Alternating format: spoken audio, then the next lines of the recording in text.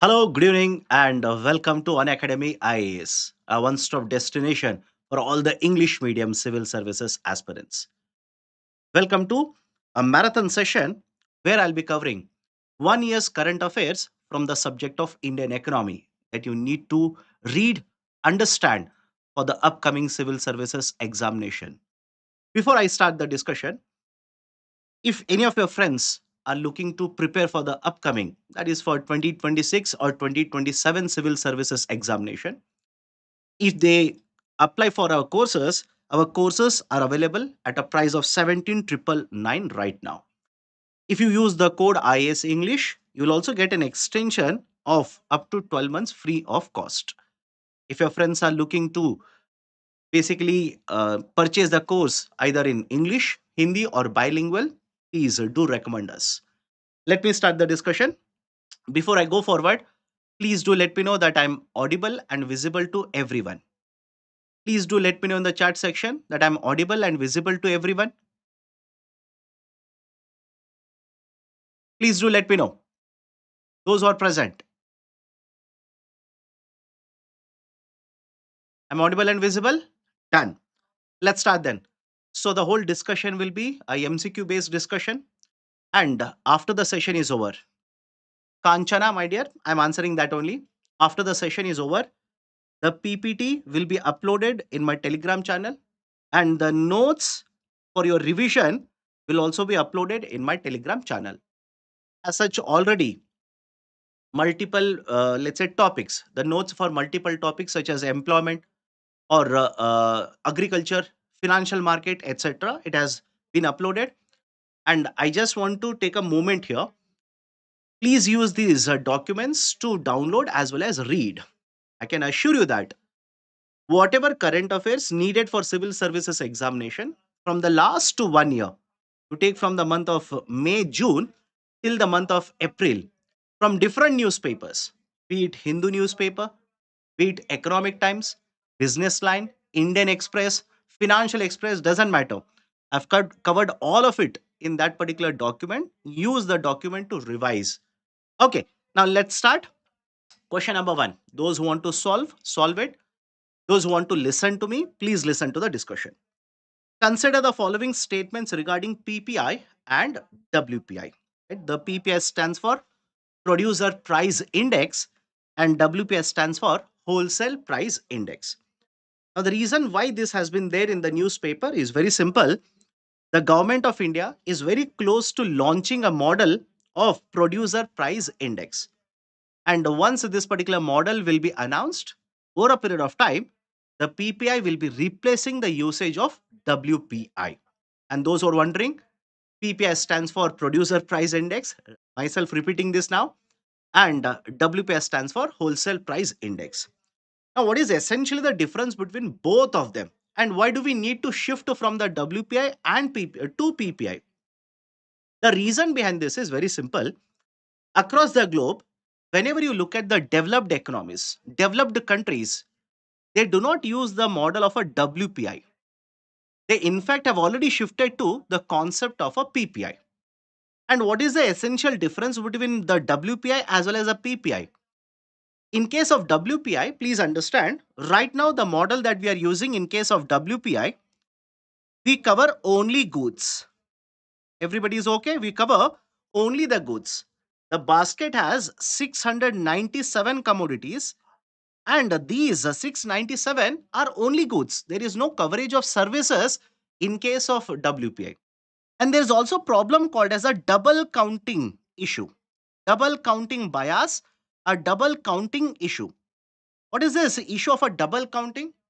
Many of the commodities which are covered in this basket of 697, let's say many of these, there is a double counting. Meaning what? I'll take a very simple example. Imagine you are covering the prices of wheat.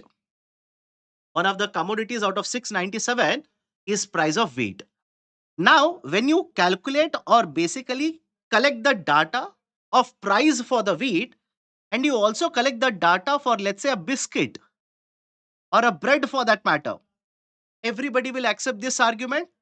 Wheat will be used to manufacture the biscuit, which means You're counting the prices of wheat separately, and you're also counting the price of the biscuit. There's a double counting issue.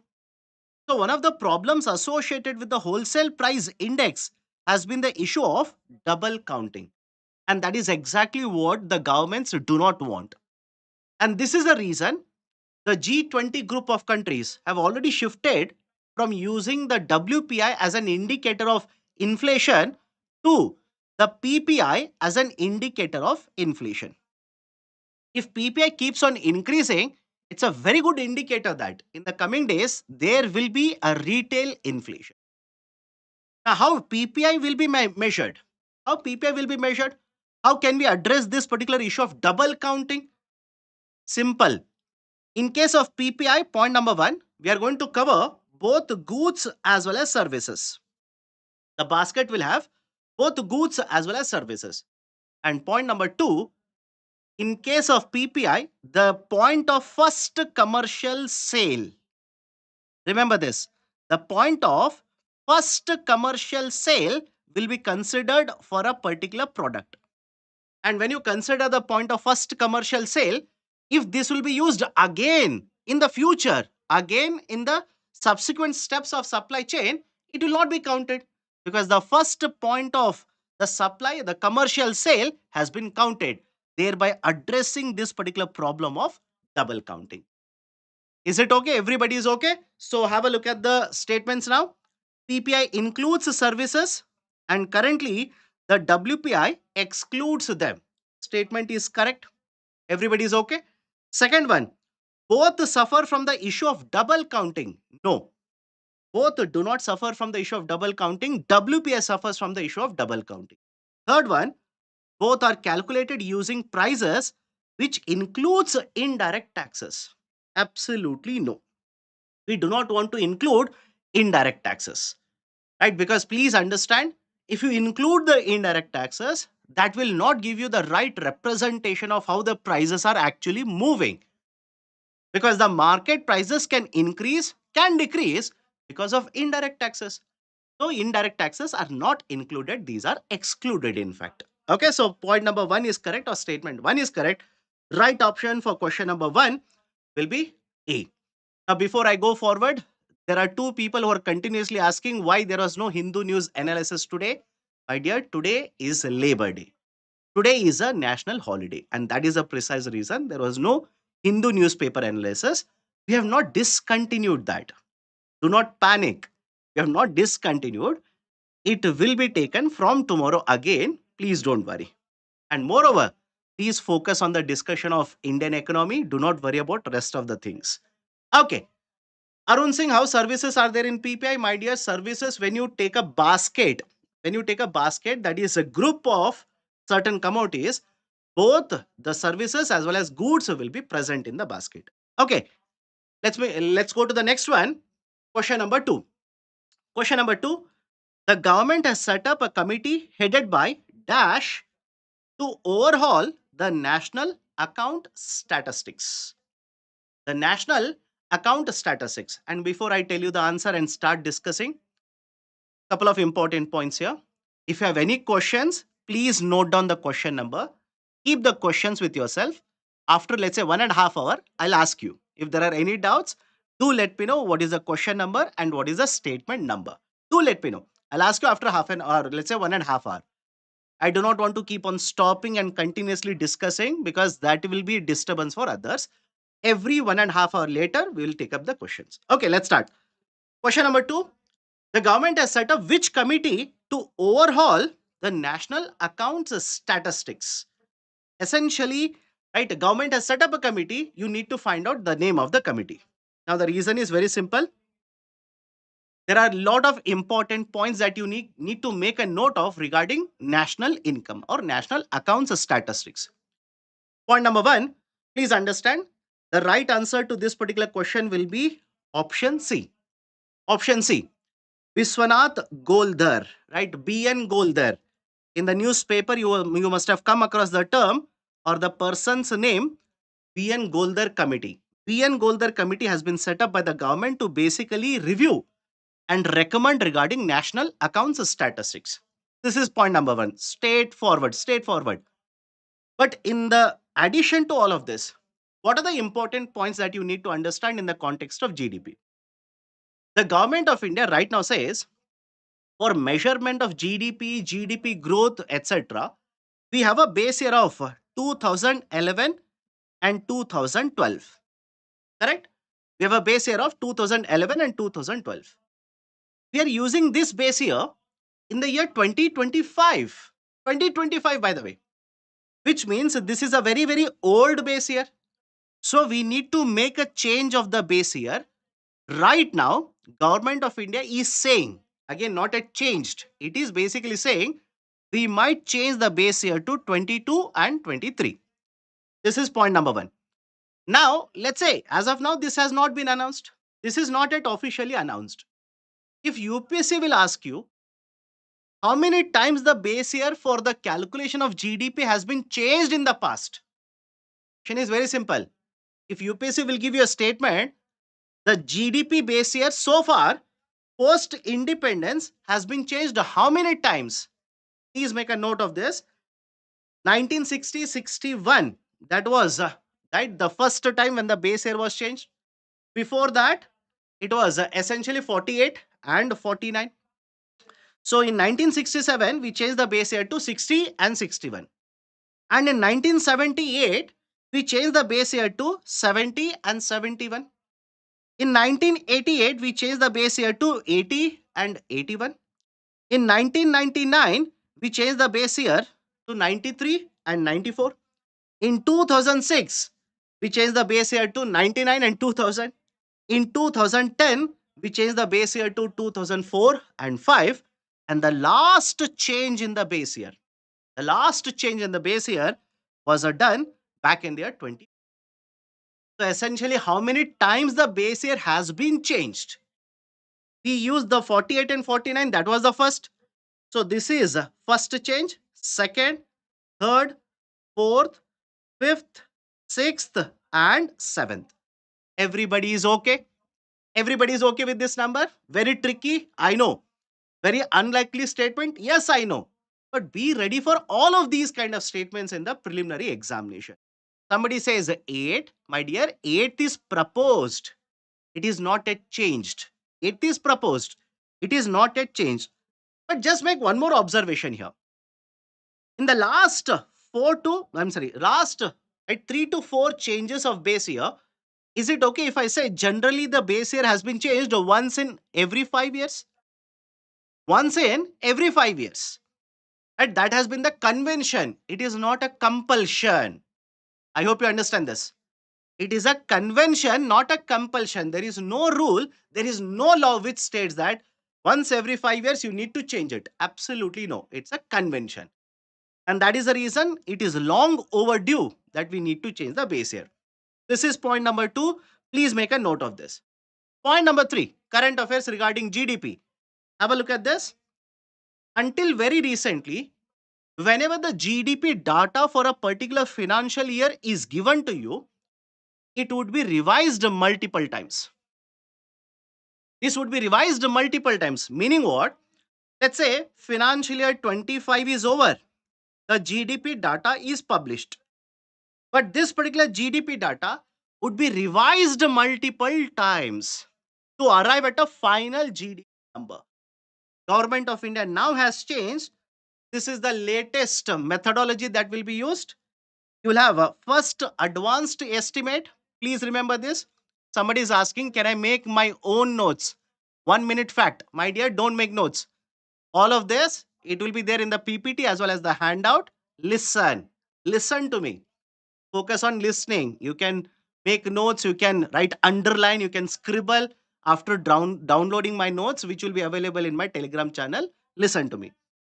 So first, advanced estimates will be given in the same financial year, January. Second, advanced estimates will be given in the same year, right? Released in the same financial year, February.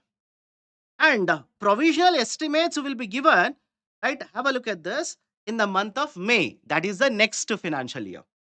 And first revised estimates will be given 1 year later, that is after the end of the financial year. And the final estimates are given in the month of February 2 years later. which essentially means simply remember this particular point. If you want to know what is the final GDP data for the financial year 25, final, no more revision, nothing. You will get it 2 financial years later. Is it okay? You will get that data 2 financial years later, not immediately, 2 financial year later. Please remember that. This is the latest change. Earlier it used to happen 3 years later. Now it has been brought down to 2 year later. Done? Okay.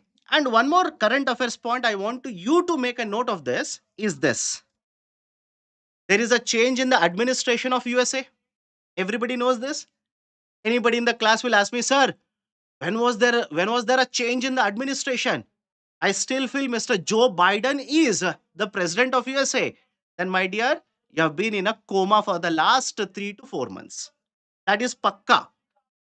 No doubts whatsoever. You are there, pakka in right coma. Right, suddenly you have woken up. There is a new administration in USA. And have a look at this. The Commerce Secretary, the new Commerce Secretary, Mr. Howard Lutnick, has given one statement. He wants to make a change in the GDP calculations for the USA. He wants to make a change how GDP is calculated for USA. And what does he want to do? All of you remember how do we calculate GDP through expenditure method? Please do let me know in the chat section. All of you know how do we calculate GDP through expenditure method?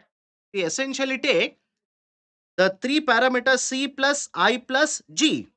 That is the consumption expenditure, investment expenditure, government expenditure, and we adjust this with the exports that we do and imports that we do. His argument is very simple. His argument is here we are considering government expenditure, and when you are calculating GDP, government expenditure should not be considered. Is it okay? I'll repeat the statement. He wants, again, this is not recommended by United Nations. It is not recommended by any expert. His argument is the government expenditure, why should it be considered in the calculation of GDP? It should not be considered. So he wants to change this particular process of calculation. That is the reason. Look at the title of the article here. The government of USA wants to remove government expenditure from the GDP. So please be very careful. Based on that, a question in the preliminary examination can be asked. Done. Let me go to question number 3. Please look at the question number 3 now. Consider the following statements. I would say this is a difficult question. I myself I'm saying it's a difficult question. Why? Look at the statements. The first capital goods policy was announced in 1956. The Ministry of Commerce is responsible for the capital goods policy. Do let me know what is the right answer according to you people. Do let me know. And I know some of you will simply say, sir, nowhere it is given.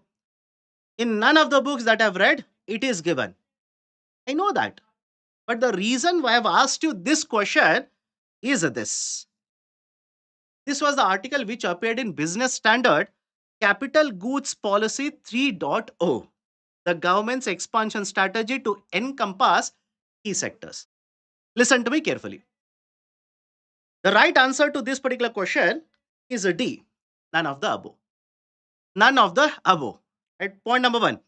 The first capital goods policy was announced in 1956. No, it was announced back in the year 2016. It was announced back in the year 2016. And there is a context to all of this. The context is a decade ago, there was a discussion in the government of India regarding Make in India, Make in India initiative. And it was during this particular period of time when government of India also decided, let's have a capital goods policy. Right? And there is an importance to capital goods policy, by the way. Using this particular policy, the government of India wanted to promote the capital goods production in the domestic market. And by the way, capital goods play a very, very important role. They play a very, very important role. What is the role? They account for more than 50 lakh jobs in India. They account for a lot of exports from India. They reduce import dependence of capital machinery into India. And that is a precise reason the capital goods policy is very, very important. Please make a note of this. Second, the Ministry of Commerce is responsible. A lot of you will feel this is rational. You will feel, yes, right? Manufacturing, commerce, yes, it could be correct. No, it is the Ministry of Heavy Industries. It is the Ministry of Heavy Industries which is responsible for implementation of capital goods policy. And again, I reiterate, some of you will simply roll your eyes and say, this is right. No way this kind of question will be asked. I agree completely with you. I agree completely with you, but be ready for these kind of questions also. That is the reason I'm saying it was there in the Business Standard newspaper. Government is considering introduction of a new capital goods policy. That's the reason I've given you this question. Okay. So right option for this question number 3 will be option D, none of the above. Let me go to the next question, question number 4. At question number 4, consider the following statements regarding UN Committee of Experts on Big Data and Data Science for Official Statistics. It has been set up in 2025. It has 5 permanent members and 10 temporary members. 5 permanent and 10 temporary members. And the question is on UNCEBD. And before you jump to the conclusion and say, this is not at all relevant, please have a reason why I've asked the question. Please have a look at the reason why I'm asking the question. India is joining the UN panel on data statistics. And by the way, this is from Hindu newspaper. Right? This is from Hindu newspaper only. Don't simply say, sir, it was not there Hindu. It is from Hindu newspaper. Now, what is the essential idea? Simple. Under the United Nations, there is a committee. Okay, there is a committee, and this committee is UNCEBD, United Nations Committee of Experts on Big Data and Data Science. And if you're wondering, my dear, all of you have heard of SNA? Please do let me know in the chat section. All of you have heard of SNA, Systems of National Accounts? SNA is recommended by United Nations. I hope you understand. SNA is recommended by United Nations only. Adopted by multiple countries, developing, recommended by United Nations. So argument is very simple here. United Nations now has set up one more committee. And this committee consists of India. Sir, is India the only country in the committee? Absolutely no. Please understand. The UNCEBD has the 31 countries as members. Is the point clear to everyone? UNCEBD has 31 countries as members. And before you simply say only countries, no, there are multiple international organizations as well. There are multiple international organizations. How many? 16. 16 international organizations and 31 members. That is essentially the composition of UNCEBD. And when was this UNCEBD set up? It was set up back in the year 2014. It was set up back in the year 2014. Okay. So this is a composition. Please make a note of this. And when I say note, make a mental note. This is given in the handout. You can use it for revision. Now come to the question asked. It has been set up in 2025. Absolutely no. It has 5 permanent members and 10 temporary members. I'm not talking about Security Council.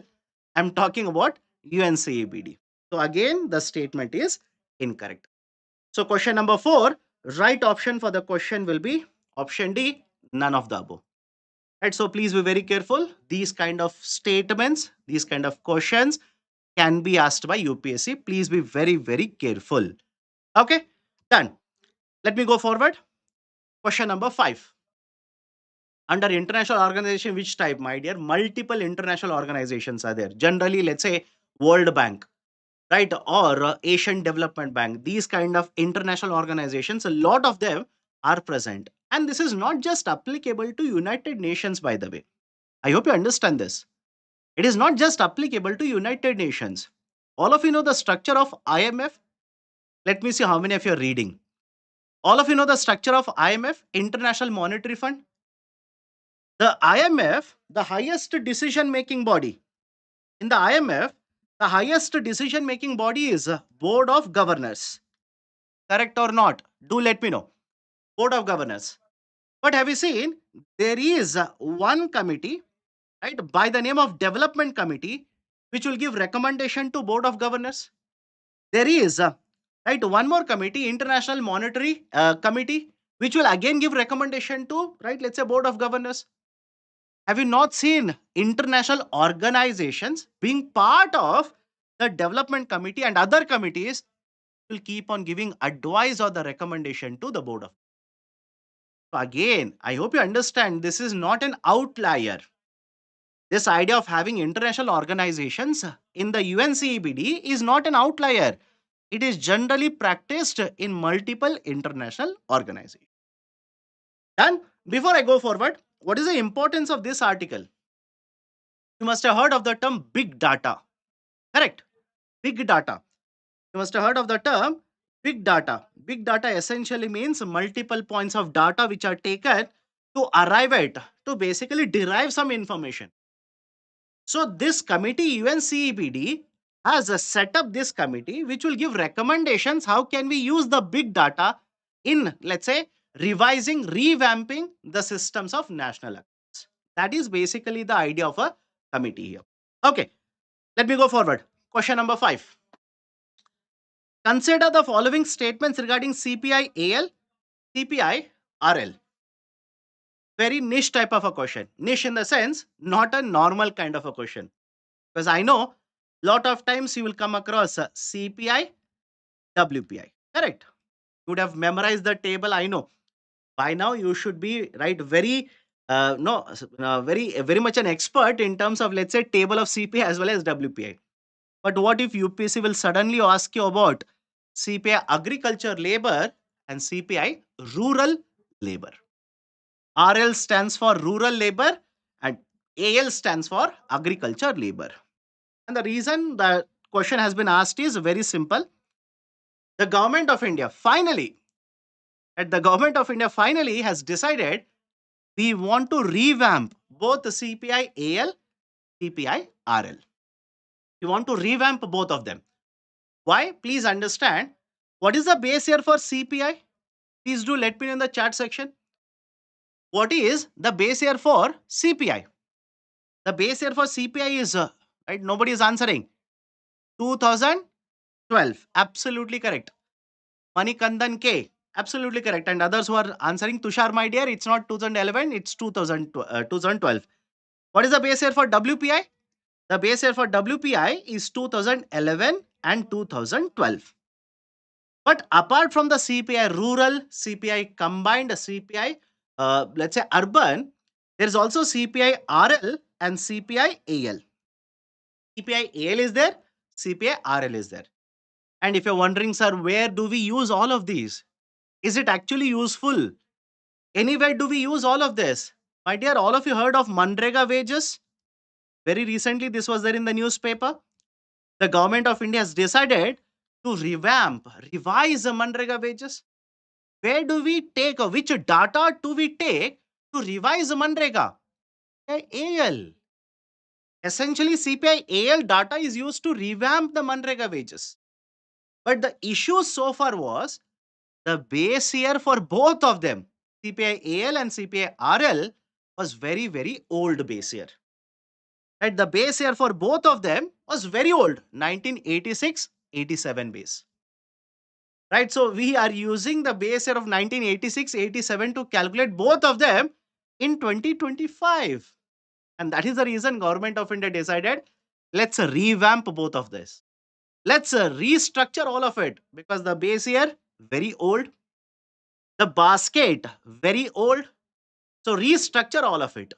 And again, please understand, some of you will basically say,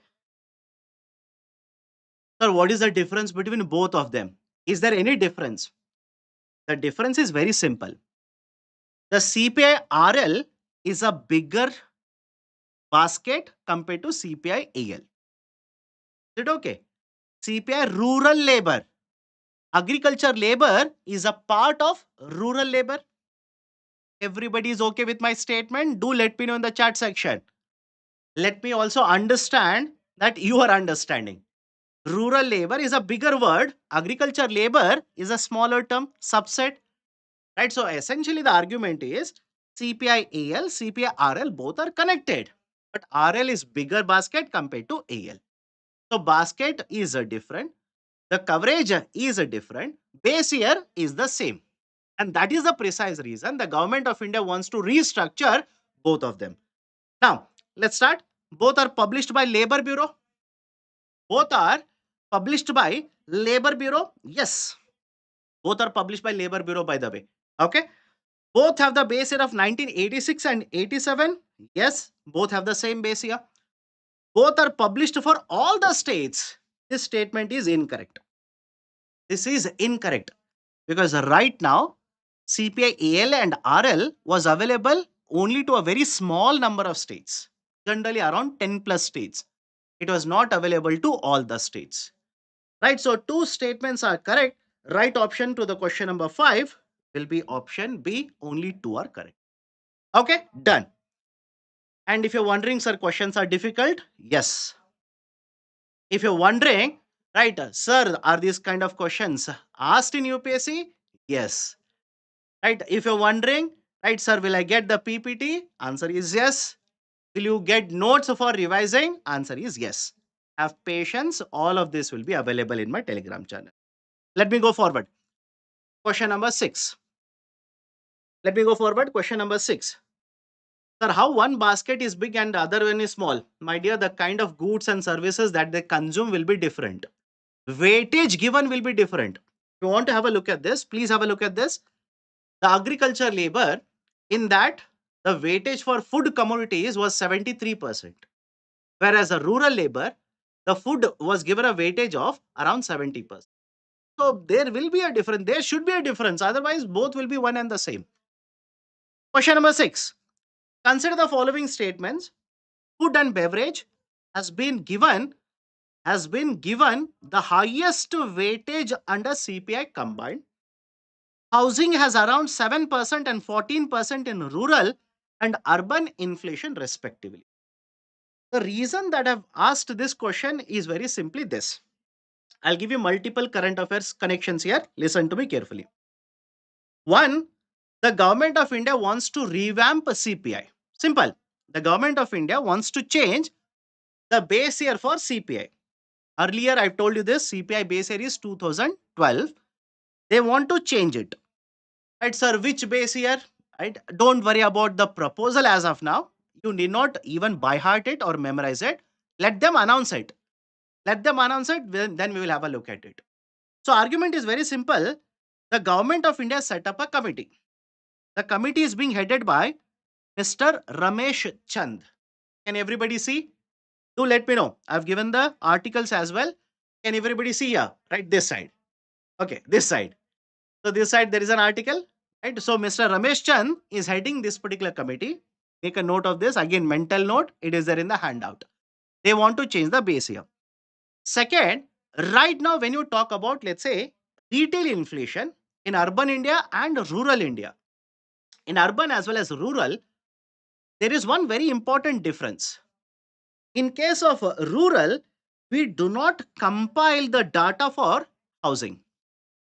We do not compile the data for housing. Please have a look at the weightage that is given for housing in the rural CPI. What is the weightage? No compilation. No compilation means we do not collect the data regarding the changes in the rent that is paid in the rural market. And the reason behind this is very simple. Earlier, the government of India argued that in rural India, the renting activity is negligible. The concept of rental is negligible. Renting out houses is negligible in rural part of India. So what is the point of collecting the data and using the data for all of it? No point. Hence, there was no compilation, there was no weightage that was given for rural housing.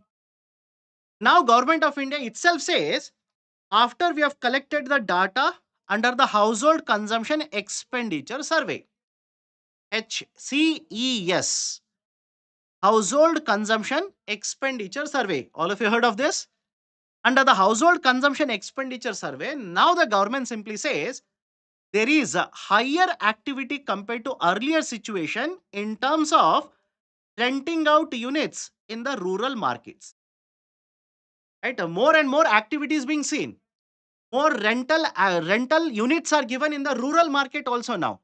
And that is the precise reason why the government of India now says, I want to compile the data even for renting out houses in rural part of India. Anyways, it is counted in the urban parts. Anyways, there is a weightage given. For housing, weightage is given, data is collected. Rural parts of India, it was not collected so far. It will start getting collected once the base year will change. Is it okay? Everybody is okay? And have a look at one more article here. If UPSC will ask you this question, let me know. What will be your answer?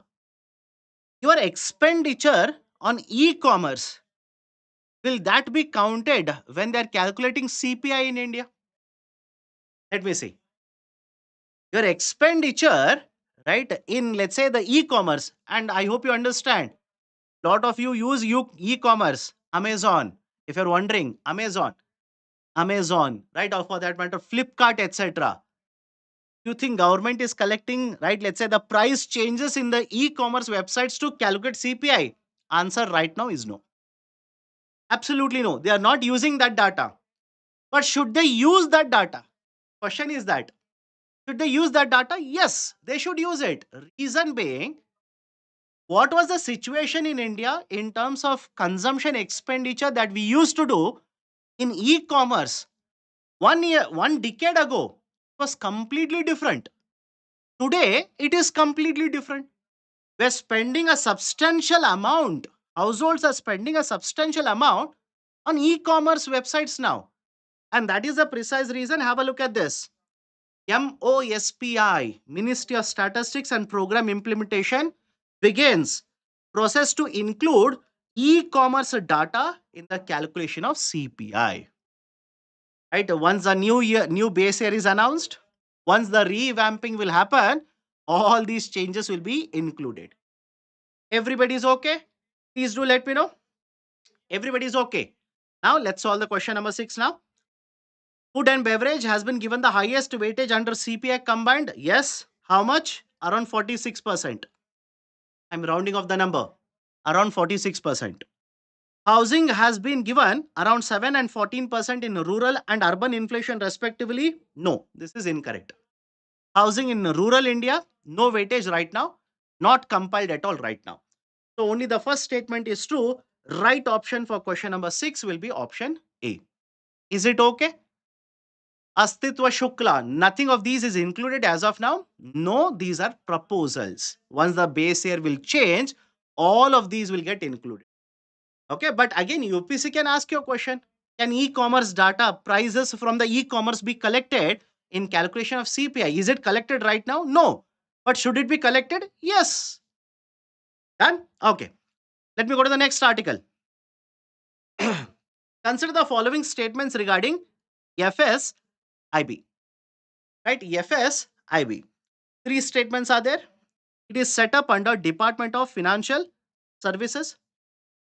It has replaced the Bank Board Bureau, Triple B. It recommends appointments and transfers for high level positions for public and private sector insurance companies, banks, etc. The reason I've asked you this question is this article. And before you start typing, sir, what is FSIB? I'll tell this. Have patience. FSIB stands for Financial Services Institutions Bureau. Financial Services Institutions Bureau. And what is the importance of FSIB? Before FSIB was set up, there was one more authority by the name of Triple B, Bank Board Bureau. Question in the preliminary examination has already been asked on Bank Board Bureau. But today we do not have a Bank Board Bureau. The Bank Board Bureau has been replaced by one more authority, FSIB. Is this point clear to everyone? Is this point clear? Bank Board Bureau is over. Not there. We have one more authority, FSIB. Sir, what was the reason? What was the need for replacing triple B? Because even if you want to change the function, you could have had the same name. What is the need to change the name? What is the need to change the whole structure of the authority, etc.? I'm reminded of a very famous statement given by Mao. All of you heard of the personality Mao? He said, the color of the mice, I'm sorry, color of the cat doesn't matter as long as it catches the mice. I'll repeat the statement. The color of the cat doesn't matter as long as it catches the mice. So the same argument here. What was the need to change the name? What was the need to change the structure, etc.? Then it's very simple. There was a point of time when Bank Board Bureau started recommending appointing heads to the insurance companies. Right? Started giving recommendations for the appointment to, right, let's say pension companies which are owned by the government. And against this, appeals were made in the judiciary. Right? There were appeals in the judiciary. Reason being, in the Bank Board Bureau, right, when it was set up, these powers were not allocated to Bank Board Bureau. No such powers have been allocated to Bank Board Bureau. So the judiciary looked at the constitution of the Bank Board Bureau and said, you don't have these powers. You do not have these kind of powers. How can you recommend appointment to these kinds of heads? That is the reason Government of India dismantled the model of a triple B, set up a new authority, FSIB. Then new authority, FSIB. 11-member committee. Right? It has a composition of 11 members. It has representation from the government. Government appointees will be there. The heads of multiple institutions will also be present in the FSIB. What is the role of FSIB? Please understand. The government owned banks are there. Government owned pension companies are there. Government owned insurance companies are there. The recommendation of these appointments will be done by FSIB. The point clear to everyone? Please do let me know. The heads of these, at the highest level, the board of directors, at the chairman, etc., who will give the recommendation of the appointment, it will be done by FSIB.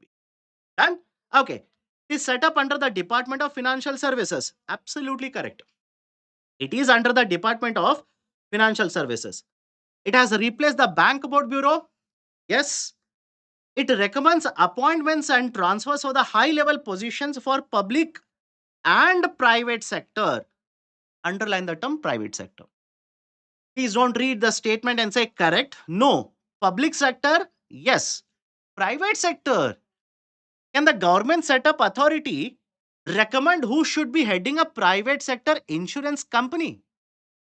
Can they give recommendation to, right? Let's say, appoint somebody who will be heading a private sector bank? Absolutely no. Private sector will have their own process. Cannot be done by the government. So, third statement, incorrect. 1 and 2 are correct. Right option for question number 7 will be option B here. Done? Everybody is okay? Option B is the right one. Let me go to the next question now. Question number 8. Please have a look at the question number 8 here. Question number 8. Consider the following statements regarding PSL. Slightly tricky question if you ask me. It's a slightly tricky question. Be careful. Statement 1. RBI incentivizes and disincentivizes the loans under PSL for certain districts. And districts. All the loans issued for renewable energy are classified under PSL. The loans to women by all the banks, only up to 2 lakh, will be considered under PS. What will be the right answer? Question number 8. What will be the right answer? Let's start. The reason why this has been given, multiple reasons. PSL as such is important. Priority sector lending as such is important. But more importantly, very recently, the Reserve Bank of India has made certain changes to the PSL categorization. That's the reason the question has been provided. Let's start. RBI incentivizes and disincentivizes the loans under PSL for certain districts. Is the statement correct? Is the statement 1 correct? Yes, absolutely correct. It is absolutely correct. Sir, why? Why should RBI do this? I've never heard RBI doing this. Reason is very simple, my dear. RBI conducted a study. Yeah, RBI has conducted a study and it has seen that there are certain districts which are getting per capita more loans under PSL. Per capita, more loans are being given in these districts. So, how much? Can you give me a number? Although UPSC will not ask you this, according to this, there are certain districts where per capita PSL loans are more than 40,000 rupees. At the same point of time, there are also certain districts which are getting very less amount of loans per capita. How much? Less than 9,000 rupees. Right? So, argument of RBI is if I allow this to continue, some districts will get very high access to PSL loans and some districts will continue to suffer because they are not getting access to PSL loans. So, what should I do? I will disincentivize somewhere, I will incentivize somewhere. What do you mean by incentivization and disincentivization? Please listen to me carefully. For some of the districts, imagine you give a loan of 100 rupees under PSL. For some of the districts, let's say you will give a loan of 100 rupees. RBI will allow you to count it not as 100 but 125 rupees. Is it okay? In the PSL calculation, RBI simply says don't count it as 100, count it as 125. And what is the use of this? Use of this is if a more amount of PSL is counted like this, will you not be meeting the target much sooner? And on the other hand, if a 100 rupee PSL loan is given, RBI will basically say, don't count it as 100, count it as 90 rupees. Count it as 90 rupees. So when the amount of PSL loan will be counted as a lesser number, now you will have to give more loans these districts to meet the quota, meet the criteria. This is the argument of incentivization and disincentivization. First statement is absolutely correct. Please be very careful. I know a lot of you would have read whatever is there in the book, would have memorized 40%, 60%, 75%. I know that, but be careful. Okay. All the loans issued for the renewable energy are classified under PSL. All the loans issued? No. Absolutely no. Absolutely no. Right? Why? Please understand. If you give a loan for, let's say, Ambani company or Adani company, etc., 100 crore rupees, 500 crore rupees, right? Let's say 1,000 crore rupees to set up a solar project. Can you count this as a PSL loan? Then the bank will be meeting the PSL target very easily, very quickly. So, what is the criteria right now? Please remember, this is the latest data. If you are giving a loan for renewable energy sector up to 35 crore rupees per project, maximum is 35 crore rupees. For a household, let's say solar energy, up to 10 lakh rupees. I don't think so UPSC will take to that particular extent of asking a number. I hope you understand. I don't think so, but just to be very clear, just to be safer, I'm giving you this data. Okay, third one. The loans to women by all the banks only up to 2 lakh will be considered under PSL. This statement is incorrect. Even the third statement is incorrect. Why? If you are an urban cooperative bank, listen to me carefully. This was the latest change. This is the latest change. If you're urban cooperative bank, limit is not applicable. Limit is not applicable. You can give loans about 2 lakh rupees for women, still be counted as part of PS. So third statement incorrect. Only the first one is correct. Right option will be option A. Is it okay? Right option is option A here. Everybody is okay? Question number 8. Let me go to question number 9 now. Let me go to question number 9. Okay, please have a look at the question number 9. Consider the following statements regarding bulk deposits. Consider the following statements regarding bulk deposits. Let's start. For all the banks, the deposits over 3 crore will be considered as bulk deposits. Is it true? If a customer keeps two fixed deposits of 2 crore rupee each, these will be counted as one bulk deposit. Please have a look at the article here. And somebody was saying, please include all of these articles when you upload the document or the PPT. My dear, I always do. I always do that. And it's not that only I should read and you people should not read. No, I want you people also to read. I will basically provide the same PPT that I'm using. Mother promise, I will not change even a single slide. You'll get the same PPT. Okay. So RBI has increased the bulk deposit limit to 3 crore rupees. But is it the same for all the banks? That is a question. And because the statement says for all the banks, statement is incorrect. Statement is incorrect. No, for all the banks, it is not 3 crore. For small finance banks, for the small finance bank, the limit is same 1 crore rupees. Is everybody okay? For SFBs, it is 1 crore. The other scheduled commercial bank, until now it was 2 crore. Now this has been increased to 3 crore. And if you're wondering, sir, is it connected to current affairs? Yes, my dear. Last year, there was a statement given by Finance Minister. I don't know how many of you followed that. There was a statement issued by Finance Minister. The Finance Minister argued that generally the banks run behind bulk deposits. The banks do run behind bulk deposits. Do not run behind the bulk deposits. Go for traditional banking, run behind smaller deposits. And her argument, why did she give this kind of argument? You can easily collect bulk deposit. The amount of deposit for a bank will increase. Yes, suddenly it will increase. But at the same point of time, if the depositors will withdraw the money, don't you think the bulk deposits suddenly will go out of the banking sector? Suddenly, there is a huge drop in the deposits collected by the banking sector. Puts a lot of pressure. Rather than that, collect a large number of small deposits. I hope you understand the statement. Collect a larger number of small deposits, which was done traditionally. Okay, so anyways, come back to the first statement, incorrect.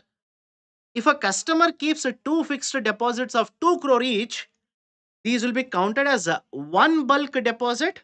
No, incorrect. I hope you understand. Incorrect. If you keep two deposits of 2 crore rupee each, they'll be counted as a normal deposit. It will not be clubbed to count a bulk deposit. So, right answer to this question number 9 will be option D. None of them are correct. Everybody is okay. Be very careful. Bulk deposits, a lot of it is being asked, or a lot of this is being discussed in the newspaper. Last year also it was there in the newspaper. RBI governor has spoken on this. Finance minister has spoken on this. Can be a potential question. Be careful. Let me go to question number 10. Let me go to question number 10 now. Consider the following statements regarding green deposit scheme. Consider the following statements regarding green deposit scheme. The banks will have to maintain CRR and SLR on these deposits. These deposits can be denominated in rupees only. Which of the two statements are correct? And by the way, be careful, it is a green deposit scheme. Be careful. Why? I'll tell you. There is a green bond also. I'm not talking about green bond here.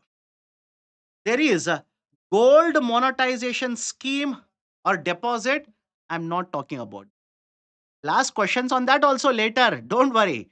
But this is a green deposit scheme. The reason why it was there in the newspaper, simple.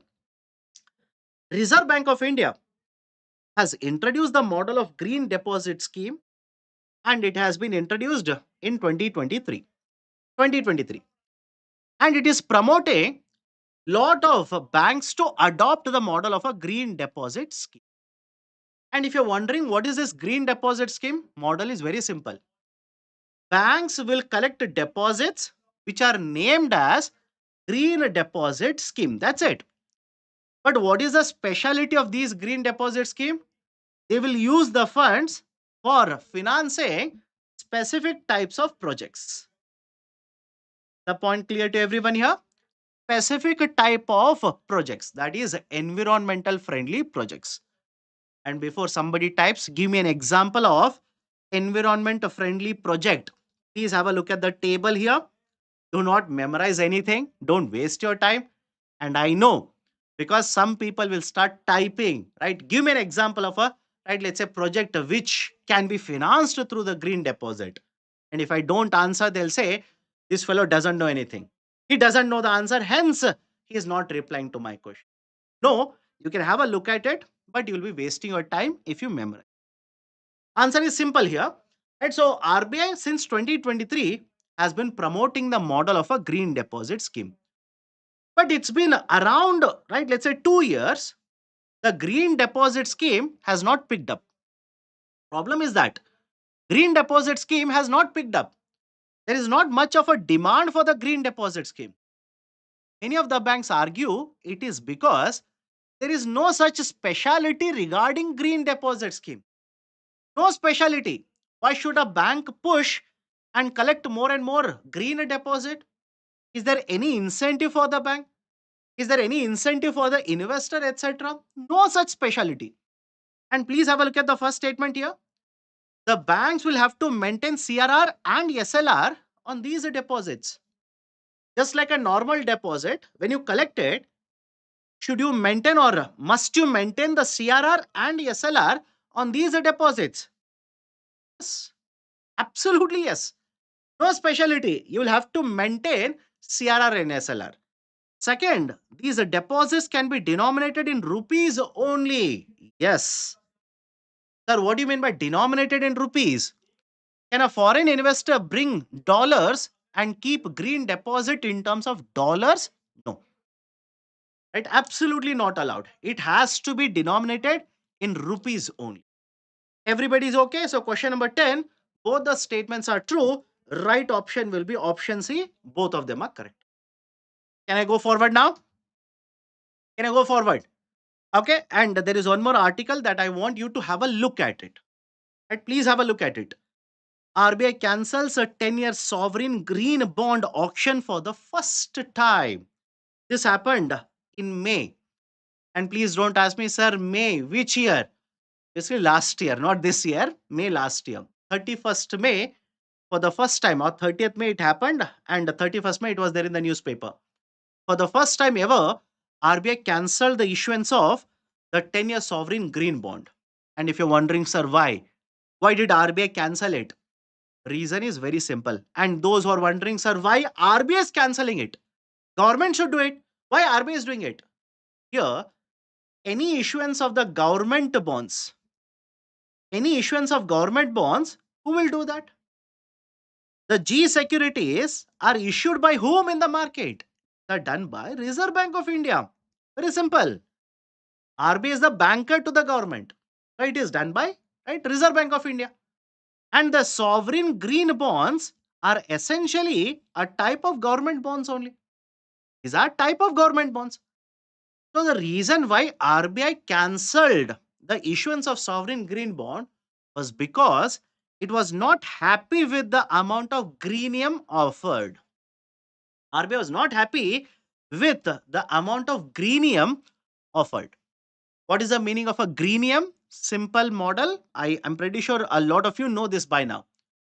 Greenium refers to a premium price that you pay to purchase a green bond.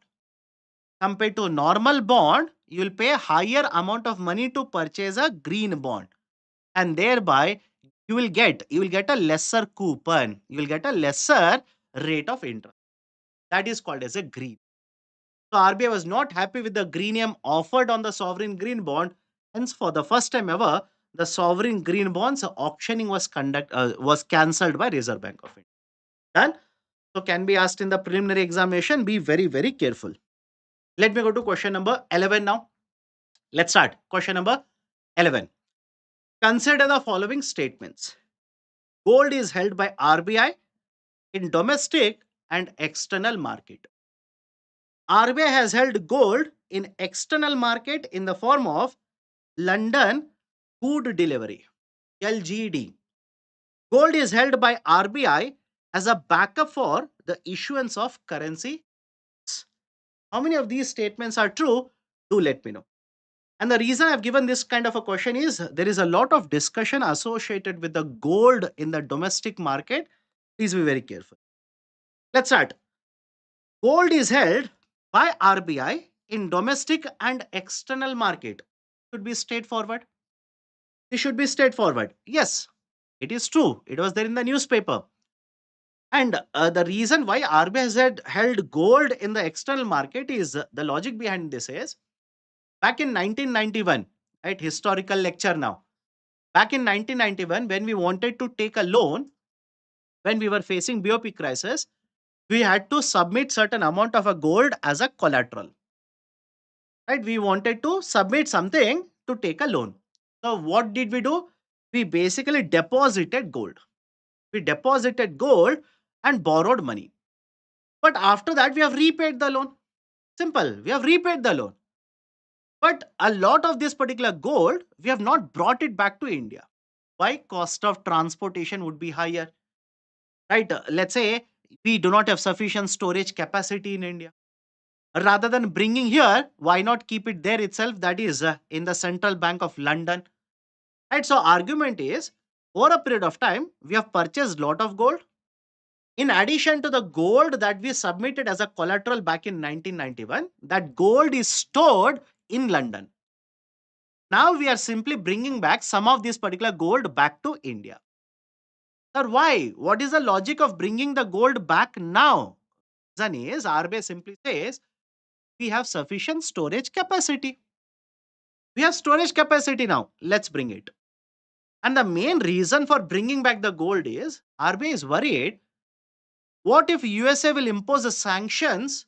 Right? Let's say it will basically put certain sanctions on the assets held by government of India outside India.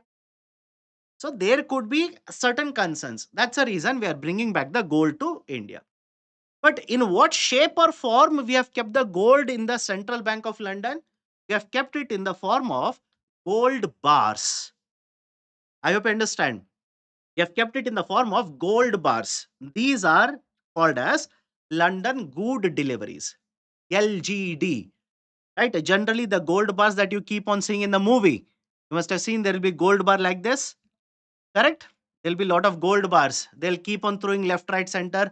You can't do that. Why? Generally, the weight of this is 12 and a half kgs. Around 12 and a half kgs. Can't do that easily until unless you are a basic person who is doing a lot of weightlifting in the gym.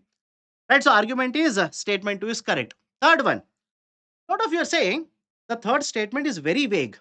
Why? What is the issue in the third statement? I'll tell you why you're feeling this statement is vague.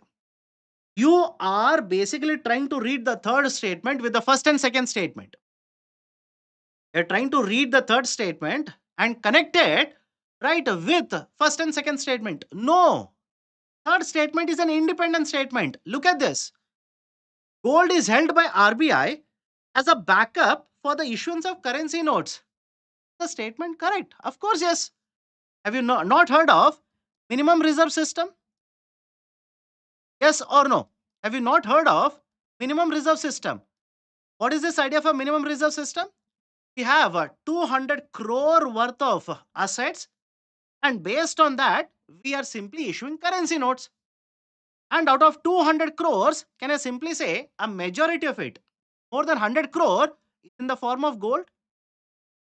So, which can be read in this way: RBI is keeping gold, and based on that, issuing currency notes. Absolutely correct. So, third statement is also. Everybody is okay now. So 1, 2, and 3. Right? So all the three statements are true. Right option will be C. Okay, done. Right. So you can have a look at the article later. Right. All of this information is also there in the handout. Please go through that. Okay. Question number 12 now. Let's start. Question number 12. Consider the following statements regarding prompt corrective action. PCA, prompt corrective action. RB has prescribed the prompt corrective action for all the urban cooperative banks. The PCA matrix has the three parameters based on which the UCBs are covered under this. Slightly difficult question, slightly difficult. I'm only saying slightly difficult. Reason being, please understand, this is going to be implemented from 1st May 2025. This is going to come into force now. For what? For urban cooperative banks. But the reason why I have given, I hope you understand, reason why I have given the urban cooperative bank associated, right? Let's say question here is because lot of discussion is happening regarding UCBs. Is it okay? Right? Lot of discussion is happening regarding UCBs.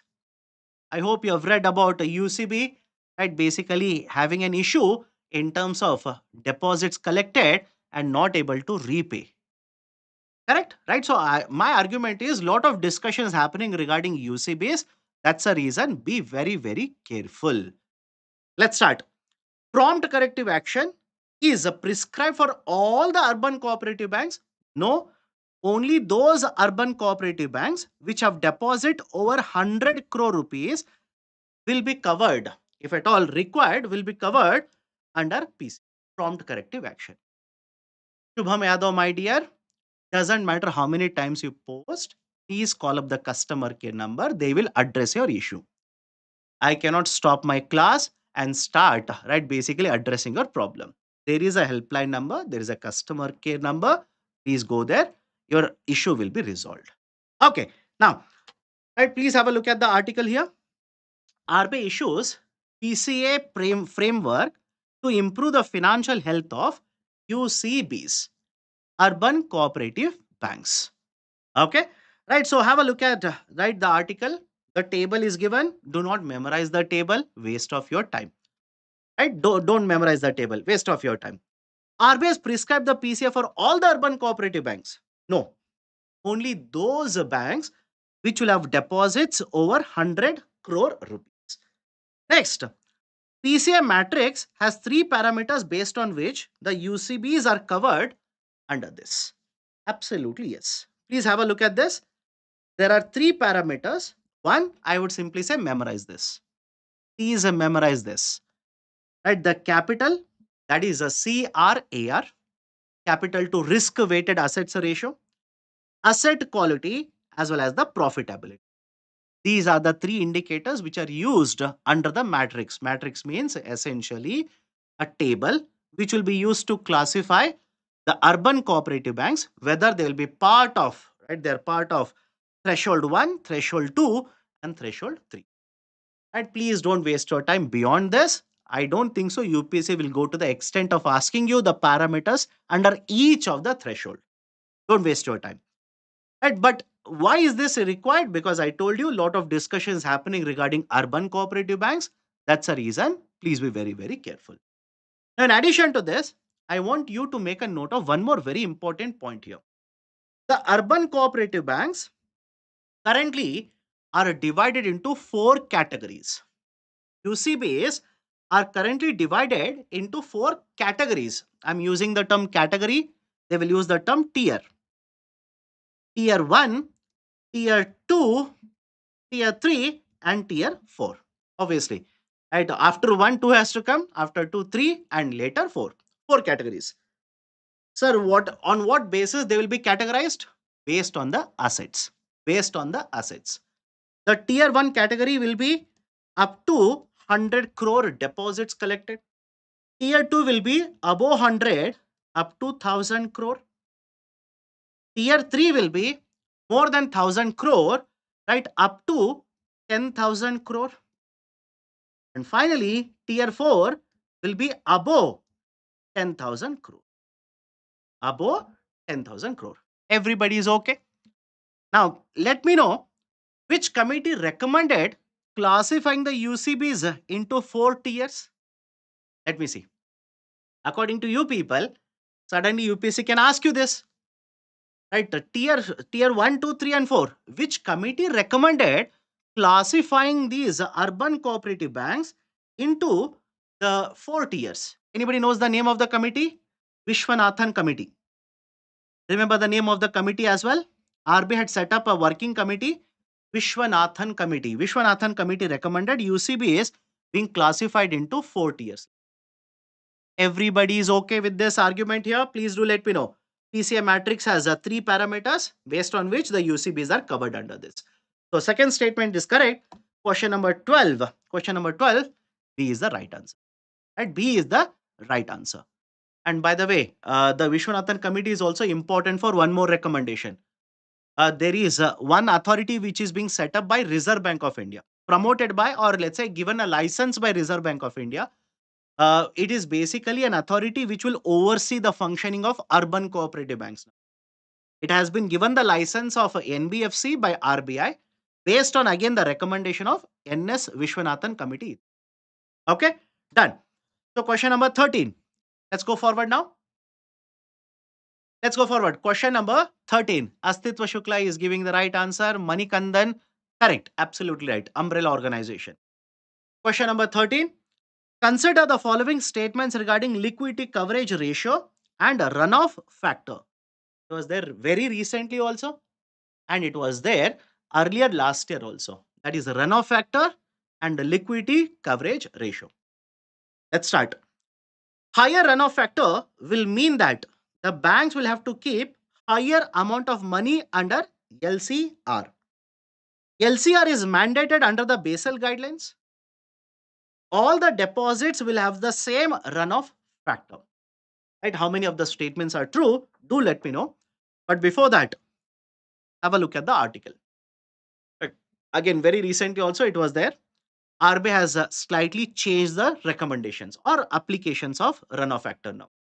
Now, let me give you the basic idea. All of you, please listen to me. Slightly technical, so please listen to me. You will keep deposits with the bank.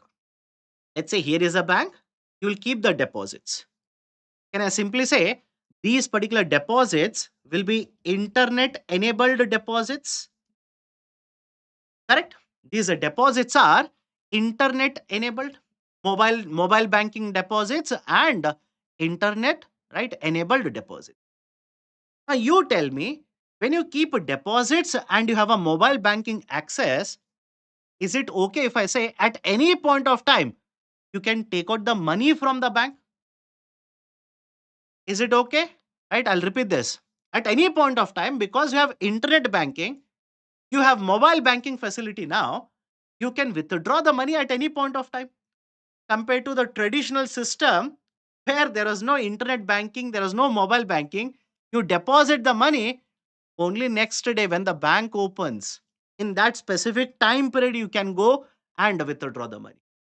So what RBI says is there is a term called as runoff factor. Runoff factor. Right? What is this concept of a runoff factor? If the bank has collected, let's say 100 crore deposits, out of these deposits, how much of the deposits can be withdrawn very quickly? How much of the money can be taken out of the bank very quickly? And why I'm saying very quickly? Because these deposits are internet enabled. These deposits have, right, let's say mobile banking. That number is called as runoff factor. Everybody is okay with the concept of a runoff factor now? Please do let me know. Everybody is okay with the concept of runoff factor? Now, there is also one more term called as a liquidity coverage ratio. Liquidity coverage ratio, LCR. What is this LCR? Right now, we are implementing Basel III guidelines. Okay, right now we are implementing Basel III guidelines. Under Basel III guidelines, there is one parameter that you have to satisfy, that is of liquidity coverage ratio. And what is the liquidity coverage ratio right now? It is 100%. And what does the liquidity coverage ratio of 100% mean here? Simply means a bank estimates that in the next 30 days, there will be outflow of, let's say, 100 crore. then the 100% of this the bank has to maintain in the form of high quality liquid assets. I'll repeat this. Listen to me carefully.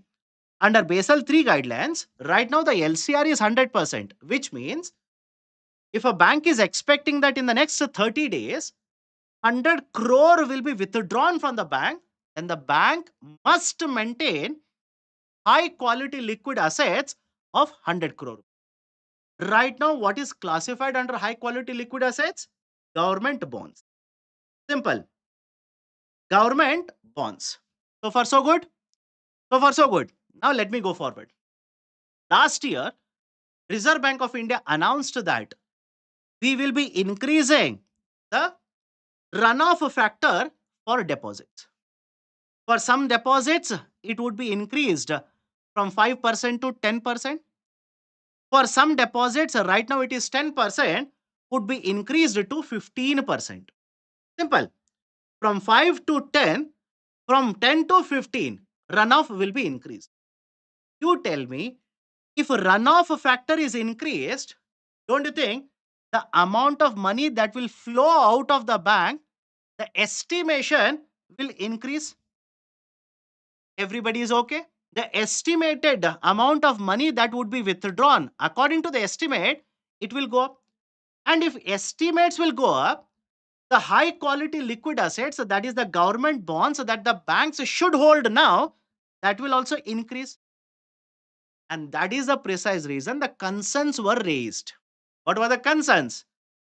If the government bonds have to be held more and more, I will have to lend lesser amount of money now. Is it okay? Does it make sense to you or not?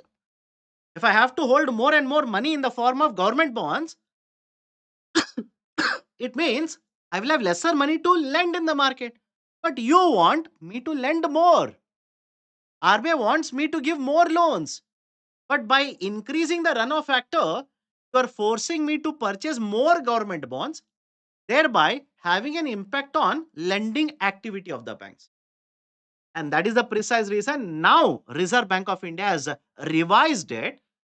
It was supposed to be implemented from 2025. Now it will be implemented from 2020. It will be implemented from 2026. And rather than increasing the runoff factor from 5 to 10%, this has been increased from 5 to 7.5% for some deposits. And for other deposits where the runoff was supposed to be increased from 10 to 15, it will be increased from 10 to 12.5%. Right? So RBI has basically assuaged or basically addressed the concerns which were raised by the banking sector by revising the LCR limits. Everybody is okay with the runoff as well as LCR. Let's start now. Higher runoff factor will mean that the banks will have to keep a higher amount of money under LCR. Absolutely correct. This is absolutely correct. Second one, LCR is mandated under the Basel guidelines. Yes. All the deposits will have the same runoff factor? No. Different percentage of runoff factor will be allocated based on what kind of deposit it is. The third statement is incorrect. Right option for question number 13 will be option B. Okay, let me go to question number 14 now. Some of you are joining now. Why? Right, I had told you this. I had made this announcement in the yesterday's CNA also that the session will start from 6. I had posted the link in my Telegram channel also and said it will start from 6. Right, so let me go to the next question. Question number 14. Consider the following statements regarding Financial Inclusion Index, FI index. What is the Financial Inclusion Index? It is an index which is published by Reserve Bank of India. Every year, Reserve Bank of India will provide the Financial Inclusion Index. Now, what are the important points? There are 3 indicators on which, right, please understand, there are 3 indicators based on which RBI will measure what has happened to financial inclusion. What are the 3 indicators? One is access, the second one is usage, and the third one is quality.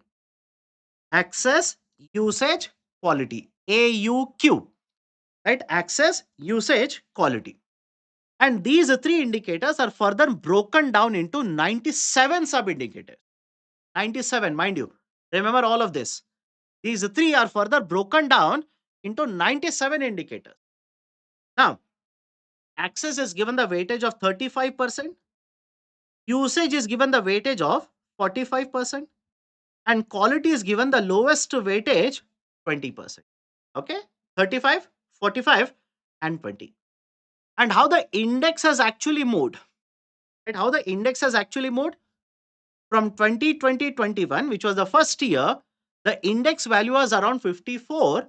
According to the latest data published, the index has moved to 64, which means there is a improved financial inclusion. Financial inclusion is actually improving. Is the point clear? Now, what are the questions asked here, or what are the statements given? Let's start. It was launched by RBI in 2021. Absolutely correct. Yes, it was launched in 2021. It is based on the three parameters.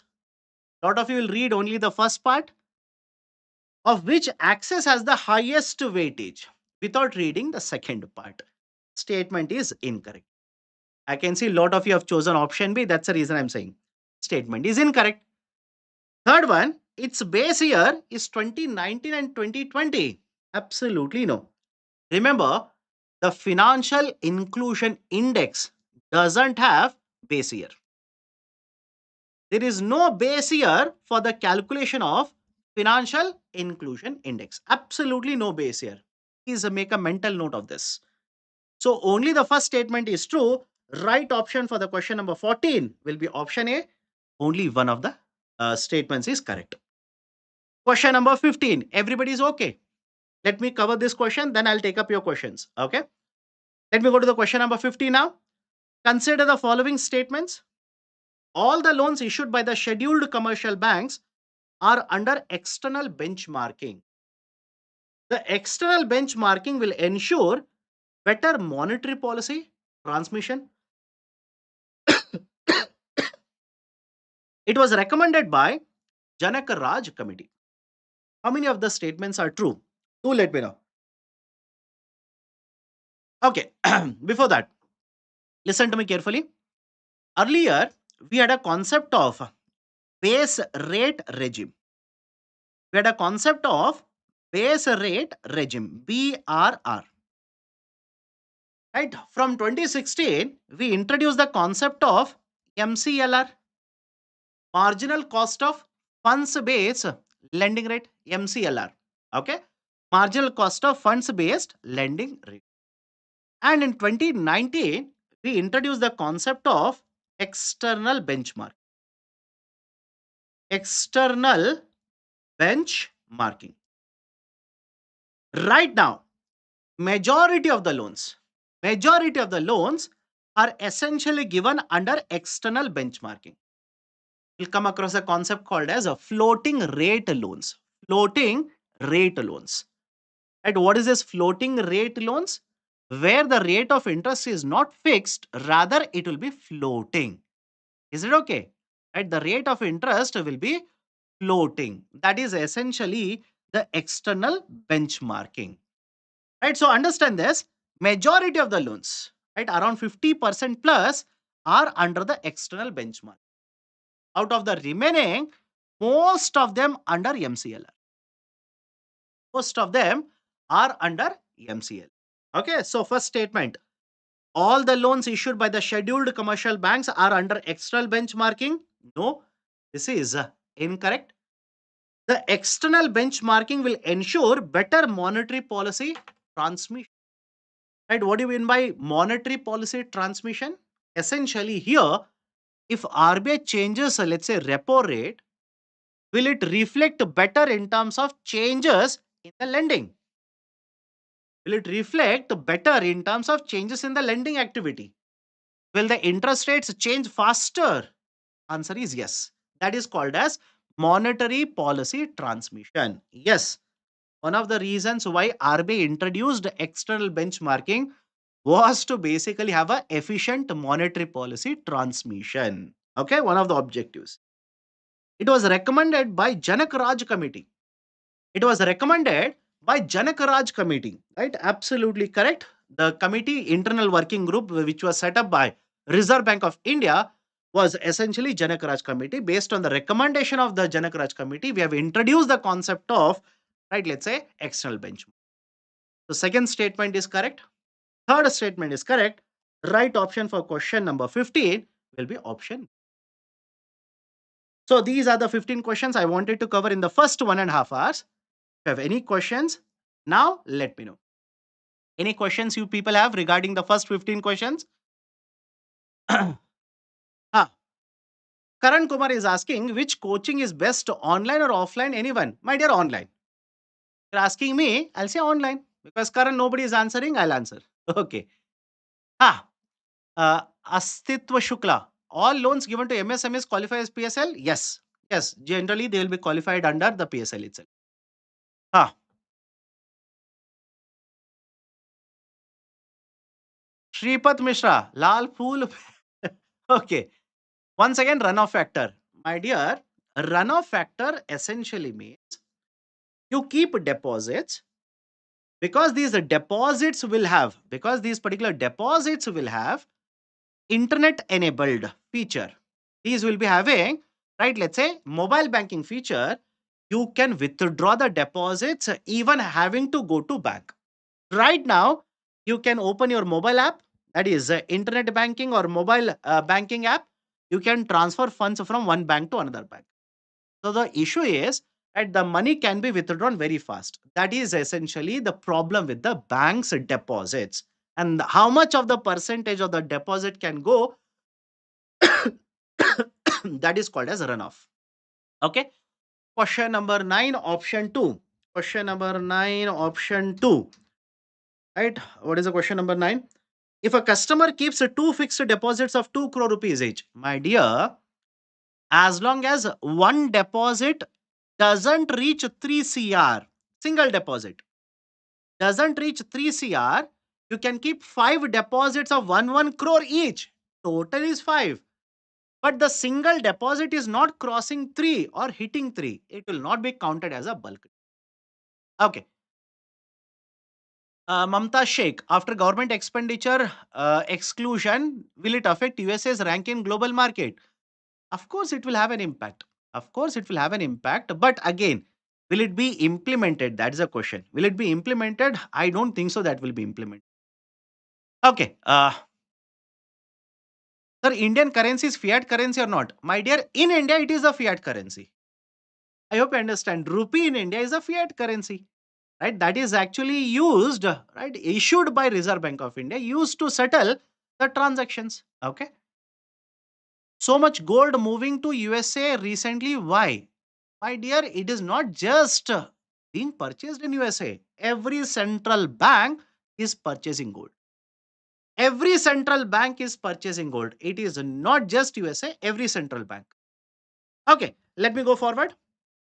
Let me cover a couple of more questions. Then I'll again ask questions. I'll address your doubts. Let's start. Question number 15 is done. Let's go to question number 16. Let's go to question number 16 now. Consider the following statements regarding Project Nexus. If you ask me, sir, in banking sector, where will you place your bet? Which question will you place the bet upon? I will place my bet on Project Nexus in the prelims now. Right? Reason being, very, very novel type of a, let's say, initiative that has been undertaken by Reserve Bank of India as well as ASEAN. So please be very careful. Please be very careful. Okay, let's start. It is conceptualized by RBI Innovation Hub. It is conceptualized by RBI Innovation Hub. This is to reduce and standardize the payment systems in India and reduce the time taken for UPI. Absolutely no. Both the statements are incorrect. Both the statements are incorrect. Both of the statements are incorrect. Listen to me carefully. It is conceptualized by RBI Innovation Hub? No. All of you heard of BIS? Bank for International Settlement. Bank for International Settlement. The Bank for International Settlement is also associated with the Basel guidelines. So please be very careful. So Bank for International Settlement has a innovation hub, IH, innovation hub. It is this innovation hub of BIS which has brought out a model called as Project Nexus. Is the first point clear to everyone?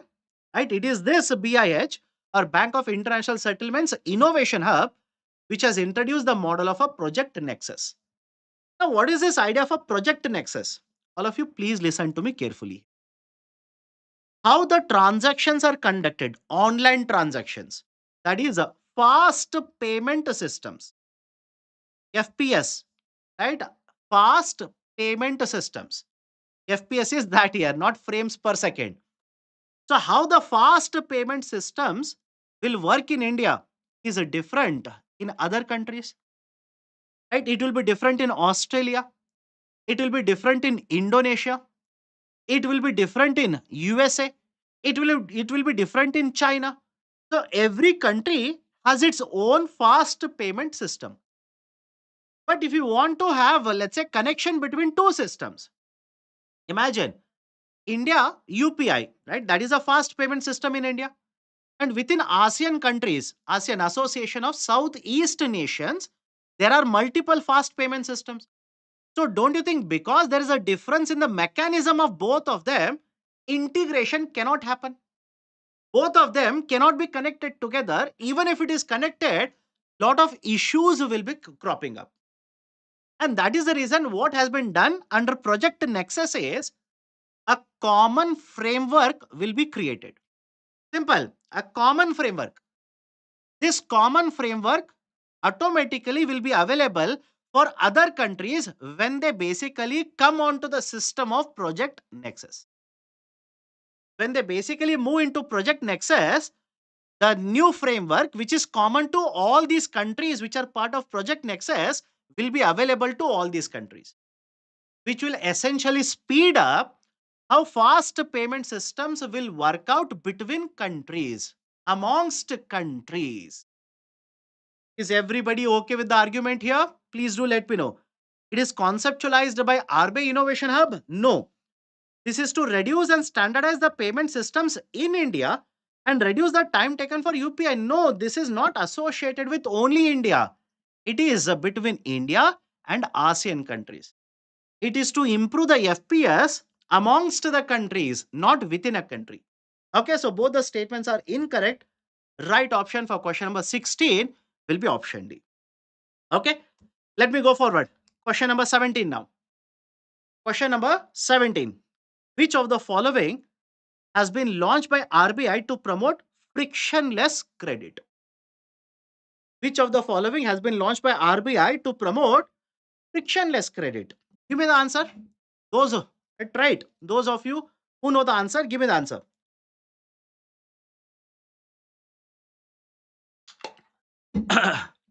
Okay. Ranjit Kumar Sahu says B. Parampita Parmeshwar says A. Suraj says D. No takers for option C. Okay. Satyanathayan Mukhya. C. So obviously we have got A, B, C and D. Right? Basically encompassing or representing the Hindi saying Anekata mein ekata Bharat ki visheshata. And so we have got all the answers A, B, C, D. Okay, what is the right answer to this? It will be option A. Question number 17. Option A is the right answer. That is Unified Lending Interface. ULI. Unified Lending Interface.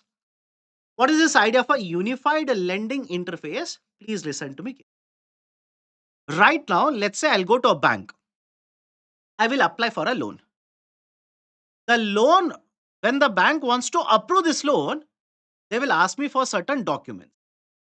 Let's say they will ask me, right, for collateral, which is nothing but a land. Now I'll have to run to another right department to get land documents because I may or may not have that particular document. In the same way, I hope you understand. In the same way, multiple types of right documents will be sought by the bank when they want to issue the loan. And these are available with different departments. And that will essentially make the process not smooth. It will not be a seamless process to give a loan.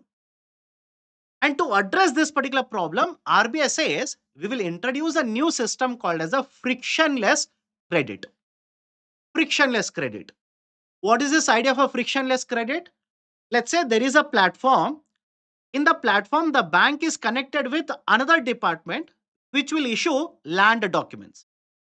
Now tell me, instead of me running to the department to get the document, can I approve the department to share the document with the bank?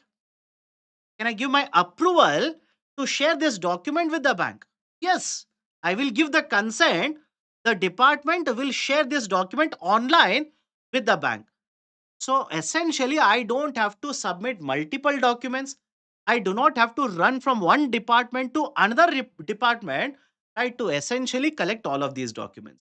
That is the concept of frictionless credit. And this has been implemented by Reserve Bank of India. Please be very careful. In fact, this was covered in Hindu newspaper also. Very big article was discussed, was given discussing the unified lending interface. Right. So let's start. Option A is the right one. But here itself, there are three more options. Let's discuss the remaining three also. That is a retail direct app, the RBI data app, and Pravaha app. What is the importance of all the three? Please have a look at the PPT slide now. Retail direct app. Until very recently, please listen to me carefully. Until very recently, if I wanted to invest in, let's say, a government bond, a retail investor, I had to go through a brokerage. I was not allowed to directly invest, directly purchase, or directly sell the government bonds.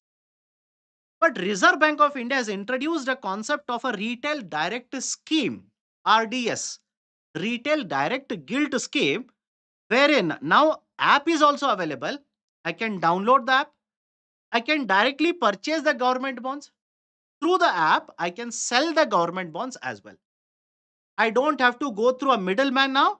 I can do it on myself, directly purchase or directly sell the government bonds. That is a retail direct app. Next, RBI data app.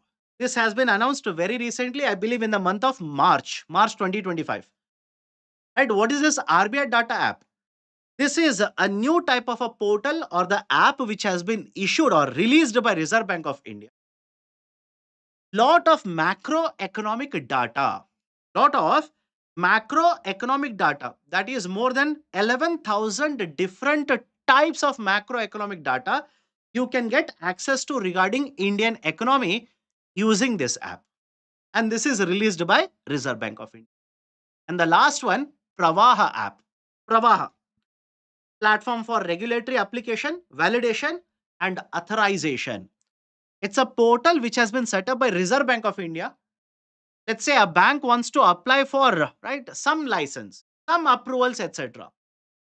Until now, different types of forms were supposed to be submitted. Different type of process used to be followed. Now RBI simply says multiple types of approvals. You can apply for all of this using a single portal, that is Pravaha portal. Done? Everybody is okay? Right? So these are the four very important types of, let's say apps or portals, all of them associated with Reserve Bank of India. Be very careful, right? UPSC can ask you one of them. Let me go to question number 18 now. Which of the following is or are likely to have an adverse impact on deposits held by the banks and or interest margins of the banking sector? If you ask me a slightly difficult question, right. Which of the following is or are likely to have an adverse impact on the deposits held by the banks and or are interest margins of the banking sector? SNA, SPERSH, financialization of retail investors, and lower repo rate. Right? Which of the following three will have an impact on the banking sector? Either it will reduce the earnings in the form of interest, or it will reduce the deposits held by the bank. Right option for the question number 18 is option C. Option C. All of you, please listen to me carefully. Some of you have given correct answer. Some of you are asking what is SNA. Parampita Parmeshwar, my dear, please revise. Please revise. SNA was there in the newspaper. Let's start now. What is SNA Sparsh? SNA stands for Single Nodal Agency. SNA stands for Single Nodal Agency. And what is the connection of single nodal agency to the banking sector? All of you, please listen to me. Earlier, let's say central government in a budget will announce certain allocation to the states. Sir, under what they will announce allocation? My dear, schemes. Simple schemes. Lot of schemes are announced, funds are allocated. Now, earlier, what used to happen?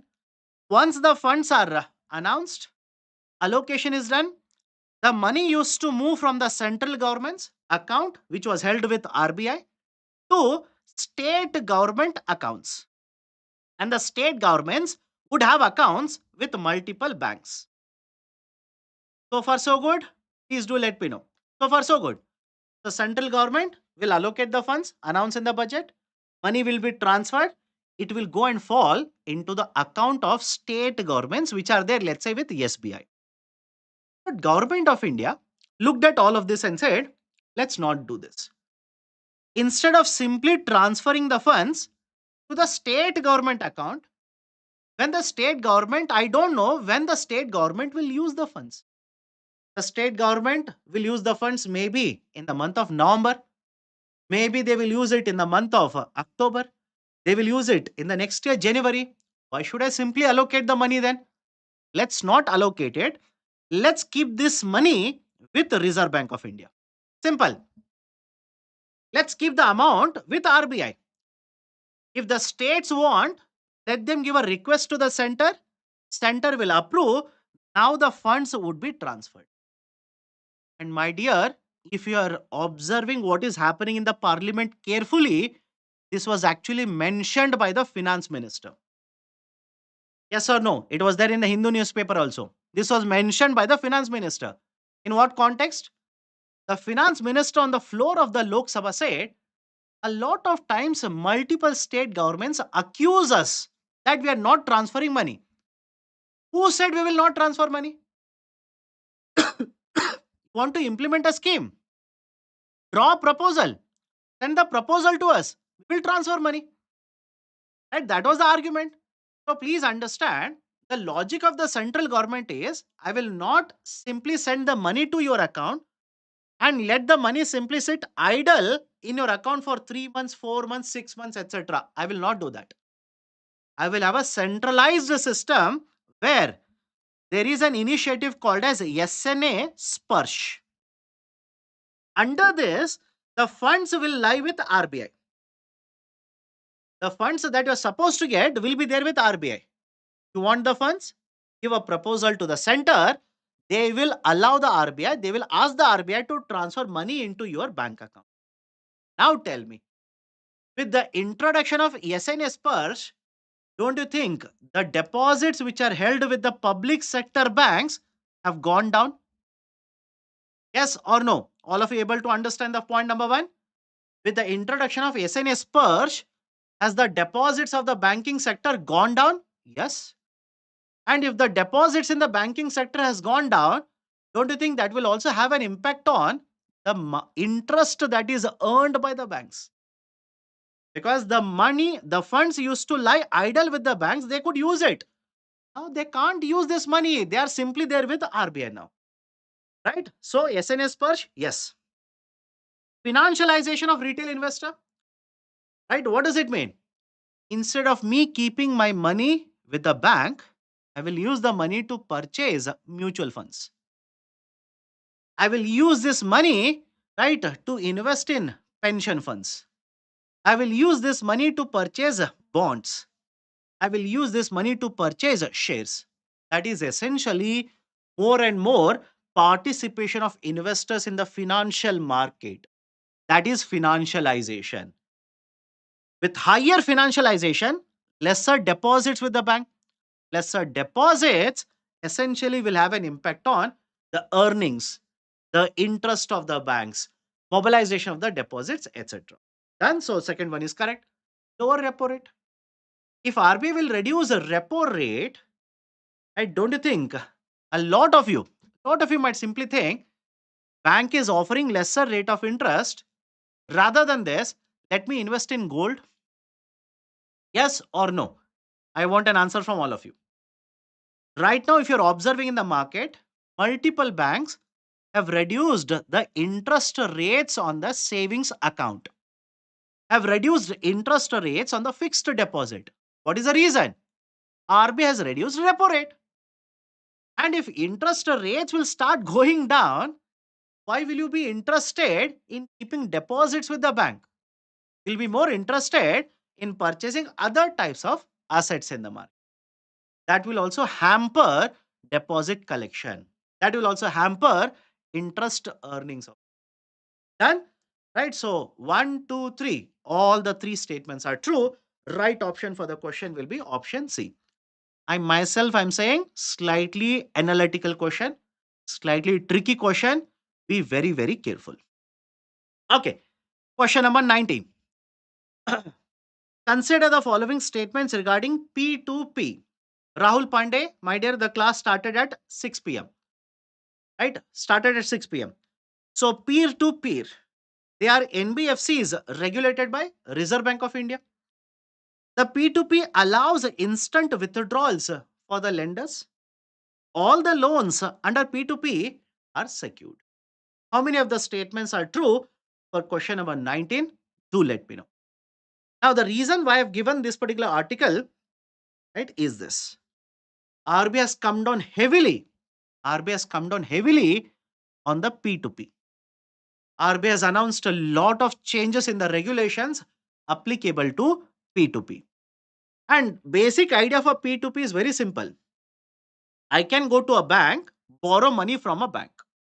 Simple, correct? I can go to NBFC, borrow money from NBFC.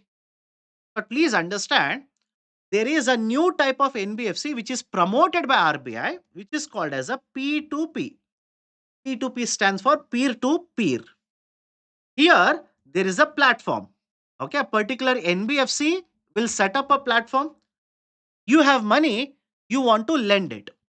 You will register as a lender. I want money, I will borrow it. I will register as a borrower. So essentially, the P2P or the platform will assist us, will basically connect us. Remember this. The platform that is a P2P is not supposed to lend its money. Is it okay? It is not supposed to lend its money. It is not supposed to collect money also. It is basically right set up to connect the lender and the borrower. Everybody is okay with the model of P2P. I'm explaining this for a simple reason.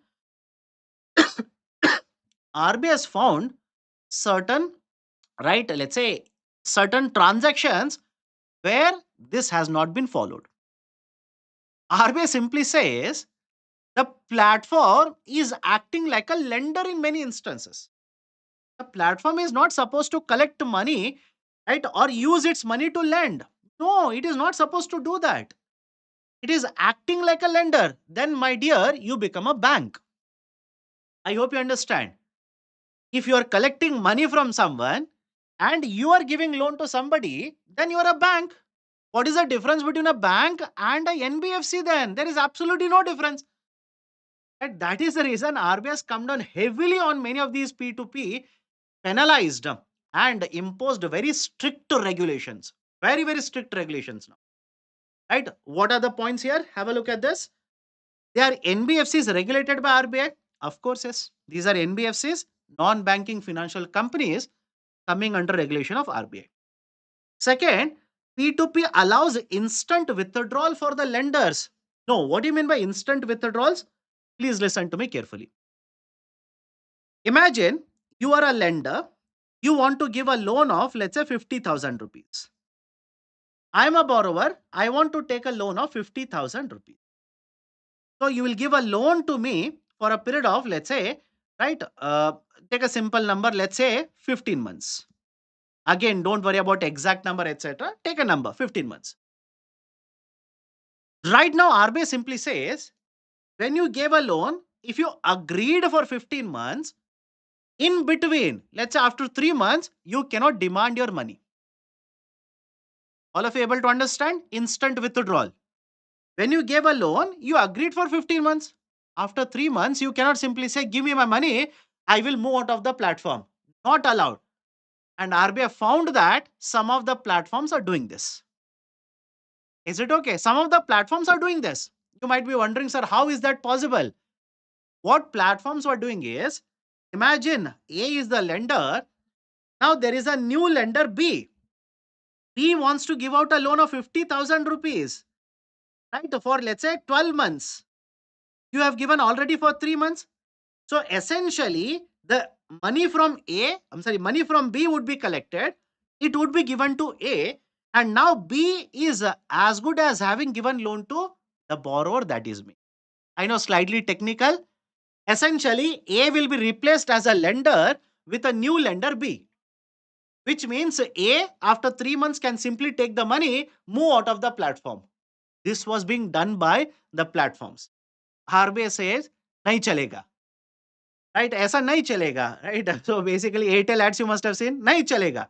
RBI said, no, how can you do that? Why? Reason is, these are unsecured loans. These are unsecured loans. And because these are unsecured loans, does the borrower know who is the new lender? Does the lender know who is the borrower? I hope you understand. There is no transparency in the system. That's the reason RBI said instant withdrawals will not be allowed. And Anamika Tyagi says this is like a Ponzi. Absolutely yes. Absolutely yes. RBI used the same statement. RBI said P2P are working like a Ponzi scheme, where you will collect money from somebody, will give it to somebody else. It will not work. That is the reason P2P was there in the newspaper. Okay. P2P allows a instant withdrawal from the lender for the lenders. No.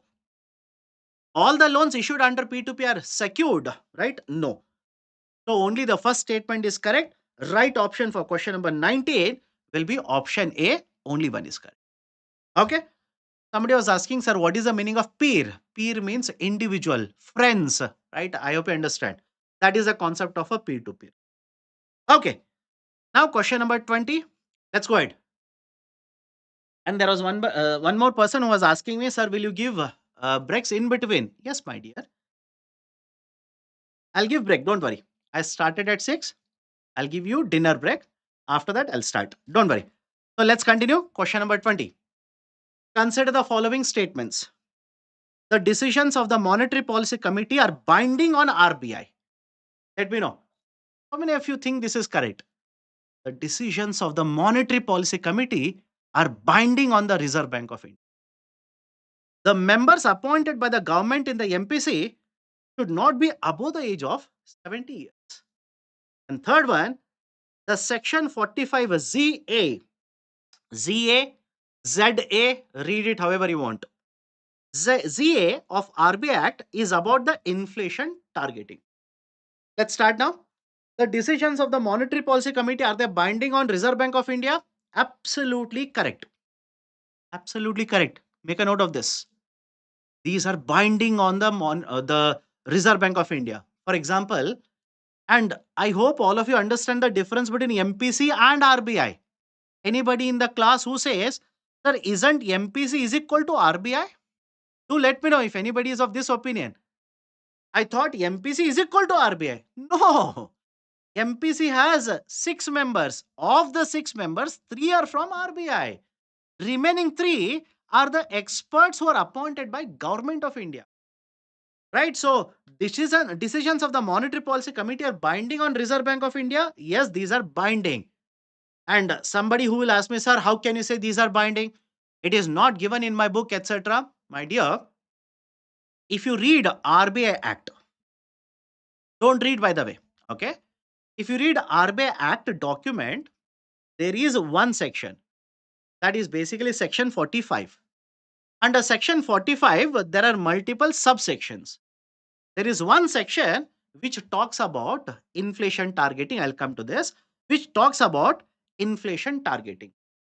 Right? All the provisions regarding inflation targeting are mentioned in the Reserve Bank of India Act of 1934.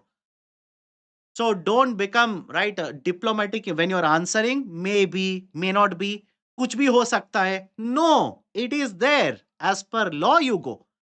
Right. So first one, the recommendations of the Monetary Policy Committee, are they binding? Yes, they are binding.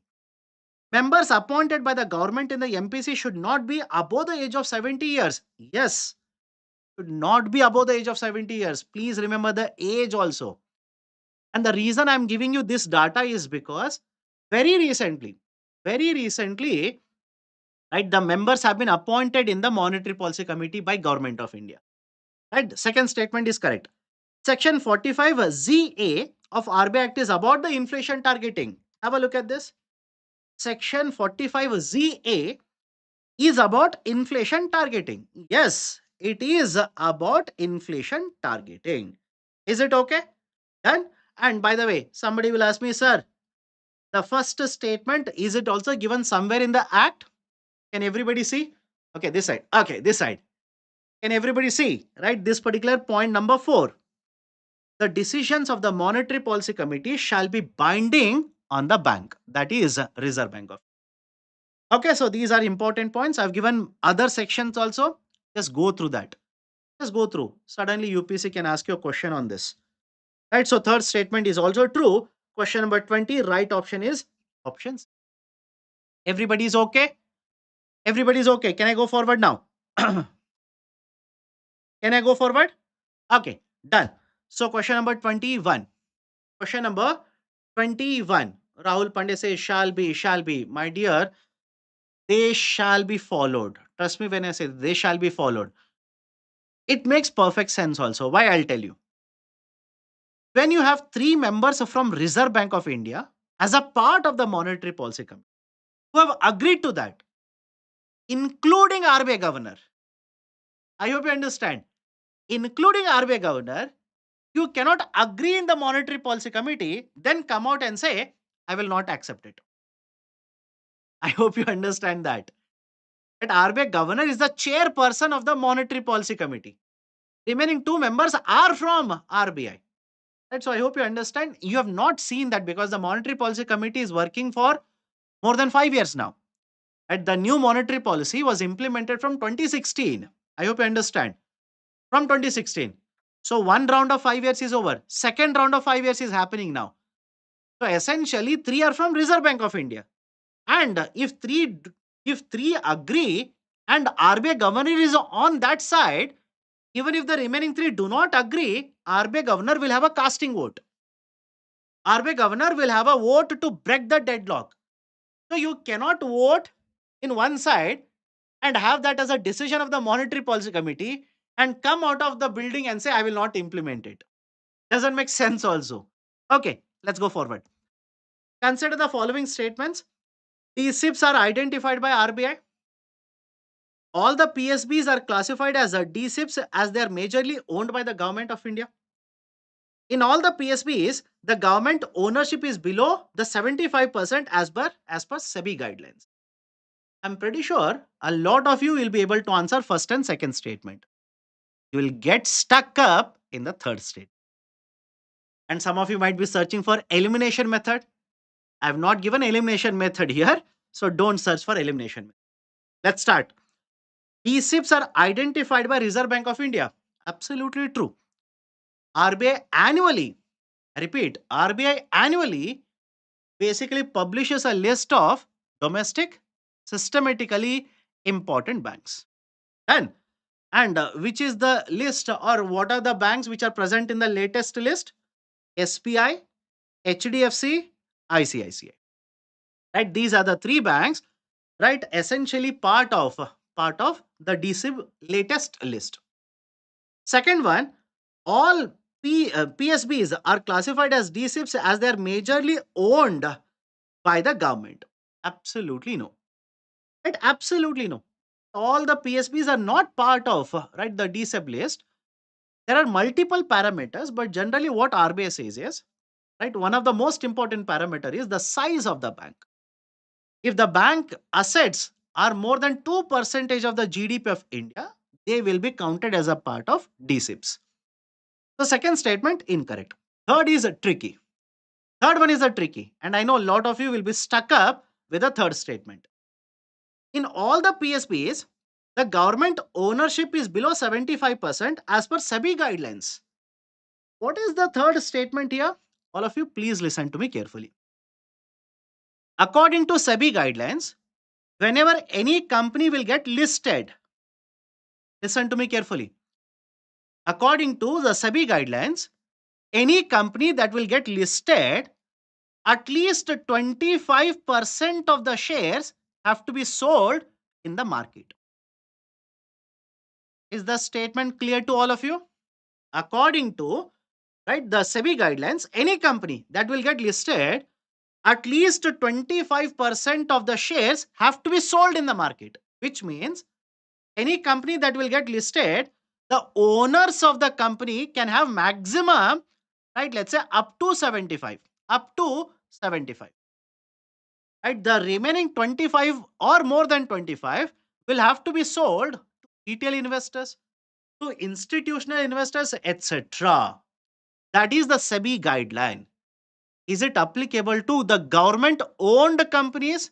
Applicable, but generally exemptions are provided. The point clear? Generally, exemptions are provided. For any company owned by the government which is very famous, that I can directly connect to this guideline. My dear LIC. Anybody in the class who says, sir, what is LIC? I've never heard the name LIC in my life, etc. Life Insurance Corporation. LIC is listed. Do you think government of India's ownership in LIC is below 75%? No. Government of India's ownership in LIC is around 95%. Around 95%. They want to reduce it, but it is around 95%. So there are exemptions. Sir, this is LIC. Any bank, any public sector bank that you can quote as an example where government ownership is still above 75%. Yes, the banks are at one, Punjab and Sindh Bank, P&S, Punjab and Sindh Bank, UCO Bank, Indian Overseas Bank, Central Bank of India, etc. There are around five banks. There are around five banks in which the government ownership even today is more than 75%. And that is a precise reason. That is a precise reason. There was a discussion within the government. This year, they want to sell the ownership in these particular banks, reduce ownership. Reduce ownership, try to move towards as much as possible the 75% slab that has been imposed by SEBI. Everybody is okay? In all the PSPs, the government ownership is below 75% as per SEBI guidelines. Third statement, incorrect. So one is correct, two and three incorrect. Right option will be option A. Done. Let me go forward. Question number 22. Question number 22 now. Consider the following statements. RRB. RRB is Regional Rural Bank. Regional Rural Bank. RRBs. RRBs was set up based on the recommendations of Narsimham Working Group. Second, Center has the powers to amalgamate or merge the RRBs under the RRB Act. RRBs are barred from raising capital from the market as the stake of the government would be changing. Do let me know. Question number 22. Do let me know what is the right answer to this. Let's start. And by the way, reason why I've taken the question on RRB is very simple.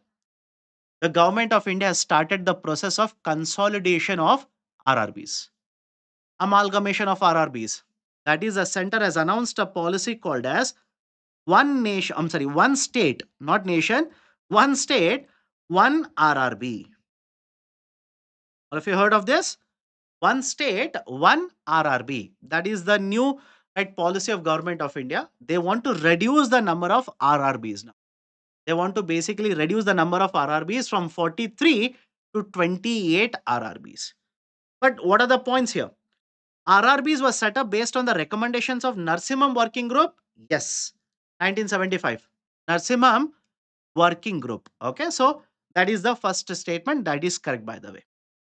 Center has the powers to amalgamate or merge RRBs under the RRB Act. That should be pretty much straightforward answer to you.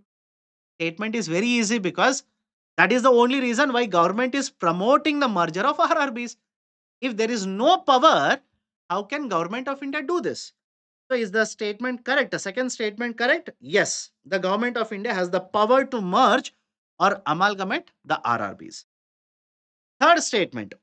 The RRBs are barred from raising capital from the market as the stake of the government would be changing.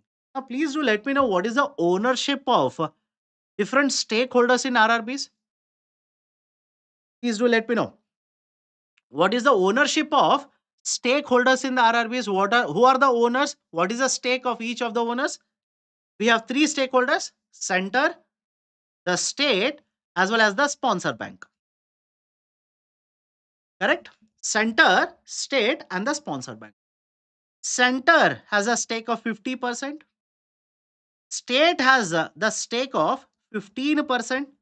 And the sponsor has a stake of 35%.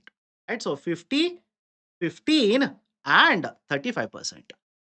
If the RRBs are allowed to go to the market, issue shares, and raise the capital, will the stake change? Yes, of course, the stake will change. But is the statement correct that the RRBs are not allowed to go to the market? This statement is incorrect. Remember this. RRBs are allowed to go to market. They can simply go to the market and issue capital and raise the capital. Will the stake change? Of course, yes, the stake will change. But the government simply says, even after you raise the capital from the market, the central government as well as the sponsor bank, the ownership finally should not go below 50%. Everybody is okay? At the ownership of center plus the sponsor bank should not go below 50%.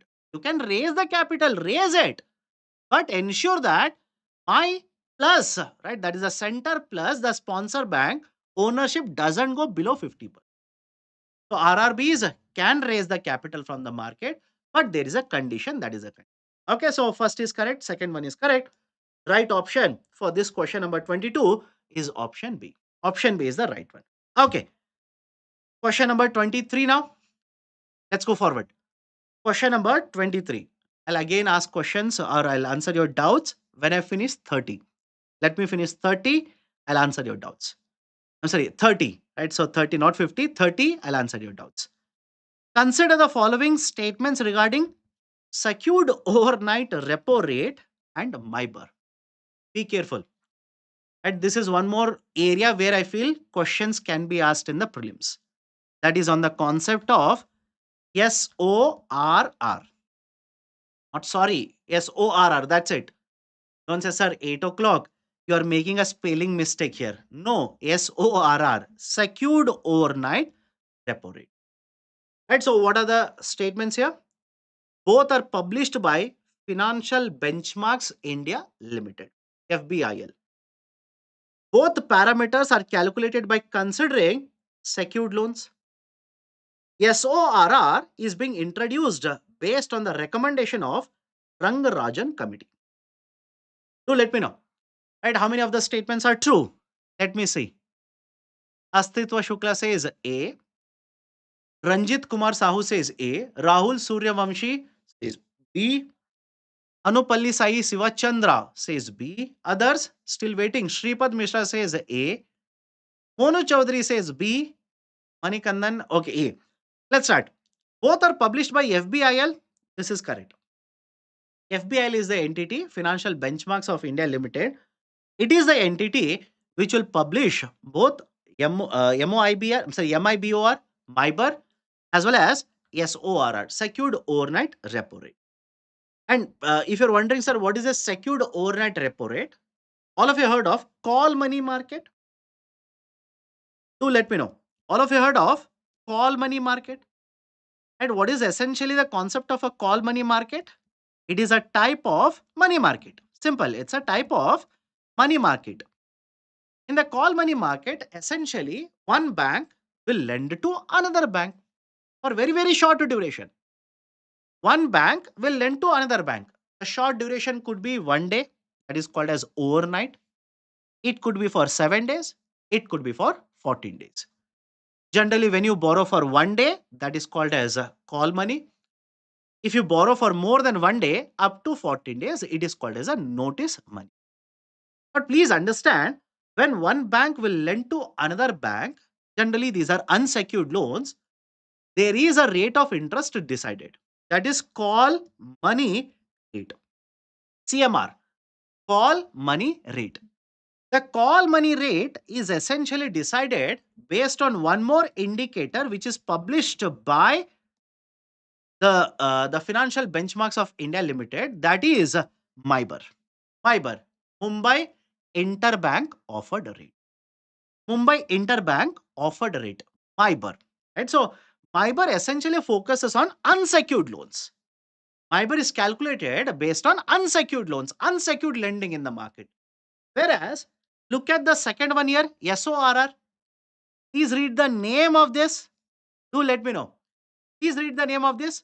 Secured overnight repo rate. Now you tell me, if the name itself reads a secured overnight repo rate, can I simply say the rate of interest calculated here will be on the loans which are secured, the loans which have collateral, etc. So when the statement says both the parameters are calculated based on considering secured loans, only under SORR is applicable.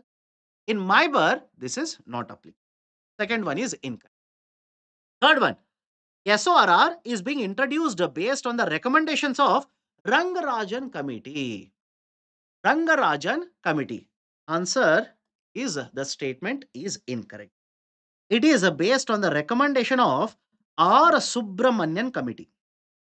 R. Subramanian Committee or R. Subramanian Working Panel. Okay. So the first one is correct. Second, third one is incorrect. Right option for question number 23 will be option A. Be careful. This is one more area where UPSC can test you. SORR, MIBOR, call money rate. I expect a question in this particular area. Why this is there in the discussion for a long period of time now. Okay. Question number 24. Let's go ahead.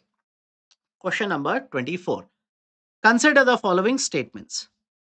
All financial service providers by default are under the Insolvency and Bankruptcy Code 2016.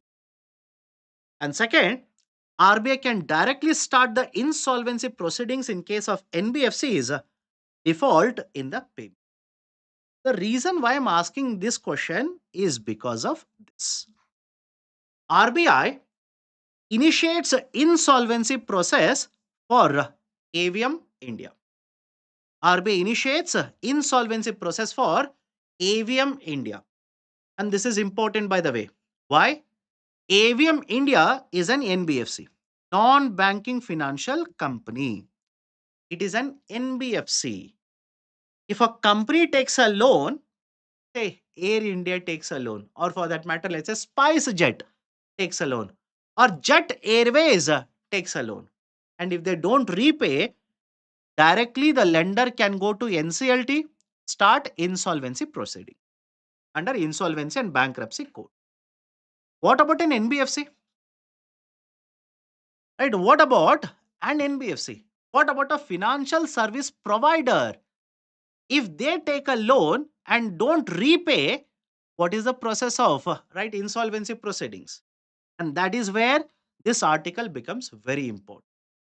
And before 2025, the idea of a financial service provider coming under insolvency was back in the 2019. At which point of time, there was one more NBFC. How many of you remember? I don't know. DHFL, Diwan Housing Finance Limited. The DHFL also had defaulted on the repayment, and that was the first financial service provider which was dragged to NCLT by Reserve Bank of India. RBI approached NCLT, started, right, the insolvency proceedings of DHL. And some of you might be thinking, I'm trying to tell you this like a story. Why? I'll tell you. Some of you might be thinking, but sir, the Insolvency and Bankruptcy Code has come into force from 2016. Why did we wait for 3 years for this to happen? This could have happened in 2016 only. This could have happened in 2017 also. But why 2019? What happened? The story is very simple. Under the Insolvency and Bankruptcy Code, companies are covered. The financial service providers are not covered. Is the statement clear to everyone? The companies are covered. Financial service providers are not covered. But the government of India has been given the power under the provision, basically announce and bring in a service provider, financial service provider under the ambit of IBC. The government of India through a notification can simply say, okay, housing banks can be covered under IBC. Right? This NBFC will be covered under IBC. And that change was done by government of India for the first time in 29. There you go. That's the reason DHFL became the first NBFC to be dragged to NCLT after the amendment was done. And now, right, have a look at this. Reserve Bank of India has dragged one more NBFC to the insolvency. One more very important point here. If RBI wants to apply for an insolvency of a particular NBFC, RBI alone can't do this. RBI unilaterally can't do this. Reason being, these NBFCs will come under regulation of different regulators. Correct? All of you are able to understand this. If there is an insurance company, no doubt they'll get the certificate from RBI. Certificate of registration is from RBI. But who is the regulator of an insurance company? IRDAI, Insurance Regulatory Development Authority of India. If it is a pension fund, there is PFRDA. If it is a housing finance company, there is a right National Housing Board. So I hope you understand different regulators are there. So RBI, if they want to start an insolvency against these NBFCs, first they will have to get the approval from the respective regulator. First, they will have to get the approval from the respective regulator, and that is exactly what was done in the context of AVM NBFC. Everybody is okay, right? So after getting the approval, after getting the recommendation of the National Housing Bank, RBI now has dragged this entity to NCLT under insolvency and bankruptcy. So have a look at the statements. All the financial service providers by default are under the insolvency and bankruptcy code? No. Government of India's regulations say NBFCs which have asset size of more than 500 crore rupees. RBI can directly start the insolvency proceedings in case of NBFCs in default payments. No. Right? Both the statements are incorrect. Question number 24. D is the right option. Question number 25 now. Dash portal has been set up by the Department of Financial Services to promote bidding and auctioning of properties. Which portal has been set up by, right, let's say the Department of Financial Services, which functions under Ministry of Finance by the.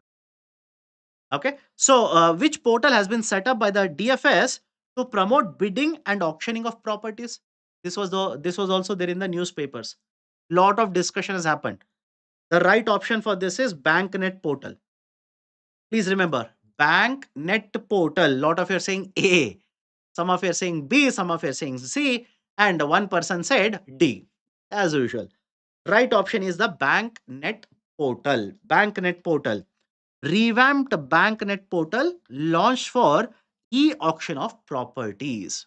What is the importance of this? Imagine you have given a right. Let's say you're a bank. You have given loan.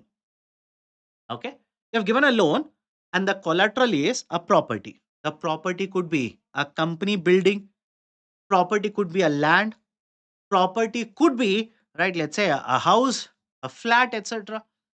If you do not repay the loan, the bank will essentially come, confiscate the property, take away the property.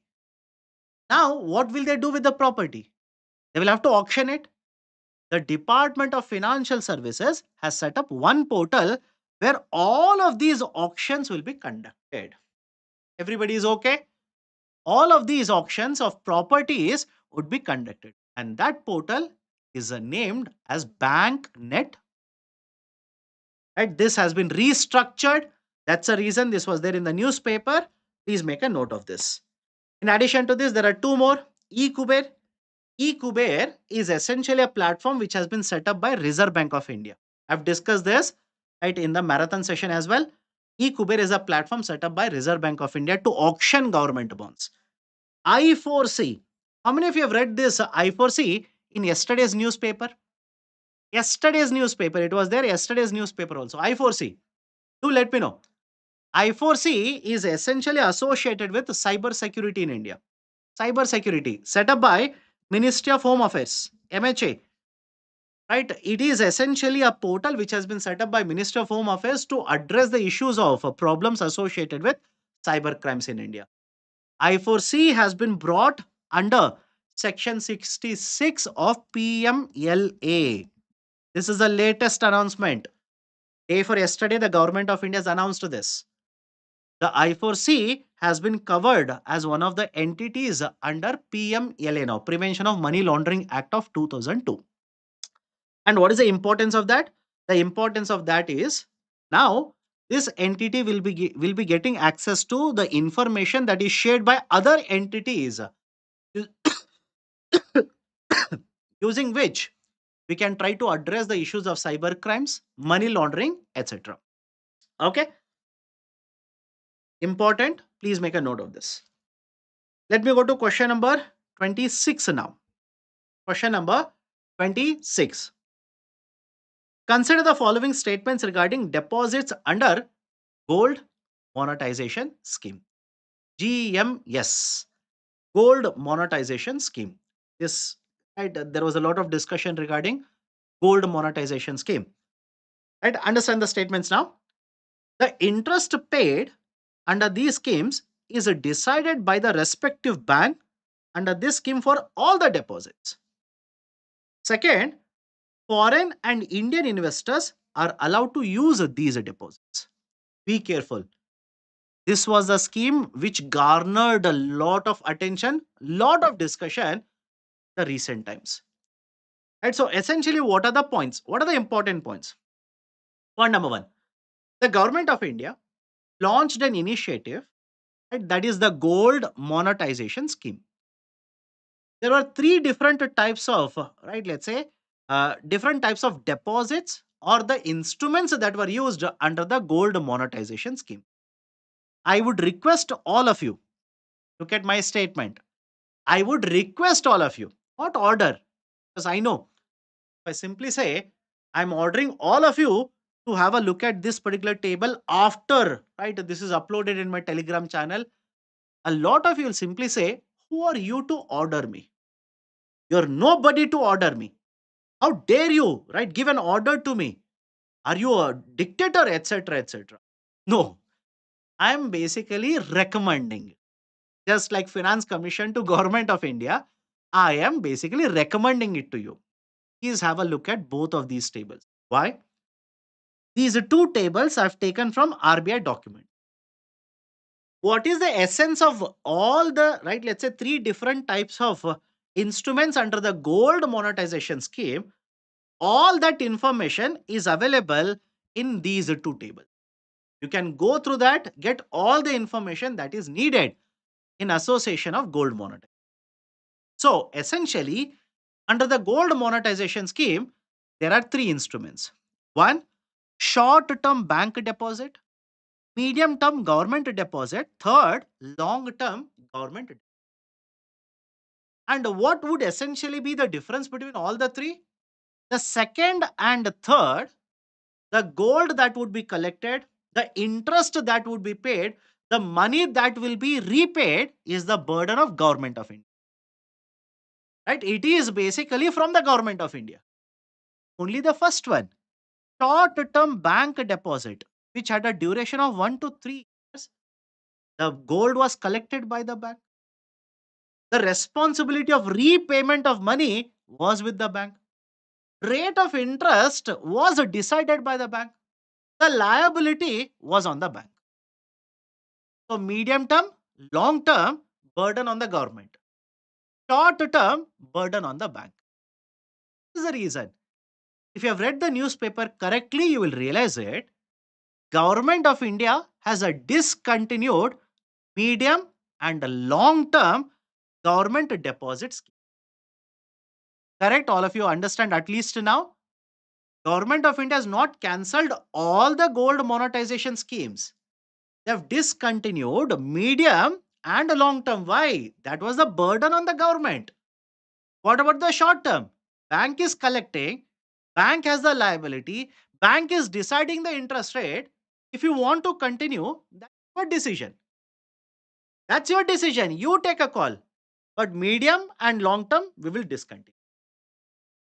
Everybody is okay. At least with this idea, everybody is okay. Please be very careful. Okay. The interest paid is decided by the respective bank under this scheme for all the deposits. No, only the short term. Only the short term, medium and long term government. Foreign and Indian investors are allowed to use these deposits? No, only the Indian investors. So question number 26, right option will be option D, none of them. Okay. Question number 27 now. Consider the following statements.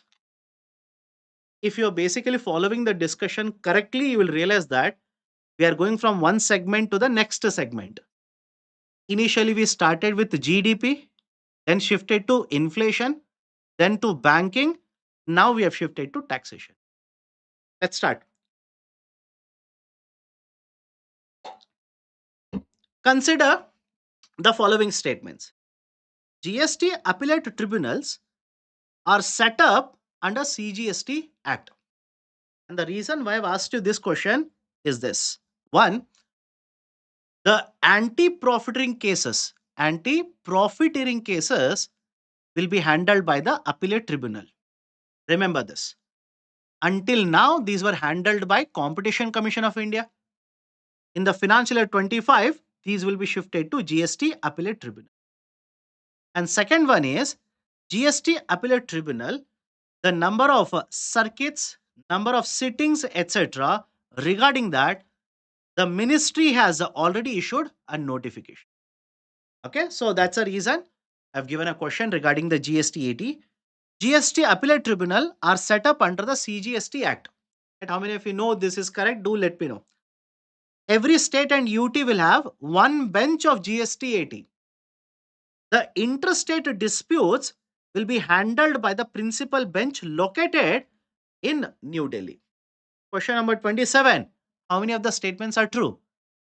And how many of these statements, which statements are true? Do let me know. Let's start. GST appellate tribunals are set up under CGST Act? Yes, absolutely true. Under Section 109. Section 109 of CGST, we have set up the GST appellate tribunal. And the importance is very simple. Please understand, before we introduced GST, there were different indirect taxes. All of you have understood this, right? GST.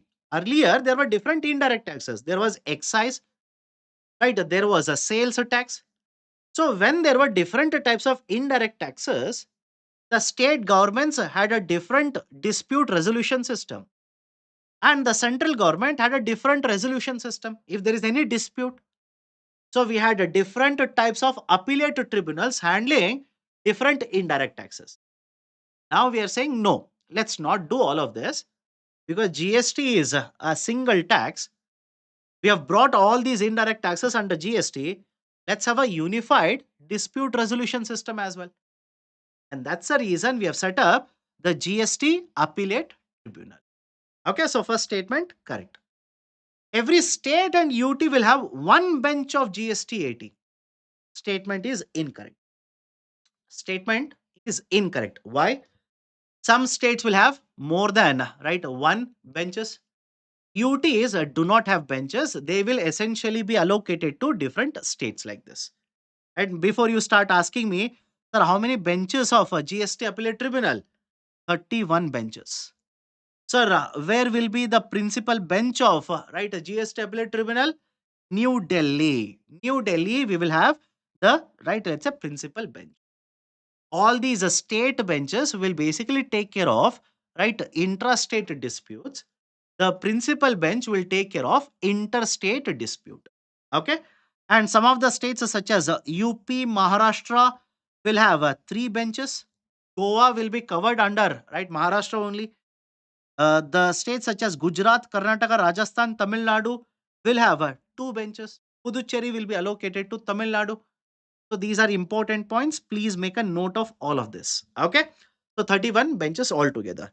Third one, interstate disputes will be handled by the principal bench located in New Delhi. Yes, the statement is correct. Okay, the statement is correct. So first one is correct. Third one is correct. Question number 27. Right option will be. Let me go to question number 28 now.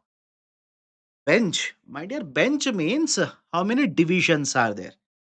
Bench is essentially how many divisions are there. That is the principal, that is the main division is present in Delhi, but other divisions are also present in other states. Okay, question number 28. Consider the following statements regarding windfall tax. Windfall tax. Reason why I'm asking you this question is the government of India has announced to scrap windfall tax. They have basically cancelled the concept of windfall tax, withdrawn the model of windfall tax. Let's start. Consider the following statements. This was introduced by amending Income Tax Act of 1961. Income Tax Act of 1961. How many of you will say A is correct? Do let me know. This statement is incorrect. And by the way, let me ask you a very simple question. All of you heard of TCS and TDS? Let me know in the chat section. TCS and TDS. In fact, very recently, in the context of TCS, there was one article in Business Line. If you purchase a luxury products now, this was there in the newspaper, Business Line last week. If you purchase luxury products which will cost more than 10 lakh rupees, there will be a TCS applicable. There is a TCS applicable, tax collection at source. TDS, it is a tax deduction at source. Okay, TCS and TDS. TCS and TDS, are they mentioned in the Income Tax Act? Let me see. TCS and TDS, are they mentioned in the Income Tax Act of 1961? Answer is yes, by the way. Yes. TCS, TDS, yes. Some of you are saying no. No, my dear. Both are mentioned in the Income Tax Act. What about this? Windfall tax? The government of India, did the government of India amend the Income Tax Act and introduce windfall tax? No. No. There is no amendment. It has not been introduced as an amendment, essentially as a part of Finance Act 2022. As a part of Finance Act of 2022, the windfall tax was introduced by the government of, and hardly it has been implemented for around 2.5 years. Nothing more than that, 2.5 years. Okay. The amount of windfall taxes collected has consistently increased in the last 5 years. Some of you will say, maybe, may not be. My dear, this was implemented mid 2022, somewhere in the mid 2022. So how can you ask a question for 5 years? Absolutely no. Even if they ask for 5 years, somebody might simply say, sir, 0, right? 2, 5, 8, 10. It simply means it has increased. Even this is not correct. Why? 2020, right? 2025. Currently, we are in 2025. So in 2025, how much was the windfall tax collected? Financial year 25. How much was the windfall tax collected? 6,000 crore rupees. Around 6,000 crores. In financial year 24, how much was the windfall tax collected? Around 13,000 crore rupees. And financial year 23, because I told you mid 22 it was introduced. So obviously financial year 23. So in financial year 23, the government was able to collect around 25,000 crore. Right? So 25,000, then 13,000, and then 6,000 rupees. Total comes at around 41,000. But please understand, it has not increased, rather it has decreased. taxed, right? So second statement is also incorrect. Right option for question number 28 will be option D. And I'm discussing all of this. UPSC to confuse you can use these kind of statements. Please have a look at the statements which are there exactly above my head. Exactly above my head, please have a look at the statements which are there. The windfall taxes on the domestic crude and ATF. ATF stands for aviation turbine fuel. ATF exports was implemented in the form of special additional excise duty. These terms can be used in the prelims. Be careful. SAED, special additional excise duty. For diesel and petrol, it was a combination of special additional excise duty and additional excise duty, which is also known as RIC, Road Infrastructure Cess. Please make a note of these terminologies. I'm discussing windfall.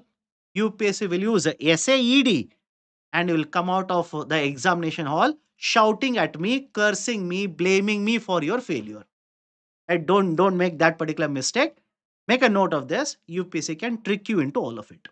Okay. Question number 29 now. Question number 29. Consider the following statements. The government needs to notify the provisions of DTAA under Section 90 of Income Tax Act. All the countries assigning DTAA will enjoy the same benefits in terms of taxation. The concept of a MFN, concept of a DTAA have been there in the discussion for very, very important reasons. For example, have a look at this. Switzerland very recently announced that they will basically withdraw the MFN clause. They will freeze the MFN clause that they have allocated to it. So, what is the argument here? What is the issue? Very simple. There is a concept of DTAA, Double Taxation Avoidance Agreement. Under this Double Taxation Avoidance Agreement, two countries will sign an agreement where they will basically distribute taxation powers between themselves. One country will impose taxes on ABCD, second country will impose taxes on EFGH. Right? So distribution of taxation powers will happen between two countries. That is Double Taxation Avoidance Agreement. So that, let's say, profits are not taxed in both the countries. Investments are not taxed in both of the countries. Double taxation avoided. So far, so good. India has signed a DTAA with around 100 plus countries. Now, why this particular DTA has come into discussion? The reason is very simple.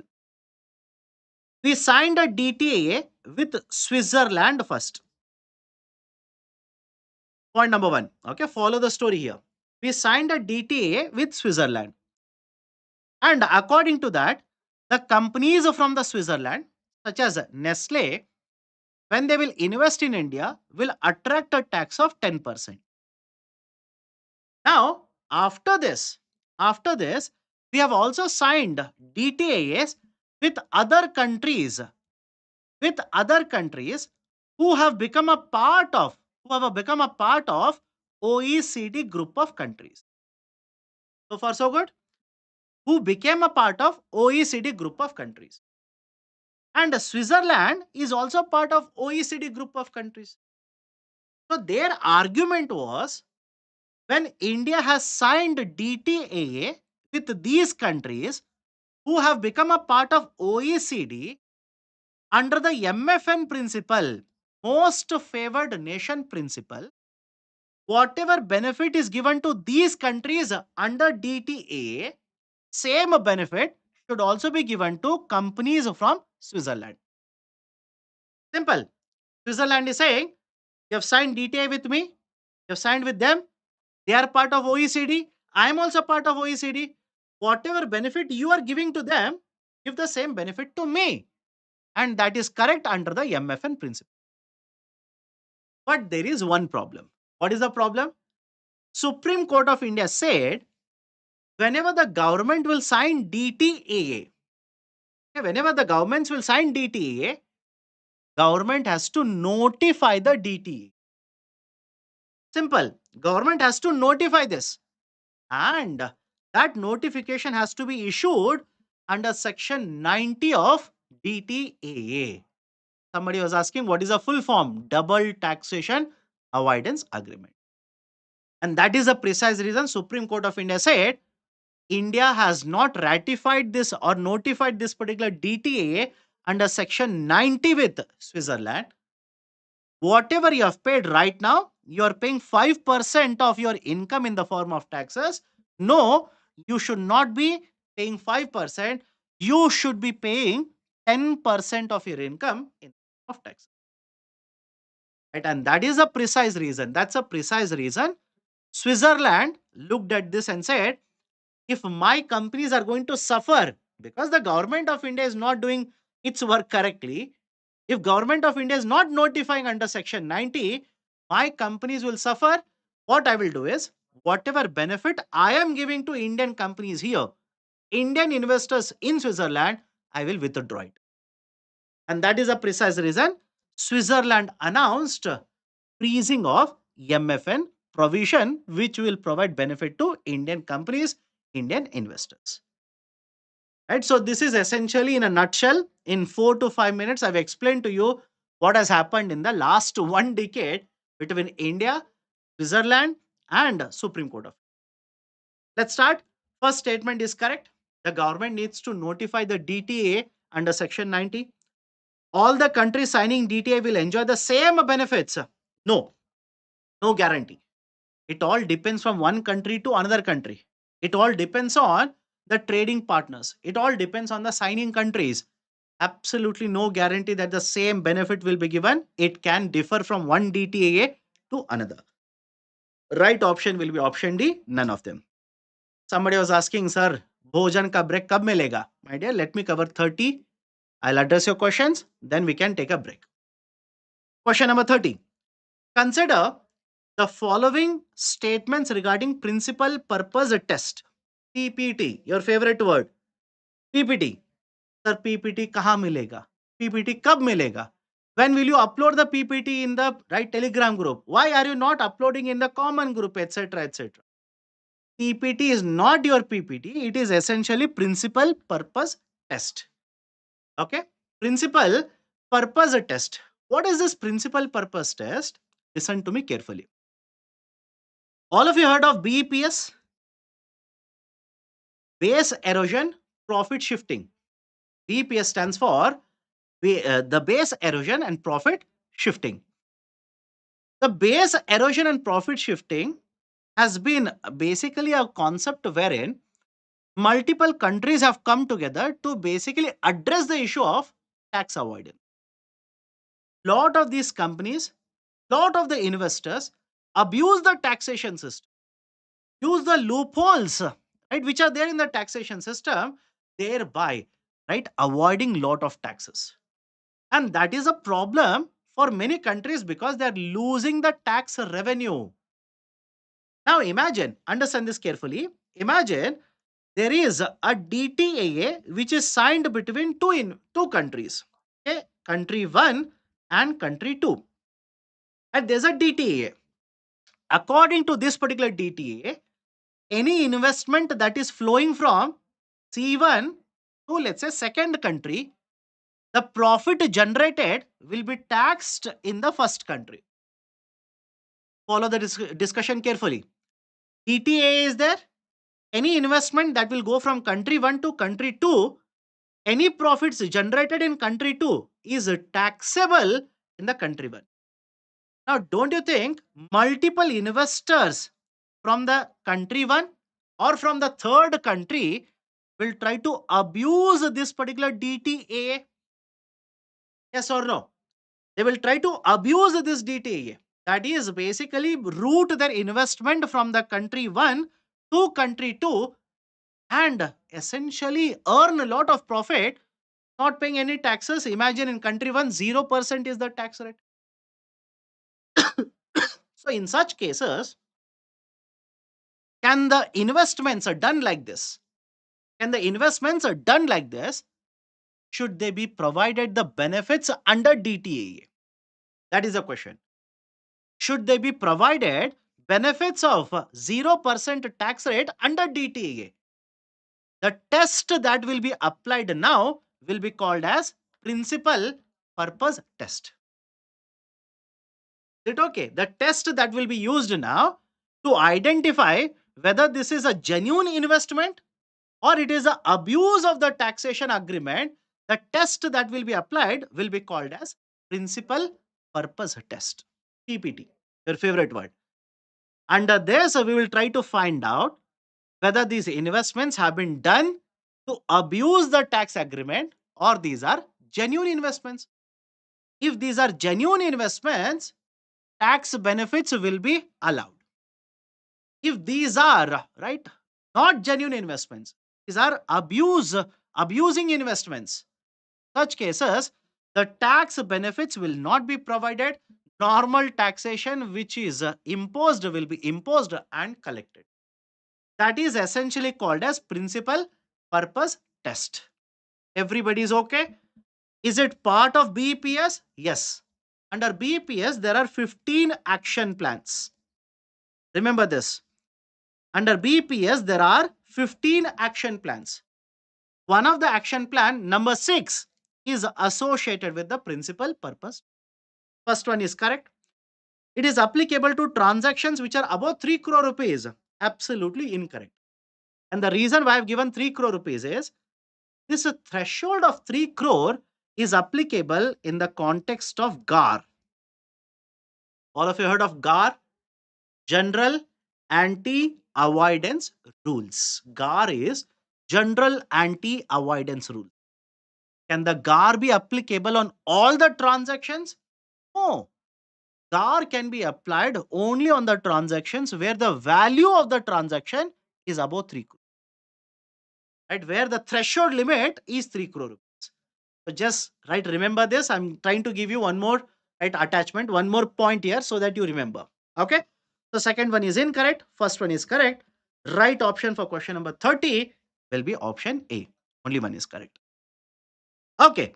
So in addition to this, have a look at one more article here. I'll take up questions. Don't worry. Mr. Donald Trump, the current president of USA, has announced that he will not be party to implementation of global corporate tax deal. What is this? Under BEPS, base erosion and profit shifting, there was a concept called as global minimum corporate taxation.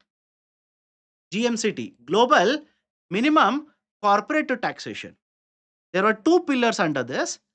The pillar 2, remember all of this. The pillar 2 basically said the effective corporate taxation, the effective corporate tax rate will be at least 15%. The effective means overall. The effective tax rate on corporates applicable will be at least 15%.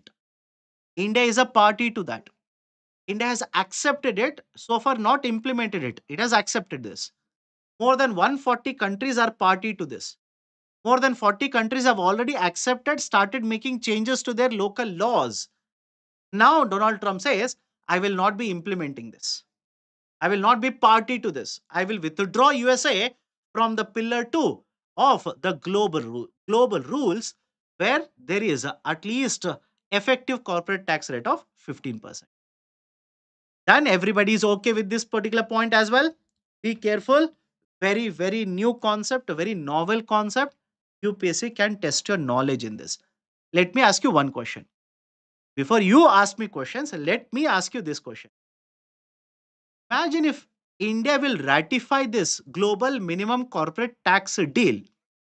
Imagine it has not yet ratified it. It has accepted. It has not implemented it under the law. The government of India's corporate tax rate, will it automatically go down? Will there be any change automatically to the corporate taxes imposed in India? Let me know. Will the corporate tax rate in India automatically change just because government of India has accepted and implemented The pillar 2 of global minimum corporate tax rate? Some of you are saying yes, some of you are saying no. Right answer is no. Nothing will change in India. Why? What is the effective corporate tax rate in India right now? Anybody can tell me? What is the effective corporate tax rate in India? Effective corporate tax rate is around 25%. 25. Effective. Again, there was one student who asked, what do you mean by effective tax rate? You will read in the newspaper the corporate tax rate is 22%. But my dear, when you are a company and you are paying 22% of your profits, government will not leave you only by collecting 22%. Government will say, where is cess? Cess kahan hai? Where is surcharge? Pay cesses also, pay surcharges also. As a result of this, the actual rate of the taxes, what will happen is it will move up to 25.17, around 25.17. That is effective tax rate. So according to the global minimum corporate tax rate, you are supposed to have at least 15%. And what is India's effective tax rate right now for companies? 25%. So even if government of India will implement, right, accept, ratify and implement the global minimum corporate tax rate, will anything change in terms of corporate tax rate that is imposed by government of India? No, nothing will change. Done? Okay. So these are the 30 questions I wanted to cover in this particular session. If you have any questions, do ask me now. I'll address your questions. Then we can take a break. Then we can again continue. Everybody is okay with a longer session? Do let me know. If you say no, sir, enough now, please stop. Let me see the questions directly in the UPSC prelims examination, etc. I'll be very happy. I will stop the session altogether. And do let me know. Ah, what is pent up demand? Pent up demand essentially, right? Essentially means some of the demand that we have postponed for some time period. Some of the demand which we wanted to purchase, we have postponed that. And now we will start having this kind of a demand in the market. How many questions are there in your arsenal? 60, 64, 65 questions are there. We'll go till employment. Okay. Mamta Sheikh, question number 24. My dear, tell me what is the doubt? You simply tell me the question number. I'll not be able to tell you the answer. Tell me what is the doubt in the question. Question number 29, answer will be A or D. D, my dear. The government needs to, sorry, my mistake. The government needs to notify the provisions of DTA. Yes, yes. 29, option A is the right one. Okay. Nagendra Gulipalli. Gold monetization scheme and sovereign gold bond scheme, which was discontinued, are same, sir. My dear, both of them officially, the gold monetization scheme, medium term and long term, have been discontinued. The gold bond scheme, government of India has not announced that they will issue more bonds, which essentially means they have stopped issuing sovereign gold bonds also. Okay. Sir, will RBI approve the funds to the states only with the consent of the center? RBI will approve the funds. My dear, RBI doesn't approve. Center approves, RBI transfers. Okay. Sir, can high credit deposit ratio affect deposits held by the bank? Of course, yes. Of course, yes. Any ratio, any change in the ratio will have an impact on the banking deposits. Point number 3, question number 23. Question number 23, point number 3. SORR is being introduced based on the recommendation of Rangarajan committee. My dear, it's a straightforward factual question. The committee name is R. Subramanian committee, not Rangarajan committee. Okay. Sponsored banks essentially were those particular banks which, along with the center and the state, invested money to set up RRBs. To set up RRBs, right? Those are called as sponsor banks. Okay. Question number 11, statement number 2. I have to go back so much. Question number 11, statement 2. RBI has held gold in the external market in the form of London good delivery. The gold which was stored or which is stored outside India, it is stored in the central bank, right? That is a London central bank. This gold, how it is stored? Is it stored in, right? Let's say small bars like this. Is it stored, right, in pieces of gold? No. There is a standard, right, measurement or standard bar size. Bar size means a basic, right, let's say piece of gold. That standard size is called as a London good delivery. Must have seen in movies, there'll be a very big bar of gold like this. That is called as London good delivery. That is essentially weighing around 12 and a half kgs. Okay. Any other question? Question number 18, option 3. Question number 18. Lower repo rate. Here, if the repo rate is reduced, right? If repo rate is reduced, automatically what will happen? If you keep money in a bank, now the bank will offer lesser rate of interest. Lesser rate of interest. So rather than keeping money in the bank, you will start investing, right? You will start investing in other instruments. So that will reduce the deposits held by the bank. That will reduce, right? Let's say the lending activity, that will reduce the interest rates. Okay, done. So Lalita Sai Krishna is asking class till when? Class, I believe, we will go on up to 12 o'clock today. We'll say good morning and then basically stop the class today. Okay, done. So let me take a pause now. Question number 30. 30 questions are done. Let's pause. Take a break. Time is 9 o'clock, 9 o'clock, almost 9 o'clock. Let's restart the session at 9:30. Let's restart the session at 9:30. Right. Take a dinner break. Have stomach full dinner. Don't sleep off. Come to the session at 9:30. Let's restart at 9:30. Take a break then.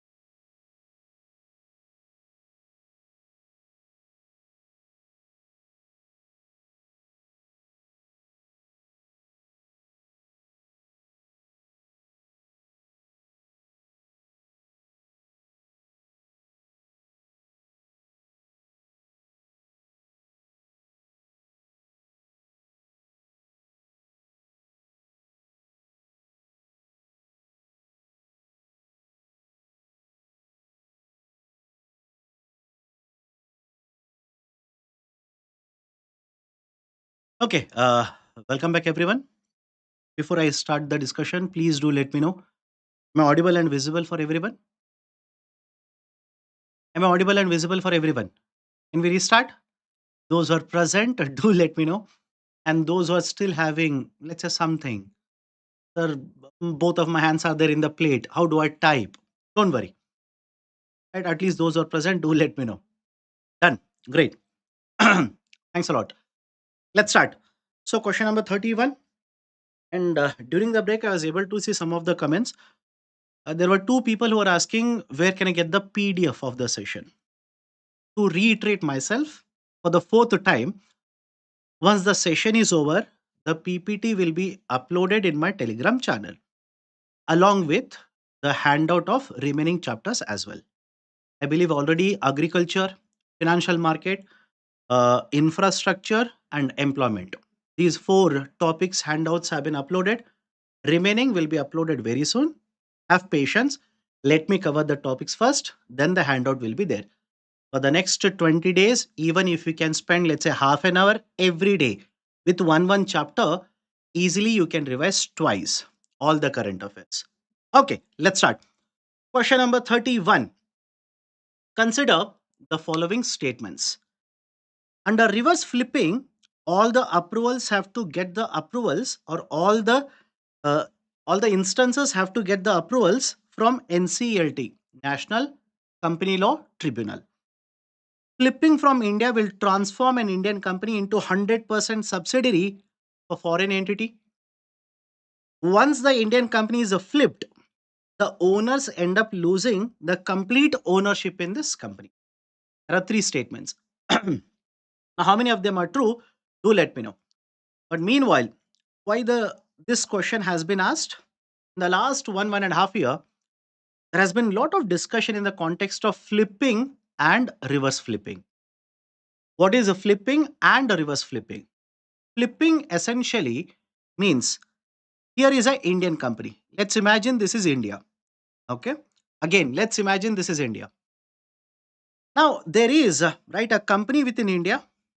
A foreign company will purchase the Indian company. So, this company, which was until now an Indian company, now will essentially become a company in India but owned by a foreign company. Is everybody able to understand? This is called as a process of flipping. This is essentially the process of flipping. Right? The Indian company will end up becoming a subsidiary. Subsidiary means something that is owned, that is part of a foreign company. This is the process of flipping. Right? Earlier, there are multiple companies which have flipped from India, where the ownership has got shifted to a foreign company. It has become a subsidiary of a foreign company. Now, Government of India is essentially promoting the concept of reverse flipping. It is promoting the concept of reverse flipping. What do you mean by reverse flipping? In a nutshell, the company which was earlier having the headquarters outside India, which was having the registered office outside India, will basically shift its headquarters back to India. That is called as a process of reverse flipping. Right? So in the recent times, there has been a lot of discussion regarding flipping as well as reverse flipping. Okay, now what are the statements given here? And some of you are discussing something else. Focus on the discussion, my dear. Don't worry about anything else in the world. Focus on what is required for civil services. Okay. Under the reverse flipping, all the approvals or all the cases will have to get the approvals from the NCLT? No. Please remember, there are certain instances where a faster approval is provided. That is, you don't have to go to NCLT. Instead, you can go to an appointed official of Ministry of Corporate Affairs. You can get the approvals from the Ministry of Corporate Affairs, and the reverse flipping can be done much faster. And if you're wondering, sir, why should I not go to NCLT? If you go to NCLT to get the approval, it might take months. It might take months together. Rather than that, within weeks, within days, you can get the approvals from the appointed official of Ministry of Corporate Affairs, get the approvals, and directly go for reverse flipping. So, first statement incorrect. Flipping from India will transform an Indian company into 100% subsidiary of a foreign company. Yes, it will end up becoming an entity owned by the foreign company. Third one, once the Indian company is flipped, the owners end up losing the complete ownership in this company? No. What essentially happens is, listen to me carefully. Imagine, again I'm saying imagine. I'm not a owner of any company. I don't have any startup also. Imagine this entity is owned by me. And this entity is owned by me. Now, when there's a flipping done, I will be given certain amount of ownership in this entity, but it will be given to me by the foreign company. Everybody is able to understand?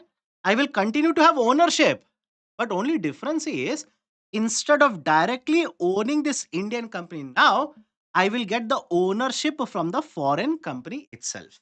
That is through subsidiary, I will get the ownership. I will not lose the ownership, only the direct ownership will become somewhat indirect. Like, so ownership doesn't change, right? So third statement is incorrect. So question number 31, right option will be option A. Only the second statement is correct. Question number 32. Let's go forward. Question number 32. And those who are having doubt, again, have patience. Let me cover 15 questions. I'll take up your doubts. Then another 15 questions, totally 60. I'll take up your doubts. Okay. Consider the following statements regarding digital tax or Google tax or equalization levy. What is the concept here? First and foremost, why is this called as an equalization levy? A lot of newspapers use the term equalization levy. What is the concept here? Here is a foreign company which will provide certain services in India. But when it is a question of paying taxes on the revenue generated, they do not pay the taxes in India. They will end up paying taxes in another country. Example, let's say Amazon, right? Or for that matter, let's say Google or Facebook, which is Meta now. So, a lot of these companies which will provide services in India. It could be advertising services, it could be e-commerce services. They will provide the services in India, they will generate the revenue in India, but when it is a question of paying taxes, they will end up paying taxes in the other country. Lot of you making mistake. I can see in the options that you're choosing, lot of you making mistake. Listen to me carefully. In order to have, right, let's say equal effect, that is, why should only Indian company pay taxes to the Indian government? Why can't the foreign companies also pay taxes? That is the reason Government of India, under the provision of Finance Act, remember this also, under the provisions of Finance Act, there was no income tax amendment made. There was no income tax amendment. It was essentially through the Finance Act, the government introduced the digital tax, or also famously referred to as Google tax, or else also referred to as equalization. All these service providers, such as advertisement service providers, they were imposed with a tax of 6%. That is, whatever amount you are generating, whatever charges you are imposing for providing advertisement services in India, 6% you will have to pay to Government of India. But later on, Government of India introduced one more type of a tax. In addition to the 6% on these companies, there were e-commerce companies. Understand this. There were e-commerce companies. Example, let's say I will purchase music from Apple, from the USA store. I'll purchase Microsoft, right? Or let's say software from the Microsoft from the USA store. I will purchase a movie, right, from the USA store. So in such cases, the e-commerce service providers were also identified, and the Government of India started imposing 2% digital services. So everybody is okay with this argument so far? So the advertisement companies, 6%. The e-commerce service providers, right, 2%. Now, why is all of this there in the newspaper? Reason is very simple. Government of India. Somebody says this was a PYQ. Manisha Mukherjee. Yes, absolutely yes. There's a question on the equalization levy earlier also. But it is not the same question. I've made certain changes because I know if I do control C and control V, I know some of the students will say, Sir, what is the originality? You've copied from UPSC. What is your originality? Right, so I've made certain changes in the statements. Don't worry, question was asked on equalization levy. I know. So the reason why I've given the question is the government of India has announced that the digital taxes on online advertisements from April 1st will be withdrawn. Right, all these particular right equalization levy taxes will be withdrawn. And as such, please understand this 2% tax had already been withdrawn by government of India. Back in 2024, this has been withdrawn by government of India. Right now, which is there, it is this particular 6%. Even this particular 6% now will be withdrawn by the government. From when? From the 1st of April 2025, which is already implemented. Now look at the statements. Applicable for all the e-commerce companies, domestic and foreign. You tell me, equalization levy, digital services tax, is it applicable to domestic companies or foreign companies? Non-resident companies? Is applicable to non-resident companies.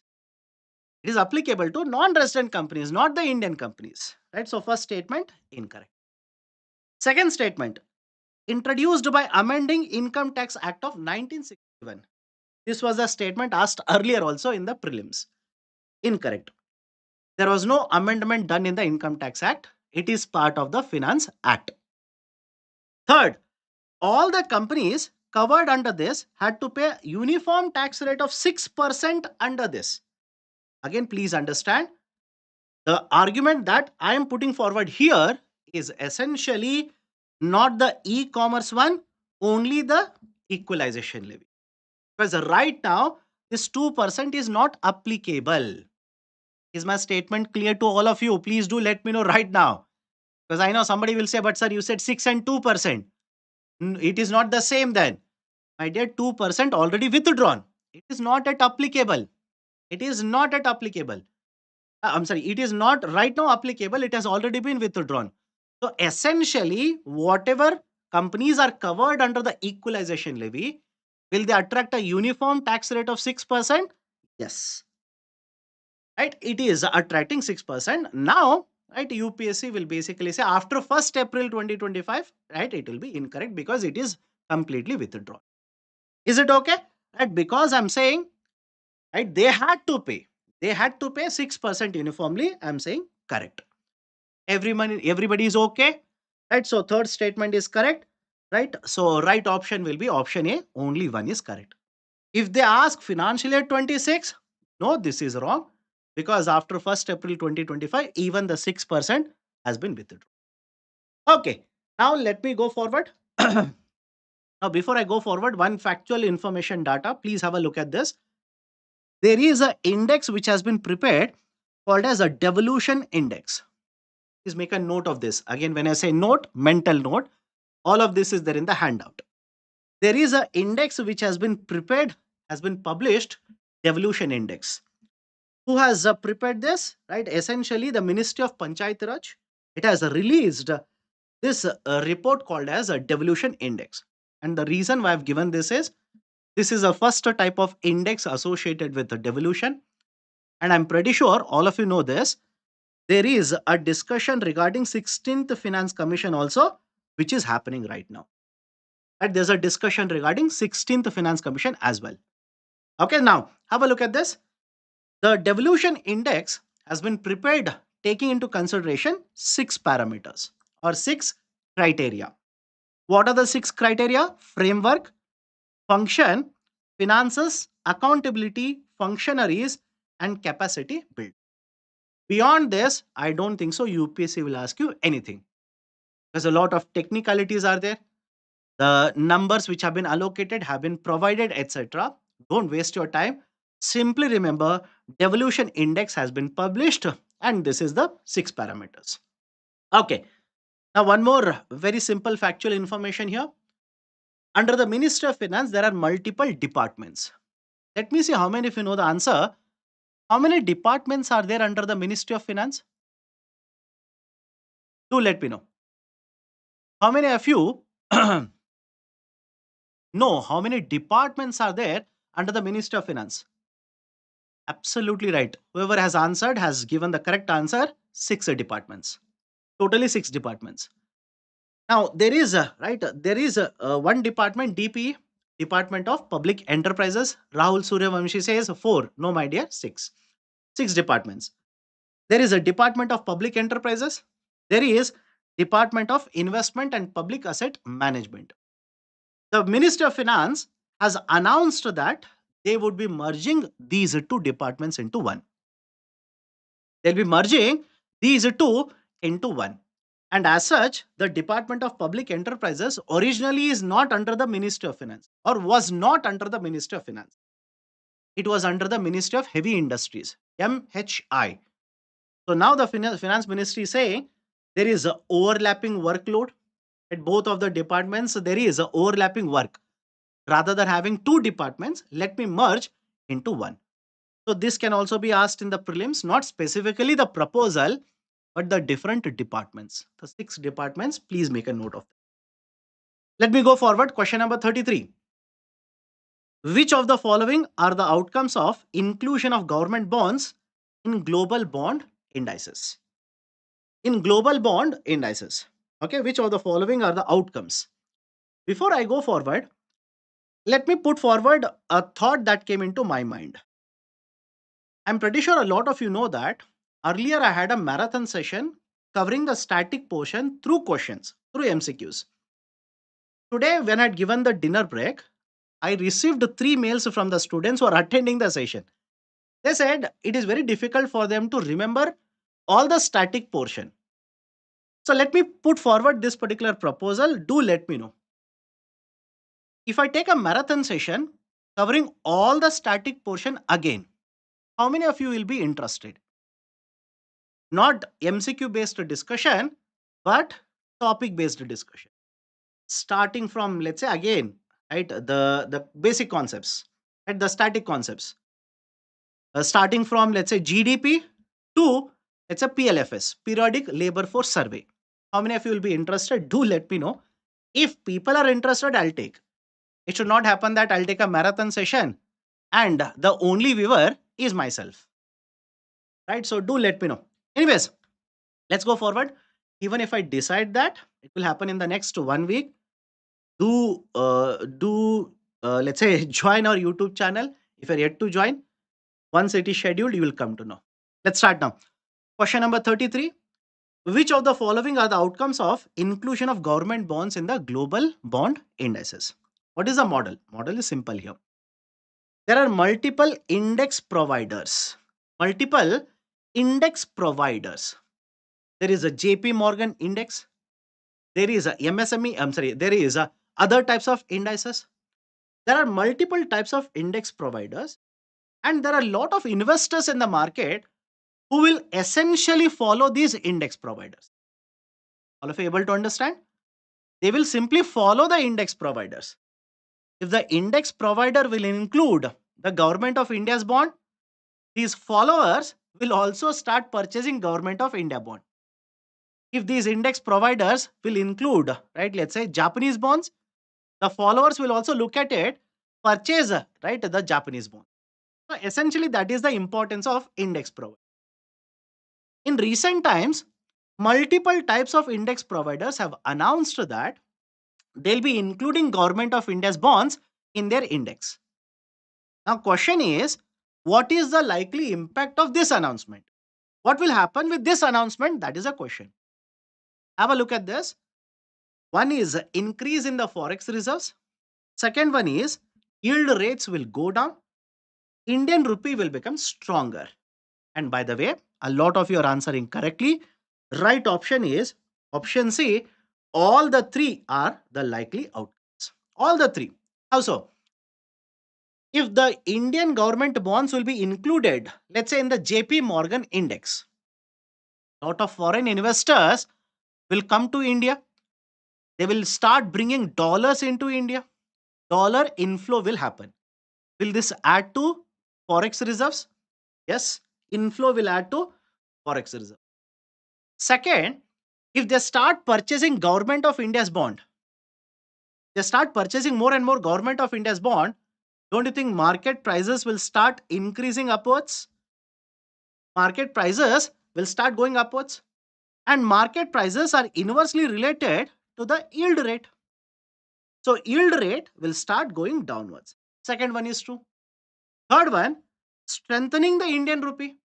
Dollars will come into India. Dollars will be sold, rupees will be purchased. Demand for the rupee goes up and rupee will start becoming stronger. Third one is also correct. Right option for the question number 33 will be option C here. Okay. Now, let me go forward. Question number 34. Question number 34. Consider the following statements regarding basic services DMAT account. BSDA. Basic services DMAT account. First and foremost, please understand, whenever you want to invest in the stock market, right? Whenever you want to invest in the shares, you need to have an account which is called as a DMAT account. And if you ask me, sir, why? What is the need of a DMAT account? Right now, whenever you purchase the shares, you sell the shares, you do not receive the shares in physical form. You do not receive the instruments in the physical form. You receive in the digital form. And whenever you receive the shares, whenever you receive the bonds, whenever you want to sell them, etc., my dear, all of that will happen through an account called as a DMAT. DMAT is a short form. The actual term is dematerialization.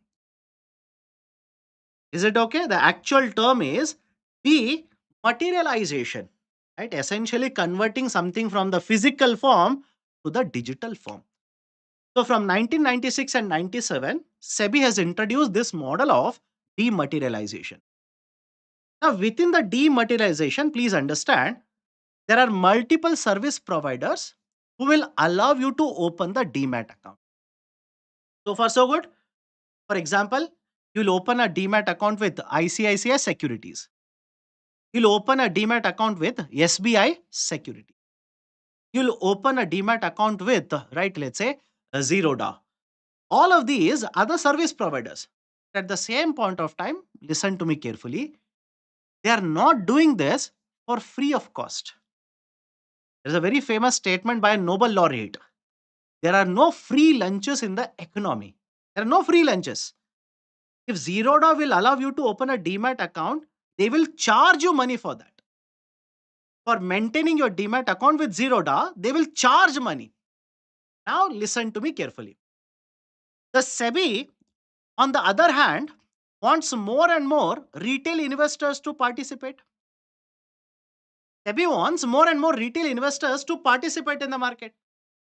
But one of the problems that the SEBI says is, if an individual retail investor opens a demat account with Zerodha, they will charge money for the demat account. And once they start charging, the smaller investor doesn't want to pay, they will not participate. Everybody is okay with this? I'm not talking about brokerage. Listen to me carefully. I am not at all talking about brokerage. Brokerage, they will charge. I'm talking about maintaining the account, demat account. Is it okay? So what SEBI did was, back in the year 2012, SEBI introduced the concept of basic services demat account. Under this model of a basic services demat account, if your demat account will have securities up to 2 lakh rupees, repeat, if your demat account will have securities up to 2 lakh rupees, then it will be classified as basic services demat account. And the one who is providing the demat account services, they will not be imposing charges on you. Annual maintenance charges will not be imposed. That was basically the idea of basic services demat account. What was the logic behind it? It would promote financial inclusion. Remember this. It will promote financial inclusion. Now, what has been done by SEBI? SEBI simply says we are going to increase the limit of basic services demat account from 2 lakh rupees to 10 lakh rupees. Everybody is okay with the discussion? Do let me know. At SEBI proposes raising BSDA threshold, which has been implemented. From 2 lakh rupees to 10 lakh rupees, it has been increased. And what is the impact of this? If the demat limit, threshold limit is increased about 2 lakh rupees now, don't you think it will further promote financial inclusion? Right? Whatever charges I was paying, it will further go down now. That will attract more and more retail investors into opening the demat account. Done? So it was introduced back in the year 2012. Yes. It is used to promote financial inclusion. Yes. The limit has been increased to 10 lakh rupees. Yes. All the three statements are true. Right option for this particular question number 34 will be option C. Next one, question number 35. Next is question number 35. Please have a look at the question. Please have a look at the question. Consider the following statements regarding fully accessible route. FAR. Fully accessible route. The 10-year sovereign green bonds are covered under FAR. The statement true? Do let me know in the chat section. SEBI decides which bonds are included or excluded under FAR. NRIs, OCIs, and FPIs, non-resident Indian, overseas citizen of India, right, and foreign portfolio investors are covered under FAR. Are covered under FAR. How many of these particular statements are true? Do let me know. Let's start with the first one. The 10-year sovereign green bonds are covered under fully accessible route. Statement is correct. Be careful. Be careful. Statement is correct. Lot of you will make mistake. Statement is correct. That was announced by Reserve Bank of India very recently. Okay. RBI designates a 10-year sovereign green bonds under FAR, right? The fully accessible route. The first article, extreme right side, please have a look at it. So yes, 10-year sovereign green bonds are covered under the FAR now. Second statement is SEBI decides which bonds are included or excluded. If you have solved the first statement, second statement automatically will become incorrect. All of you are okay with this? If you have done with the first statement, second statement automatically will become incorrect. Because the first statement is RBI has approved the inclusion of 10-year sovereign green bond. So how can SEBI decide inclusion or exclusion? Second one is incorrect. Don't worry. There is no elimination method here. Third one, NRI, OCI, FPI are covered under fully accessible route. Are these covered under the fully accessible route? Yes. These are covered under the fully accessible route. So first statement is correct. Third statement is correct. Second statement is incorrect. Right option for the question will be option B. Let me ask you one more question here. If the government of India will issue 14-year government bond, will this be included under the FAR? Do let me know. If government of India will issue a 30-year government bond, will this be included in the FAR? Answer is no. Absolutely no. Why? Listen to me carefully. RBI decides, I repeat, RBI decides which of the government bonds would be included under the fully accessible. Until recently, the 14-year government bond and 30-year government bond were part of FAR. But Reserve Bank of India made one observation. RBI simply said, majority of the investment under fully accessible route is there in 10-year government bond, 5-year government bond. Right? It was there in the 5-year government bond and 10-year government bond. Then what is the point of simply having 14-year and 30-year government bonds under FAR? No point. Hardly 2% of the investments were going into 14 and 30-year government bond. That's the reason RBI now says 14 and 30-year government bonds would not be included under FAR. This is the current affairs. Please make a note of this. Please make a note of this. It is there in the handout. Again, when I say note, don't start scribbling. I know you'll scribble like this. Close the book, sleep tonight, or tomorrow morning you will not know where you have written. All of this is there in the handout. Have patience. So, question number 35, right option will be option B. Okay, question number 36. Okay, question number 36. Just simply sit, focus on the discussion. Don't worry about writing down. Don't worry about scribbling. Don't worry about sleeping. You'll have sufficient time to sleep once you become IAS officer. Now is the time to work. Work. Question number 36. Which of the following correctly describes direct payout of securities? Right? Direct payout of securities. The securities are directly transferred into demat account of the buyers. The amount is directly withdrawn from bank for buying securities. The investors can directly buy bonds from the government. And the fourth one, none of the above. Nota. Which one do you think is the correct option? Do let me know. Which one do you think is the correct option? Subhayu, yes, 5-year bonds are included.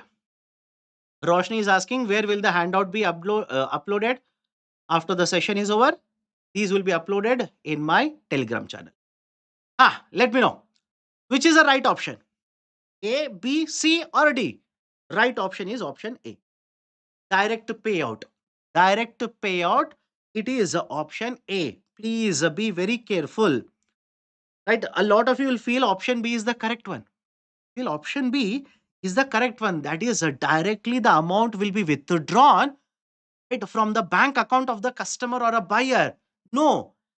The direct payout is a concept which is imposed by SEBI now, where if you purchase the shares, right? Imagine you're a seller of a share, I'm a buyer of a share. If I purchase the share, until now, it used to pass through a middleman, that is broker or agent. It used to go to the broker or the agent, then would be transferred into my demat account. SEBI now says, no, that will not happen. If you sell the share to me, directly it shall be transferred into my demat account. That's it. That is the concept of direct payout. And if you're wondering, sir, what is the logic behind it? SEBI simply says there is a potential misuse here. Imagine you have transferred the share. And to me, you have transferred the share. But it is simply lying with the broker. Broker might simply use it to enter into a short sales in the market. They can use it for any other purpose. Says no, let's directly introduce the system where from your demat account, now the share would be transferred into my demat. That is a direct pay. And here itself, let me add one more concept here. Amount is directly withdrawn from the bank for buying securities. There is a tool called as ASBA. How many of you heard of this? There is a system called as ASBA. Can anybody tell me what is ASBA? Application supported by blocked amount. Remember this also. Application supported by blocked amount. What is the logic here? If I want to subscribe to, let's say, a share in an IPO, if I want to subscribe to a share, now that amount will be blocked in my bank account. Is everybody able to understand? Let's say there is a company, Aether Energy. All of you heard of the company Aether? It is going for an IPO now. Aether Energy is going for an IPO. I want to purchase, let's say, 50 shares. The price of the 50 shares, let's say, will become 5 lakh rupees. Again, hypothetical numbers. 5 lakh rupees. I don't have so much amount of money in my bank account. Don't worry.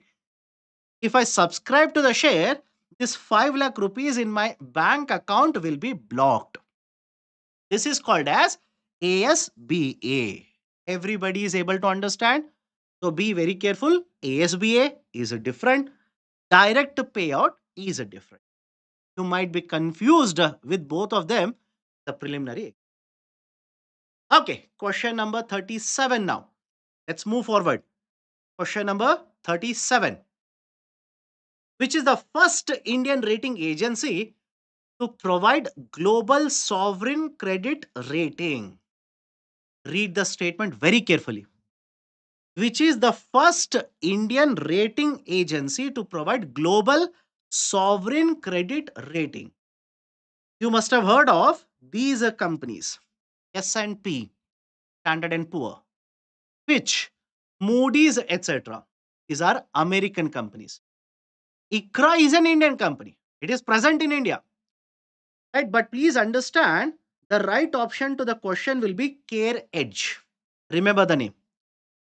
Remember the name, right? Just like, let's say, that particular English web series, Remember My Name. So remember the name of the company, Care Edge. ICRA provides a sovereign credit rating, but it has not provided sovereign credit rating for other countries. For the first time, the Indian company which has provided the sovereign credit rating for other countries, including India, is the Carriage. Right? Have a look at the article here.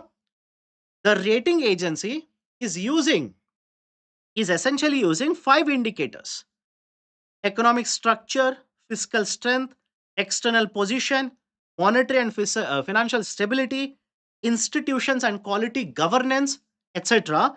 These are the five indicators which have been used by the Care Edge to provide rating, sovereign credit rating, not only to India, but to other countries around the world. According to the Care Edge, India's sovereign credit rating will be triple B plus, which is similar to what has been provided by S&P as well as Fitch. Right? So argument is very simple. Why should you focus on this? Is it important? If I've been reading about the statements which have been given by the finance minister, by the economic advisor in the last one and a half year, they have been criticizing the global rating agencies. Their argument is India is much better placed. Right? India is much better in terms of, let's say, financial stability. It is much better in terms of the debt.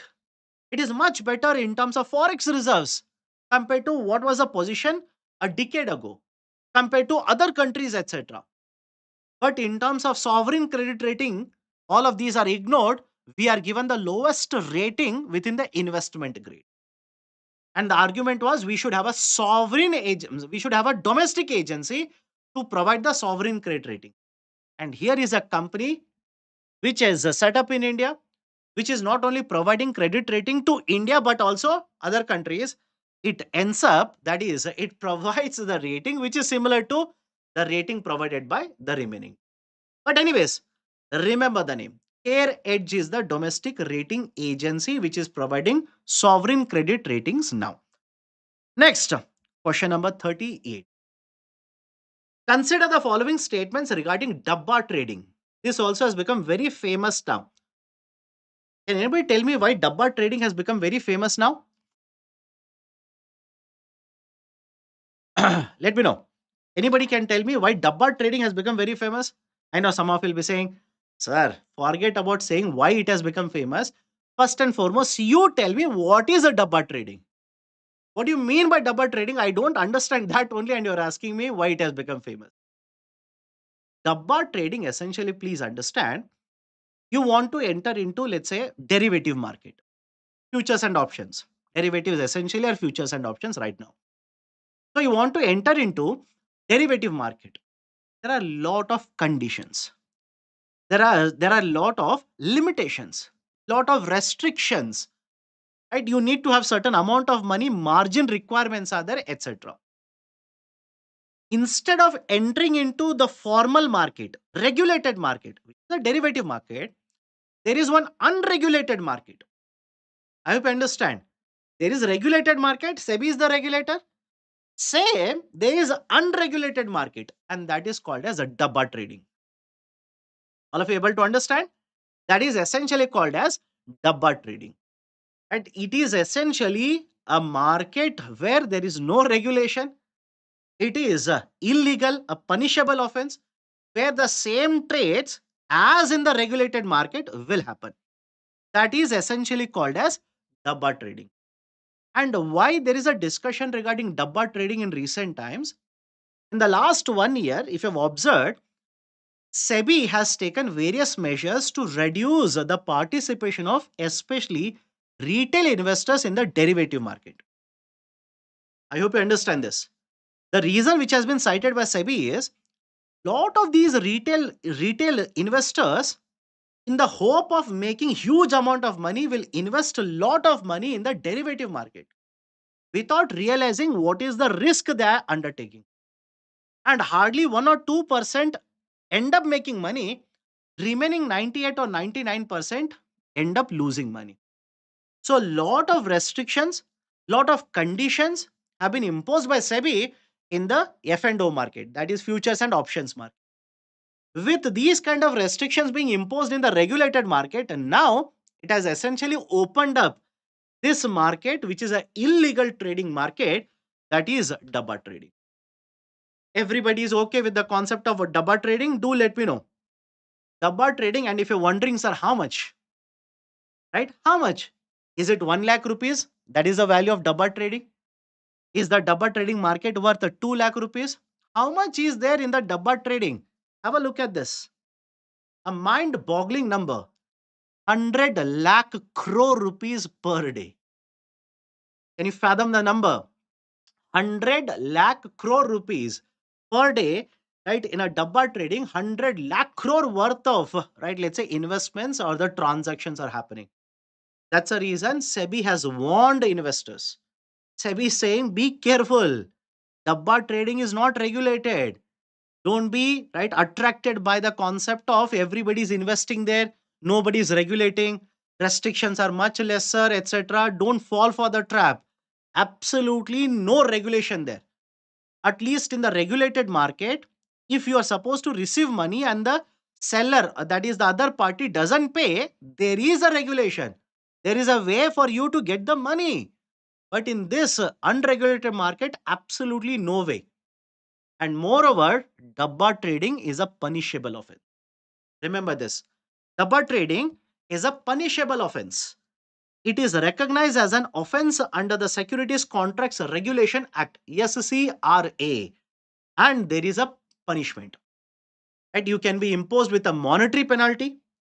You can be imposed with a monetary penalty. How much? Up to 25 crore rupees. Up to 25 crore rupees. You can also be jailed. Jail sentence is also there. Up to 10 years. So monetary penalties are there and the jail sentence is also there, right? If you are found to be involved in dabba trading. So second statement, correct now.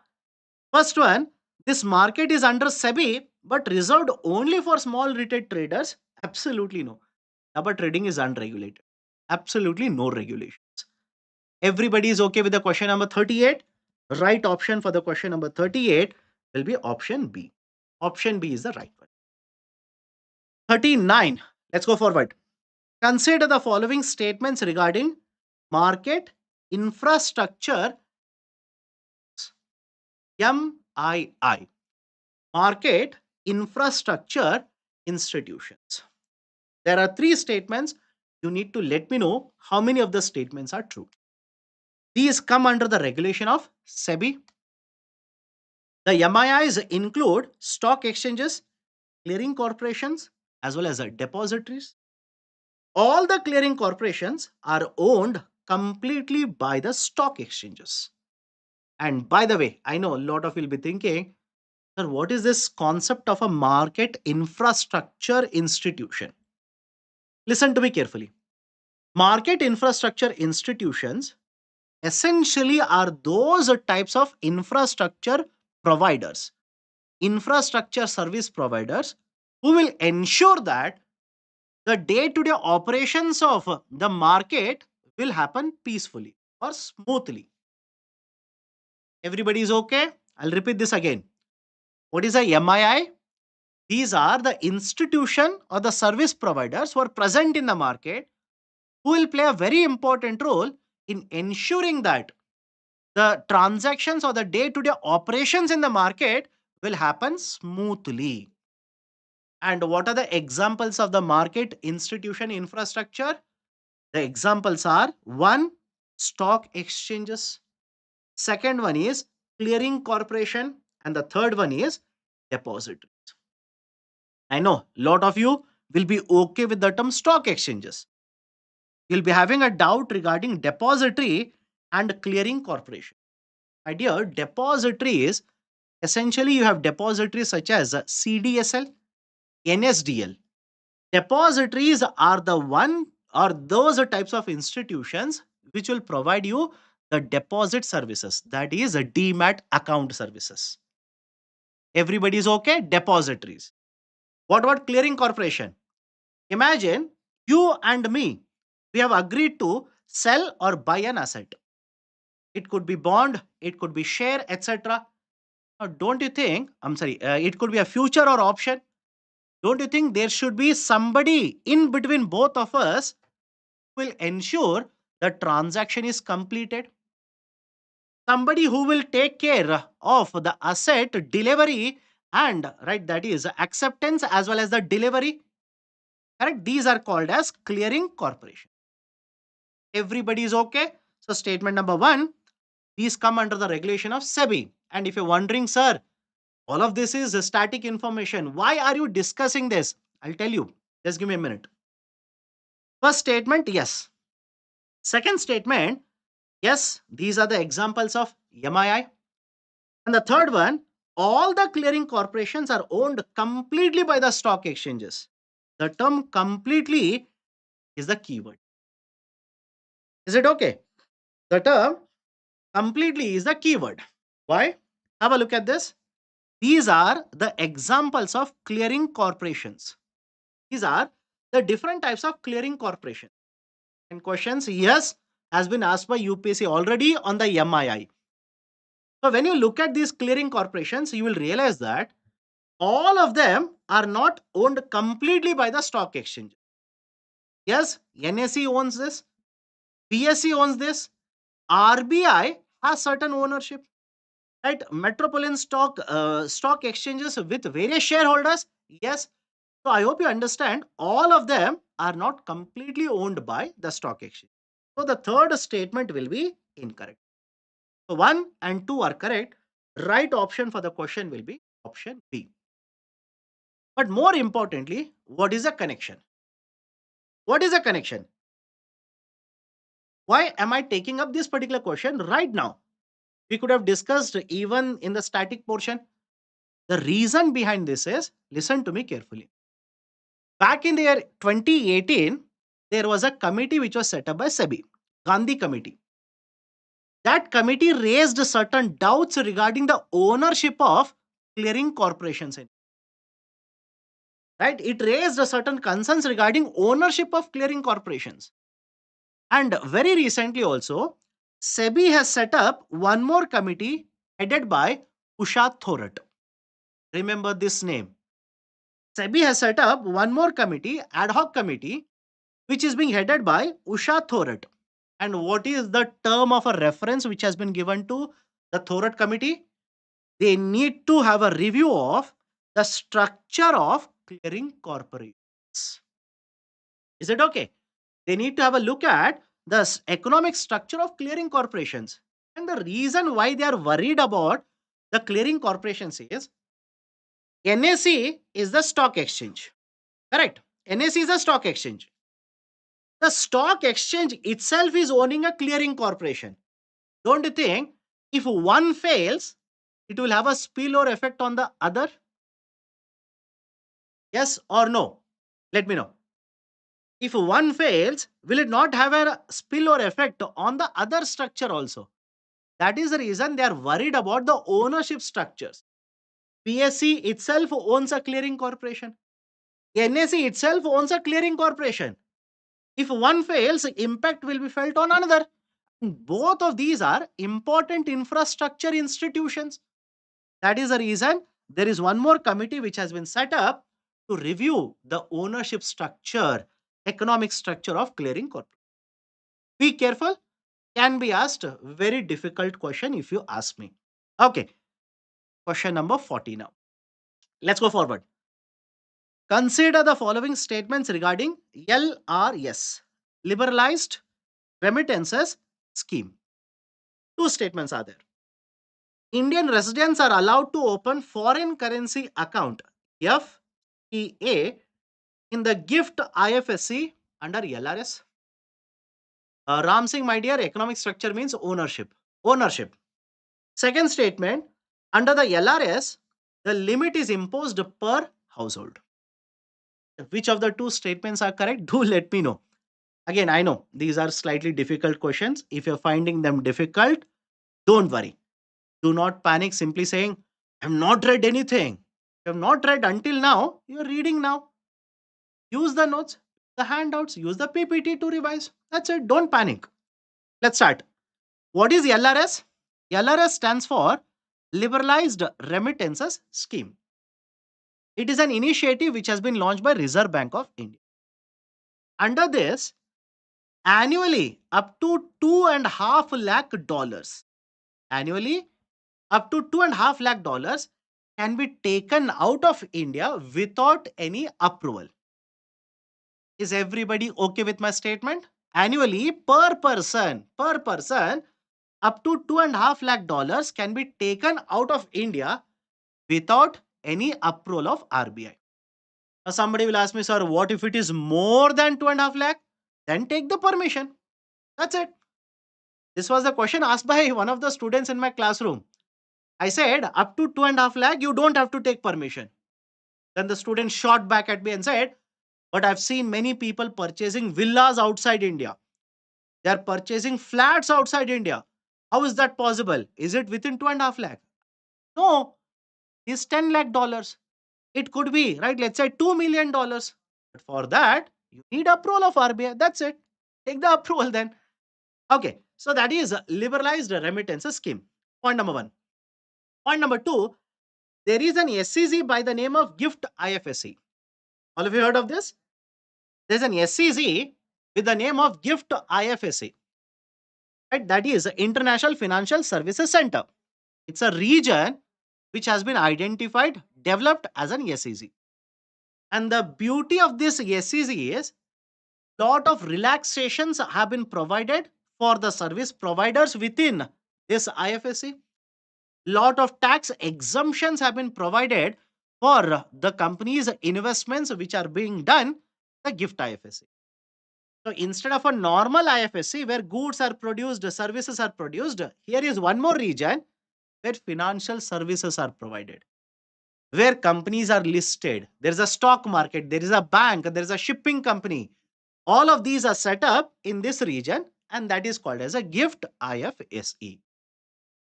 Until now, listen to me carefully. Until now, an individual resident of India, you were allowed to open a foreign currency account with a bank in gift IFSC. You are allowed. And right now also you are allowed. But for what purpose can you use this amount in the foreign currency account? There was a restriction.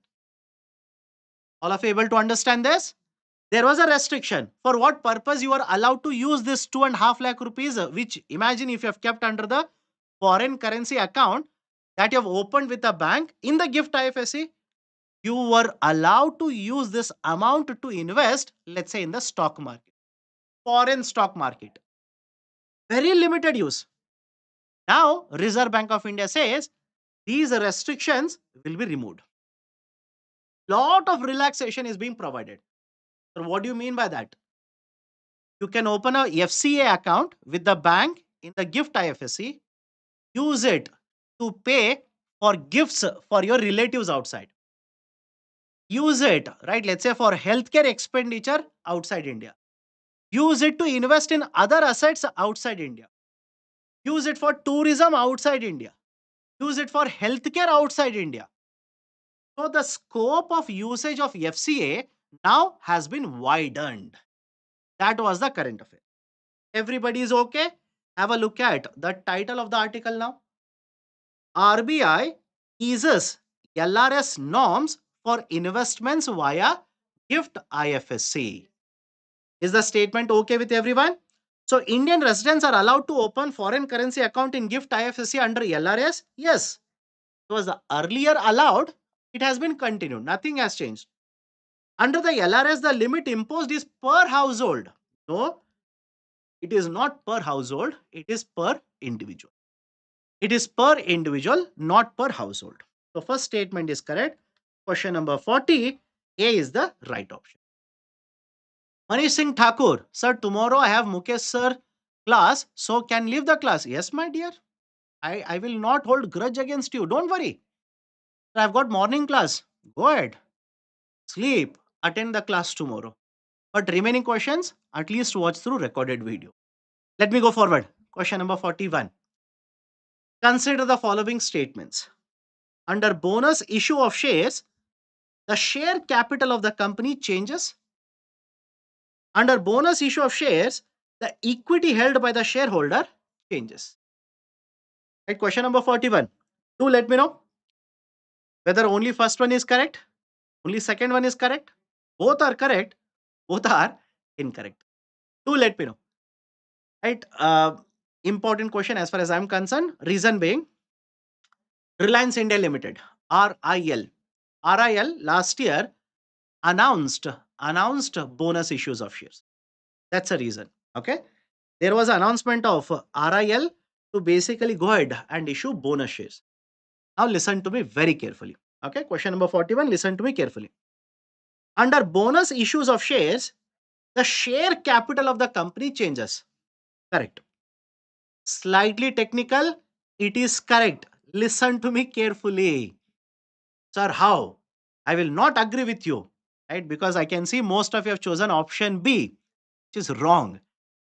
Right? Why? Statement 2 is incorrect. I'll prove it. Just give me a minute. You will simply say, no way. Under bonus issues of share capital of the company doesn't change. It remains same. No, it changes. Let me explain it to you. Imagine here is a company ABC. Okay. Here is a company ABC. Now, this company has generated a profit of, let's say, 100 CR this year. 100 CR. Instead of announcing a dividend, all of you, please listen to me very carefully now. Instead of announcing a dividend to you, what the company does is they will announce bonus issues. Is everybody okay with this? Is everybody okay? Instead of announcing a dividend, they will announce a bonus issue. But please understand, if they give you one share under bonus issue, somebody has to pay for the share. Are you able to understand? Somebody has to pay for this share. It's not a share split. Share split is, if you have one share, now it will be split into two. But here, if the company is giving one bonus share to you, somebody has to pay for this share. Who will pay?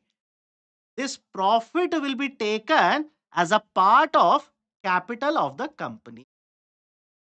All of you are able to understand? Let me know right now. I'm looking at the chat section. Let me know right now. This profit amount, let's say undistributed amount, will be taken and now will be counted as a part of capital of the company. Essentially, this is not the profit of the company which will be given to you. No, that will become investment into the company. Everybody is okay. So the capital of the company goes up. Repeat. Okay. Let me explain this using an example. Can everybody see there is a 500 rupee note in my hand? Do let me know. Yes, I know. A lot of you are saying repeat, repeat, repeat. Okay. It's like there is a song, repeat the song, right? So I'll explain this again. Imagine right now, capital means what? First and foremost, you should understand what is capital. Capital is nothing but the money that is held by a company. The money that is held by the company is called as capital. That is not profit. That is something else. It is company's money. Let's say capital of the company right now is 500 rupees. Everybody is okay? 500 rupees. Now, let's say company earns a profit of 500. Who should get the profit? Shareholders should get the profit. So far, so good. Shareholders should get the profit. And don't say it is same 500. Capital 500 is separate. This profit is separate. Now, instead of giving you 500 rupees, what I will tell you is take this share bonus. Bonus means extra. You have shares. Now you take one share extra bonus. And in return, what I will do, I will tell you, I will not give you this profit. I will not give this to you. I will take it and basically put it as a part of capital of the company. So now tell me, has the capital of the company changed? Everybody is able to understand at least now. Has the capital of the company changed? Yes, capital of the company has changed. Did you pay the money? You did not pay money, right? The company itself has transferred from the profit, it has transferred that into capital account. That's it. This is essentially the meaning of it.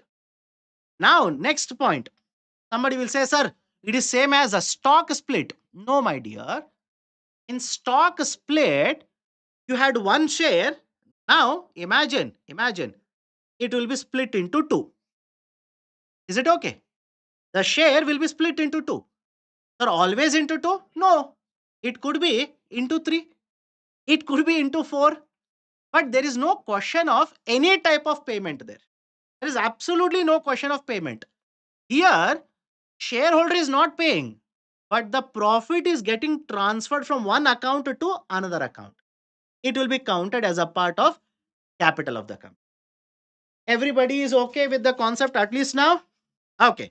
Now there is a second statement. First statement is correct. Under the bonus issue of shares, equity held by the shareholders will change. Lot of you said yes. No. Equity held by the shareholders do not change. Absolutely doesn't change. Why?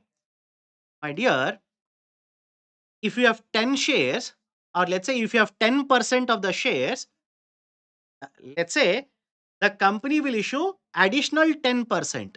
Out of the new shares, bonus shares, your ownership will still remain 10%. All of you are able to understand this? You will have more number of shares, but that doesn't mean out of the total number of shares you will have, right, let's say more percentage. You will still have same percentage. Equity is a percentage. I hope you understand. Instead of equity, if I replace this with the shares, then the statement would be correct. All of you able to understand? With the bonus issues, will the number of shares held by you increase? Yes. You'll have more number of shares. But even with more number of shares, the percentage out of the total number still remains the same. Percentage doesn't change. That is equity. Everybody is okay. So please be very careful. Tricky statements. That's a reason.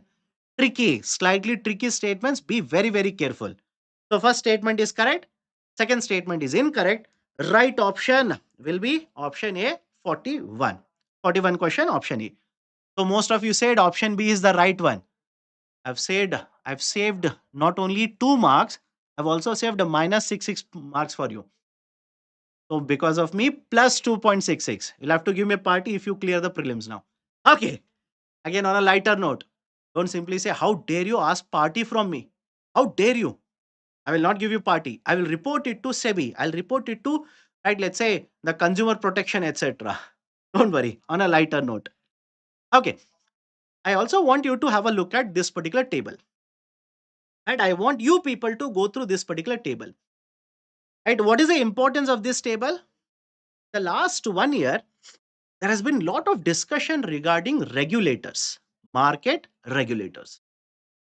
Be it RBI, there was a change in RBI governor, there was a change in deputy governors. There was a lot of discussion regarding appointment into SEBI.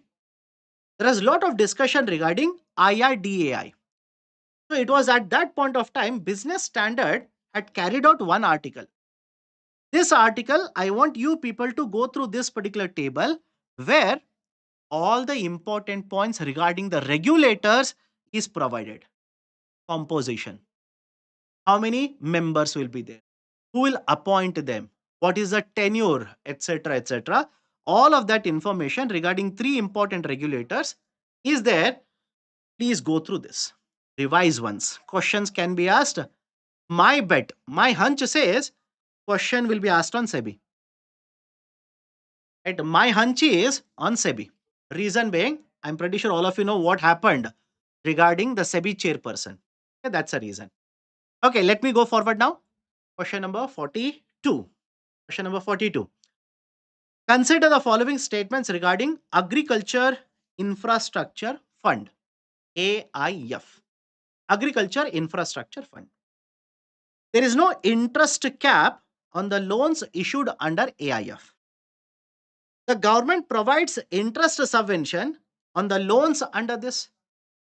The third statement is FPOs are covered under AIF. FPO, by the way, is a former producer organization. FPO, former producer organization. Be careful. Reason being, 2 points. One, if you remember, the government of India a couple of years ago had set up a target of establishing 10,000 FPOs. All of you heard of this? The government of India had set up a target. We want to establish 10,000 FPOs. Has it been achieved? Very recently, Prime Minister has announced that yes, we have achieved 10,000 FPOs have been set up. And that is one reason why FPO has become very famous. And by the way, do let me know, are the FPOs registered under Companies Act or under Cooperatives Act? Let me see how many of you are reading the newspaper correctly. Are the FPOs set up under the Companies Act or under the Cooperative Act? Do let me know what is the right answer. I'll tell you, don't worry. Even if you make it wrong, don't worry. That is one reason. Second reason is the government of India has announced a redesigning of AIF.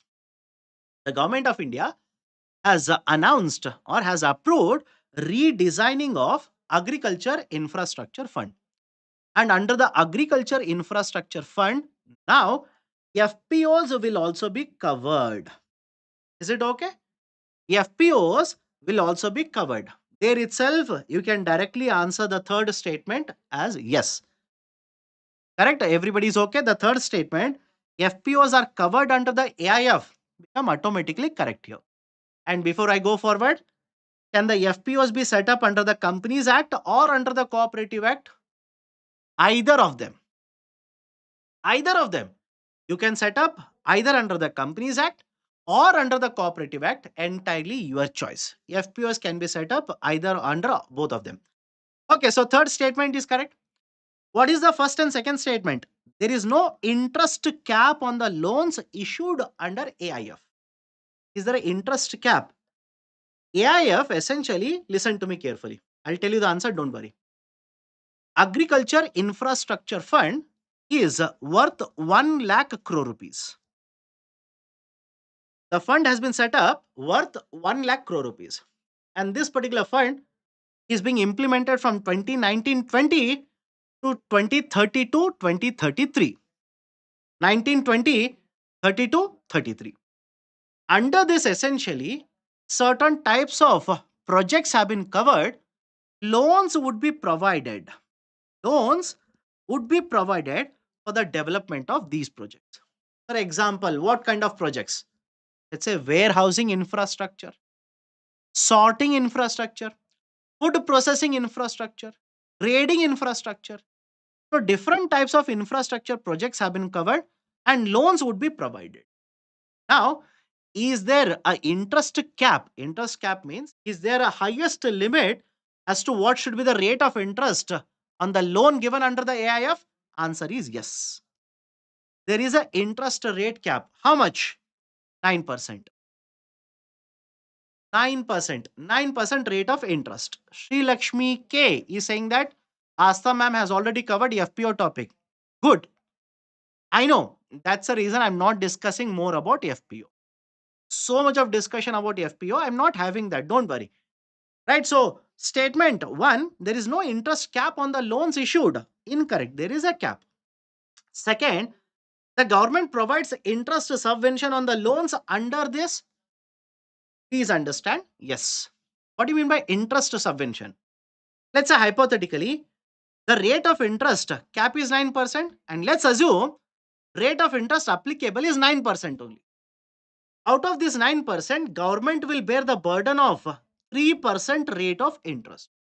3%. Interest subvention is at 3%, which means the effective rate of interest applicable on the loan that I've taken becomes 6%. Done? So first statement incorrect, and one is correct. Third one is correct. Right option for the question will be option B. Only two are correct. Question number 43 now. Let's start. Consider the following statements regarding public nutrition centers or Jan Poshan Kendras. Jan Poshan Kendras, JPK or PNC, Public Nutrition Centers or Jan Poshan Kendras. Statement 1. Fair price shops will convert into the above centers, that is Jan Poshan Kendras, and their financial viability will be improved. The FPS dealers will be able to diversify the products that they are selling. The license for the FPS is issued by the state government. Do let me know. Anybody has read regarding Jan Poshan Kendra policy of Government of India? Jan Poshan Kendra, JPKs. Question number 43. Right. So understand this. The government has a policy now. They want to convert all these fair price shops into Nutri Hubs. Nutri Hubs, that is Jan Poshan Kendras. What is the argument? There are fair price shops. Fair price shops are nothing but ration shops, where right monthly you will go and you will be allocated certain amount of food grains. The argument of Government of India is the state government issues a license, and let's say I've got the license, I've set up a fair price shop. But this fair price shop is operational hardly for a couple of days in a month. Very few number of days are usable by the fair price shop. Reason being, right now through the fair price shops, I'm allowed to issue the food grains which are covered under public distribution system. But I cannot keep on doing this throughout the month. I will do it, let's say, for maximum 7 days in a month. I will do it maximum 8 days in a month, or let's say 10 days in a month, which means for remaining 20 days in a month, there is infrastructure, there is a shop. Nobody is able to utilize it. So Government of India now says, let's convert the model. Let's change the model. These fair price shops now will be converted into Nutri Hubs or Jan Poshan Kendras. How so? Government is promoting the sale of millets using Jan Poshan Kendra. Government is allowing the fair price shops to diversify rather than selling or rather than issuing only the food grains. Can you also start procuring other FMCG products? FMCG stands for fast moving consumer goods. Can you also procure FMCGs and start selling these FMCG products which will add to your revenue generation? All of you able to understand? We will increase the viability, financial viability of these fair price. Now look at the statements. FPS will convert into the above centers. Yes. The FPS dealers will be able to diversify the products. Yes. The license for the FPS is issued by the state government. Yes. All the three statements are correct.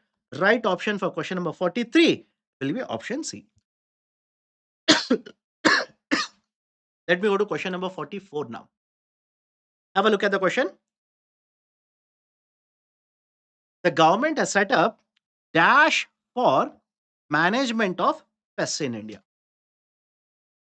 What has been set up by Government of India for management of pest? National Pest Surveillance System, pesticide monitoring system, pesticide right impact control system. If you do not know the correct answer, you will feel all of them are correct. I hope you understand this. If you do not know the correct name of it, you will feel all of them are correct, right? Because all of them are associated with pesticide. My dear, the right option is option A, National Pest Surveillance System. National Pest Surveillance System.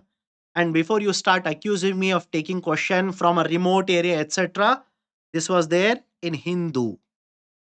This article I've taken from Hindu newspaper only. So you cannot simply say I'm picking up question from the remote area, very difficult question. Nobody will know this. If you say nobody will know this, it simply means you don't know because you have not read Hindu. I will realize that. Okay, so central government launches AI based surveillance system to manage pest. Essentially, the government simply says we have set up an artificial intelligence system. Okay, and the name of that is National Pest Surveillance System. And what they're trying to do is in this particular system, they want to connect the farmer with the scientist. Simple, right? They want to connect the farmer with the scientist. Now, in this particular system, inputs will be provided and the scientists will be able to provide, right, let's say answers or let's say inputs for the farmers for management of the pest. And that is, my dear, National Pest Surveillance System. Be very careful. Looks very easy. Looks right very difficult question, some area, etc. But this was there in the Hindu newspaper itself. Be very careful. Okay. Next, question number 45. After this, I'll address some of your doubts. So be ready with your doubts. Consider the following statements regarding negotiable warehouse receipt system, NWRS. In fact, before I explain to you the model or let's say what is the question here, it was there in the newspaper because of this. The government of India has launched a system called as Credit Guarantee Scheme for ENWR based pledge financing. That is CGS NPF. What is that? Under this, right, government of India wants the let's say the farmers to use an online portal to get loans. Pledge financing essentially is you pledge a security, you pledge collateral and you take a loan. And what is a collateral here? Collateral is your food grains. Collateral essentially is your food grains. What is the model? Model is very simple. Listen to me carefully. You, let's say a farmer is there. The farmer will cultivate the crop, take this to a warehouse, deposit this in the warehouse. Now they will be issued with a receipt and that is called as warehouse receipt. Use this receipt through a portal. You can pledge the receipt and this receipt essentially guarantees what? Guarantees that you have food grains. You have certain value of goods which is stored with a warehouse. You pledge the receipt and you take the loan. That is essentially the concept of, right, the ENWR based pledge financing. Everybody is okay, right? So government of India set up a 1000 crore credit guarantee scheme. Somebody will say, what is this credit guarantee scheme then? I understood so far what is a pledge based financing, but what is this credit guarantee scheme? Government of India simply says when the farmers will use this and take a loan, there is certain guarantee, credit guarantee that will be provided by the government. Government will provide certain guarantees. That is essentially the model of credit guarantee. Very common thing. Please do not be surprised or do not be shocked also. The concept of credit guarantee is present in MSMEs, in ENWRS now. It is present in lot of these kinds of, let's say, initiatives where government of India wants more access to credit to be given to certain types of borrowers in the market. Okay. So who are the borrowers who will be covered under this credit guarantee model? Small and marginal farmers, women, SC, ST and right, PWD farmers, other farmers, MSMEs, FPOs, farmer cooperatives, right? And this facility will be provided by all the scheduled commercial banks. All the scheduled commercial banks. Okay. Right. So now look at the statements here. The food grains stored in any warehouse can be used to pledge NWRS. Absolutely no. Why? Listen to me carefully. The government of India has set up an authority, WDRA, Warehouse Development Regulatory Authority. These warehouses, which are registered with WDRA, repeat, which are registered with WDRA, only those warehouses will be covered under NWR. Not every warehouse, not unregistered, unlicensed warehouse. The ENWRS has been introduced by the Ministry of Agriculture. A lot of you look at it and say, yes, absolutely correct. Agriculture, food grain. Farmer, agriculture. This is your argument. But the statement is incorrect. The statement is incorrect. Please understand.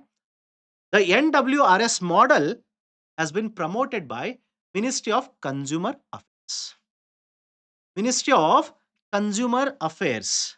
Right? Within Ministry of Consumer Affairs, there is a department, right? Department for food distribution, public food distribution.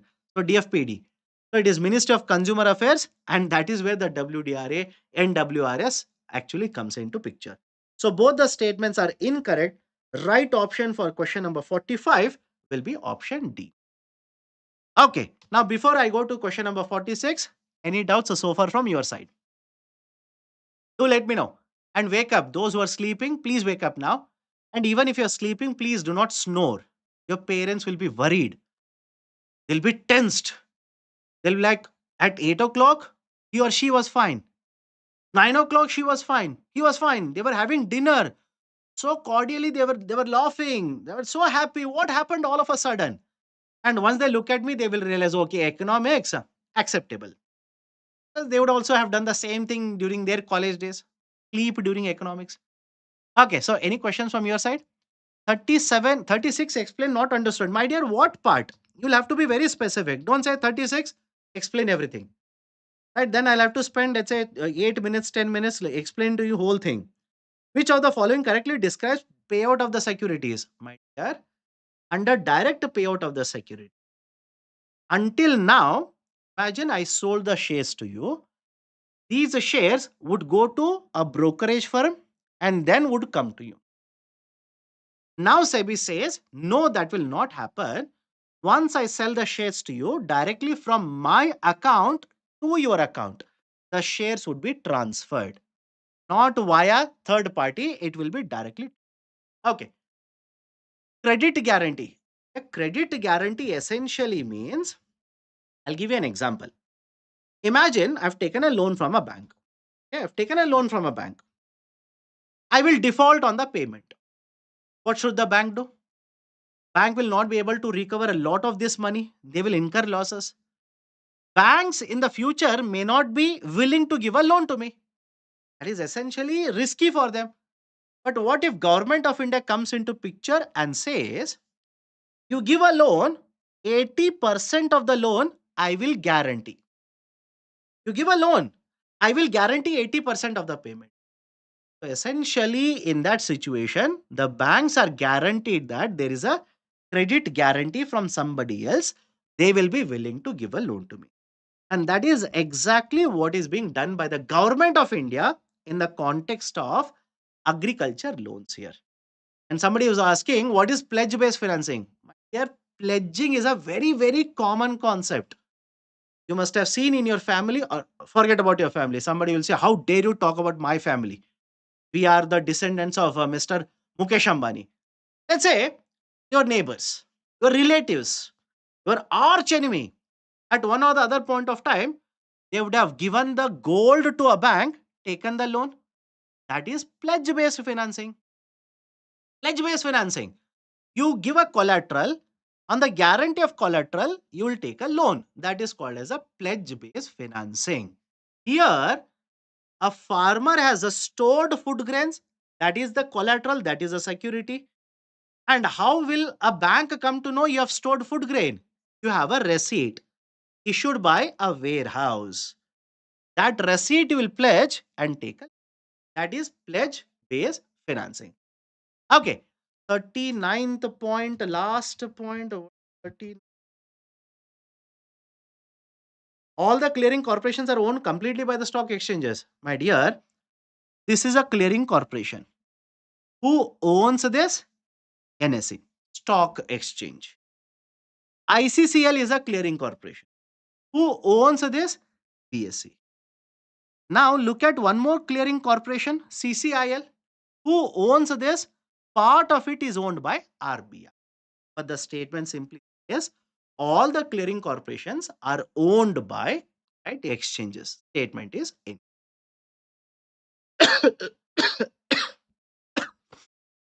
Parampita Parmeshwar, under question number 41, is providing bonus shares similar to issuing new shares out of the same equity or ownership. My dear, new shares issued is completely different. I hope you understand. Let's say a company goes for an IPO, it is issuing new shares. It can issue to anybody in the market. It can issue anybody to anybody. And yes, they will collect capital. Capital will change, but your equity will change. There is no rights issue being conducted here. It will sell it to anybody in the market. Your equity will change. So it is not the same as let's say FPO. Okay. Kim says, guess I am late to class. Yes, my dear. No doubts in that. Because the class started at 6 o'clock. You joined at just around 11 o'clock. You are late only by 5 hours. Only by 5 hours. Okay? Done. Let me go forward. If you have any questions, hold on to that. Let me cover remaining and then I'll address all your doubts. Okay, question number 46 now. Let's go forward. Question number 46. The government has set up dash for promotion of agriculture startups. Do let me know. The government has set up dash for the promotion of agriculture startups. Is it Agri Start? Is it Agri Sure? Is it Agri Shuru? Or none of the above? And which one is the correct one? Please do let me know. And I know lot of you, based on the name itself, will jump into the bandwagon and say, yes, this is correct. This is correct. Right? Look at the name. Name itself has Agri Start. Start means a startup. Absolutely no. Right answer to this question will be option B. AgriSure. AgriSure is the new initiative of Government of India to promote agriculture startups. Right? And again, sir, was it there in the newspaper, etc.? Absolutely yes. The Government of India has announced a total allocation of 750 crore rupees to promote agriculture sector startups. Is it okay? To promote agriculture sector startups, Government of India has announced a scheme, AgriSure, with an allocation of 750 crore rupees. That is point number one. Point number two, please understand, this AgriSure, right? AgriSure will be set up. It will be set up as category 2 AIF. Remember, this also tricky statement can be asked in the preliminary examination. The AgriSure will be set up as an AIF category 2, which will be regulated under SEBI. Right? The AIFs comes under the regulation of SEBI. Right? Please make a note of that also. A lot of you will be asking, sir, what is the use of this? Argument of the government is there are a lot of startups. It could be, let's say, startups in the agriculture sector which wants to innovate and, let's say, create a new technology. A lot of companies want to be involved in a trading of agriculture commodities. Lot of companies want to provide certain financial services to the farmers in the agriculture sector. So, a lot of these companies are there in the startups that is specifically targeting agriculture sector. They require financial assistance. And that is where the government of India says, I will provide that, but through an initiative by the name of AgriSure, which will be set up as an alternative investment fund, AIF category 2, which will be regulated by SEBI. Everybody is okay. And here itself, I've given you three categories of AIF. I've given you three categories of AIF. Right? The category 1, category 2, and category 3. Please make a note of this also. You should have studied this in your static or at least seen in the book. If not, please have a look at all the three categories of AIFs. Okay, so right option for question number 46 will be option D.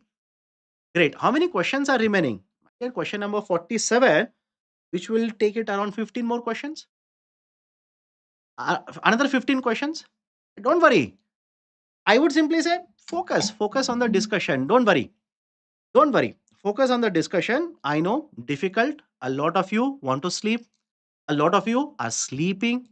Lot of you are snoring. Don't worry, focus on the discussion. Let's complete all. That will take care of the current affairs. Okay, question number 47.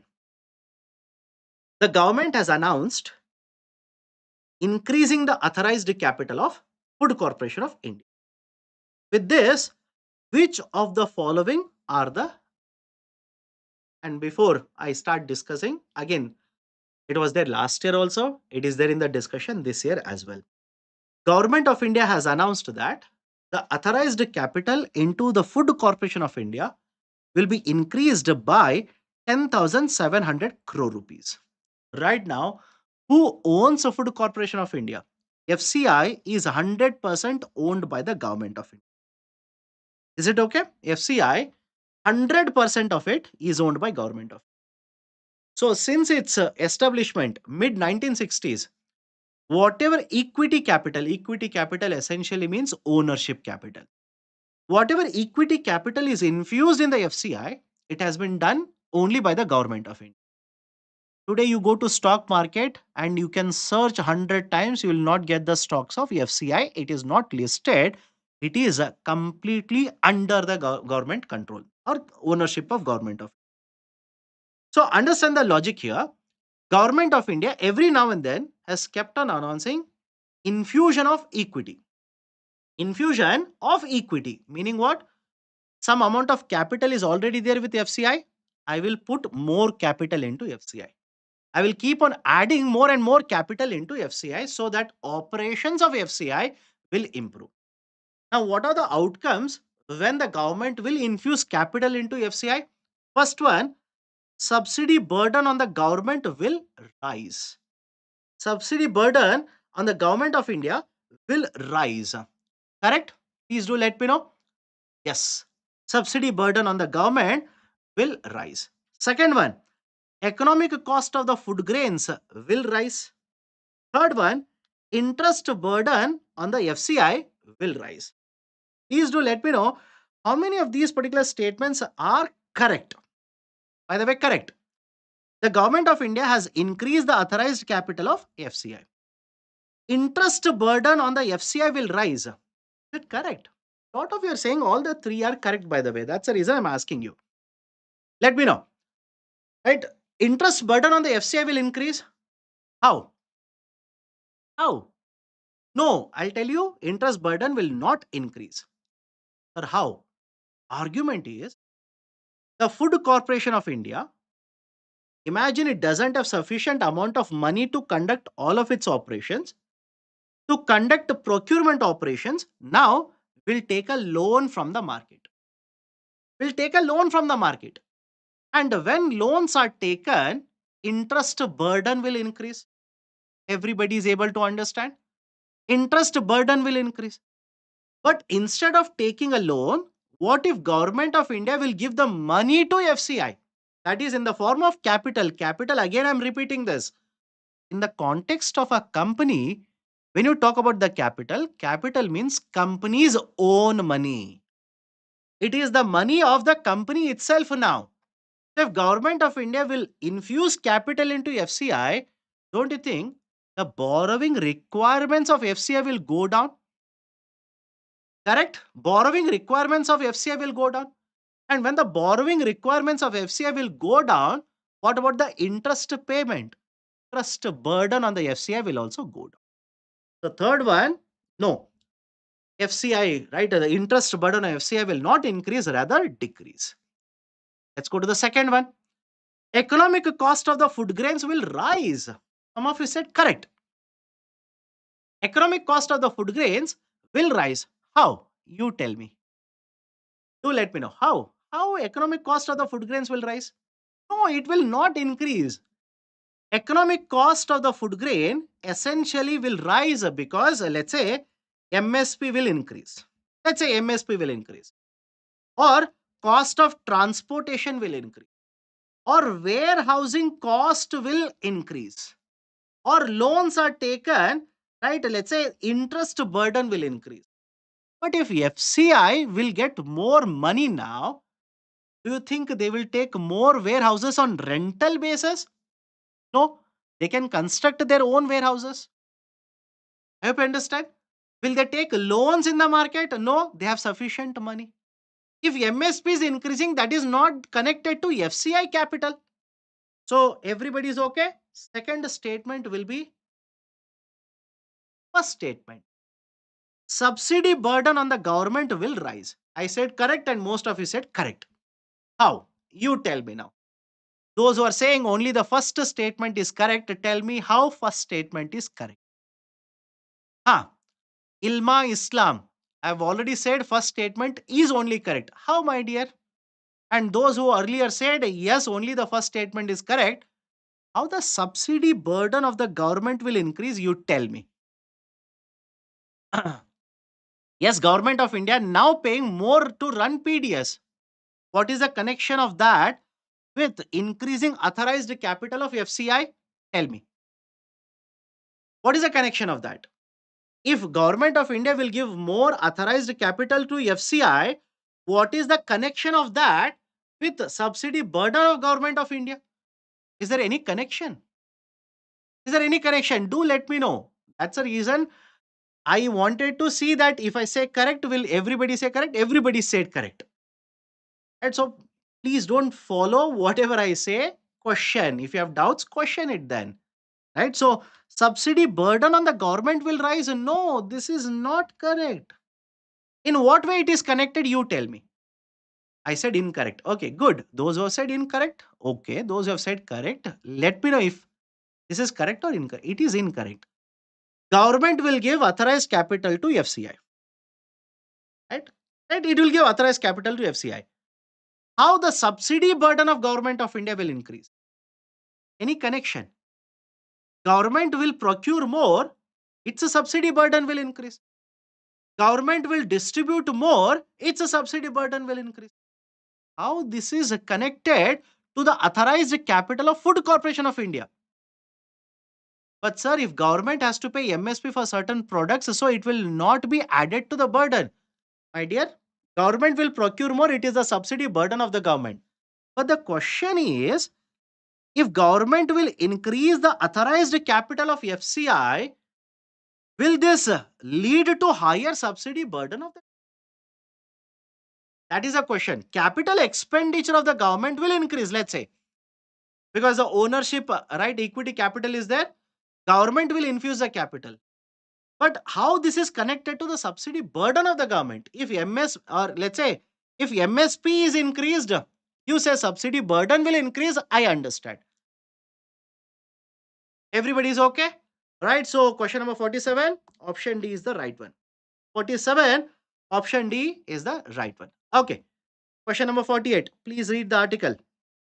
Please read the article. Right. So FCI has started its journey in 1964. The authorized capital initially was 100 crore rupees. Right. Equity was 4 crore rupees. Over a period of time, Government of India has kept on infusing capital into Food Corporation of India. All of that information has been provided here. Okay. Now, let me go forward. Question number 48. For what purpose FCI requires money? My dear, FCI needs to take, let's say, warehouses on rental basis. FCI needs to develop warehouses, invest in infrastructure. FCI requires a lot of money. Okay, question number 48. Let me go forward.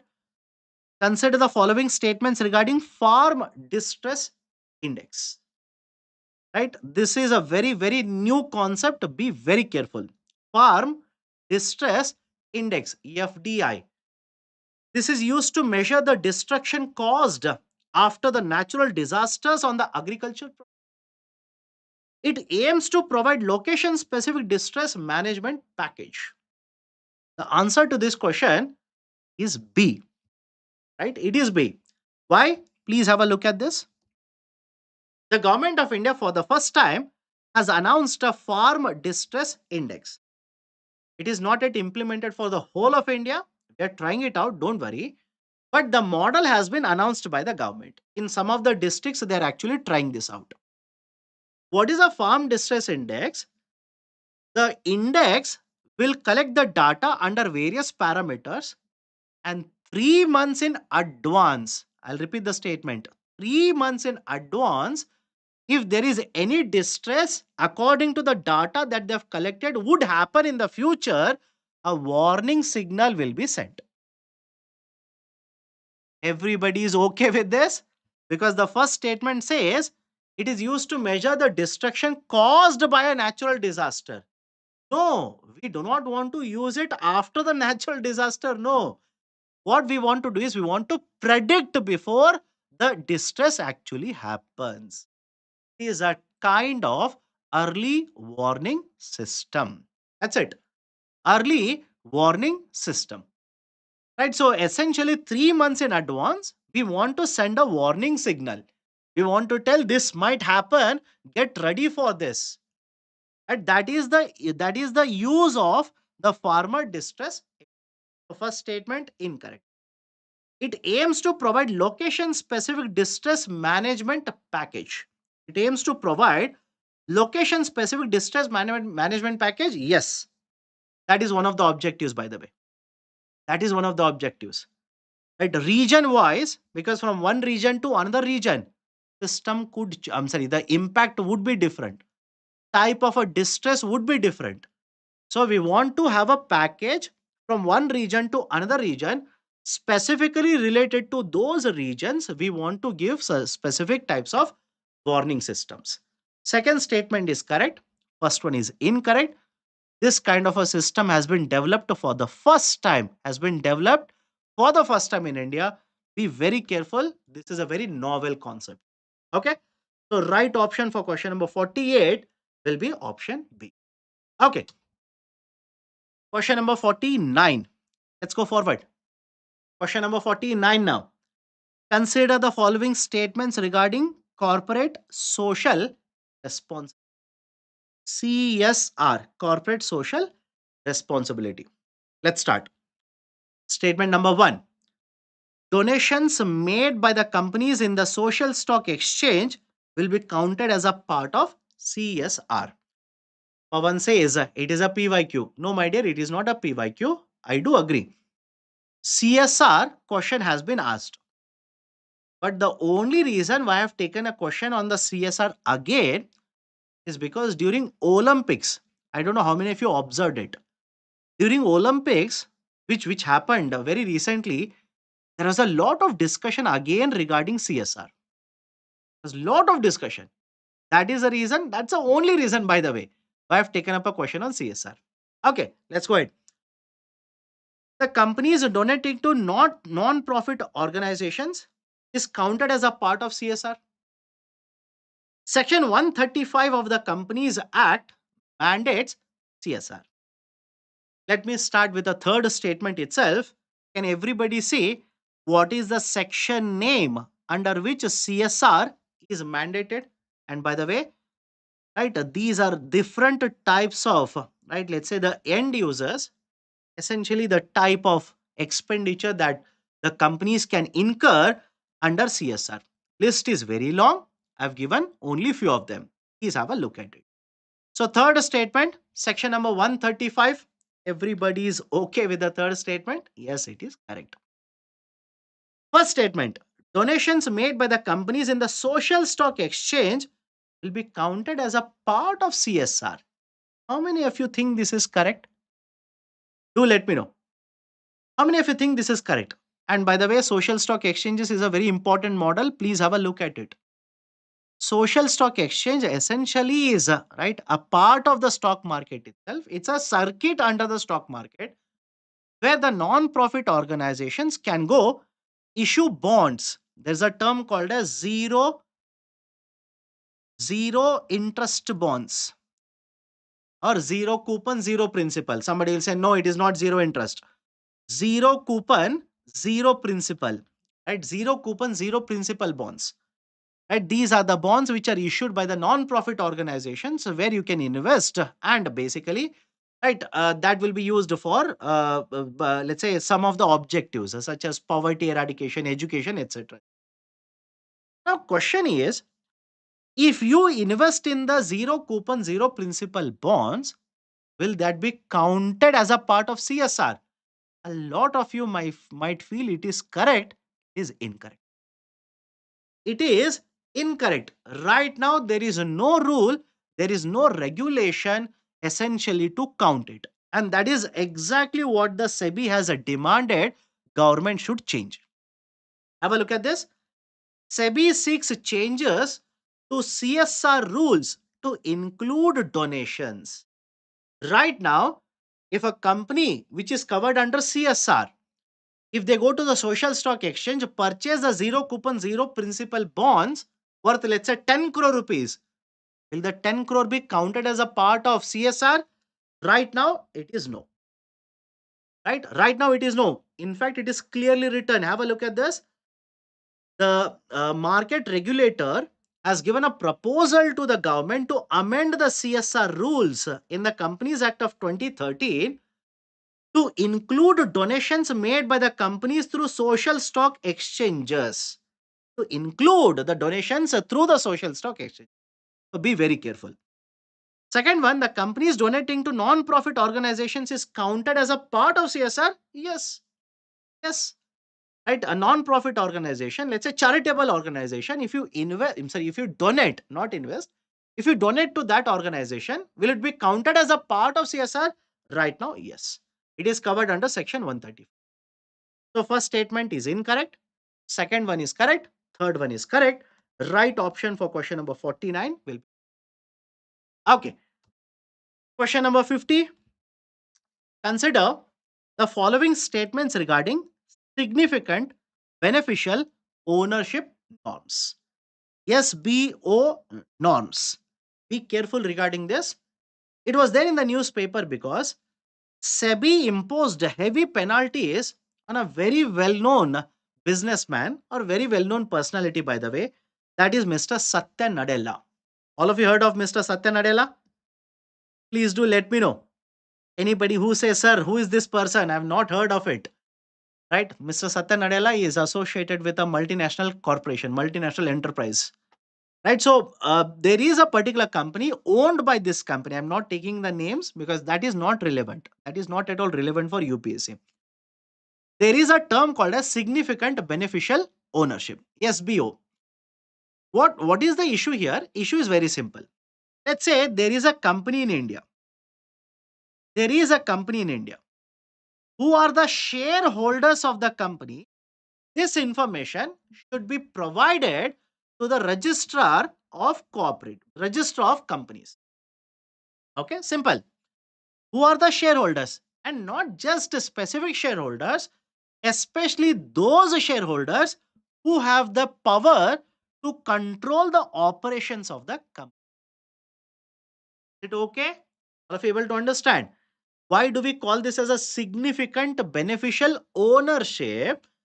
We want to know who are these particular people who are controlling the operations of the company, who have significant ownership in the company. I want to know their names. And that information should be submitted to the ROC, Registrar of Companies. And this idea of a SBO is not new, by the way. I hope you understand. It is not new. It has been there since 2013 when we introduced the Companies Act of 2013. But why this was there in the newspaper? There is a company by the name of LinkedIn. All of you heard of this? Let me know. There is a company named LinkedIn. And this particular company, in this company, more than 25% of ownership is held by group of people. And Mr. Satya Nadella, who is the CEO of Microsoft, is one of them. Simple. Okay. There is group of certain individuals who have more than 25% ownership in the LinkedIn. And if you have more than 25%, you call lot of shots. Essentially, you are one of the very important participants in the decision making process of the company. So the register of companies was not given this kind of a information. Is it okay?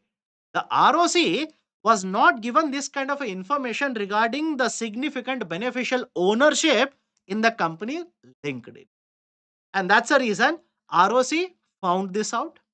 This was reported, and ROC imposed heavy penalties on these groups of investors, including Mr. Satya Nadella. And that is the reason the concept of significant beneficial ownership was there in the newspaper. Remember certain important points. SPO is mentioned under section 90 of the Companies Act of 2013. Point number 1. Section 90 of Companies Act of 2013. Second, SBO is not just applicable to individuals, it can cover even group of individuals. It can cover even the trust. The basic logic of SBO is the government should know who are the individuals or group of individuals who have important or significant ownership which will influence the operations of the company. So that, I hope you understand, so that there is a transparency, so that the government will know, right, who are the owners, who are calling the shots, who are the decision makers in the operations of the.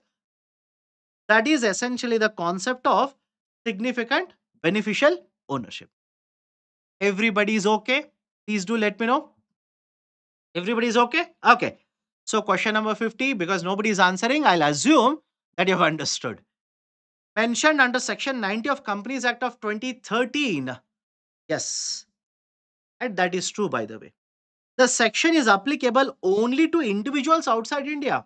No, not just individuals. Even if you're a trust, you'll be covered under ESP. So second statement is incorrect.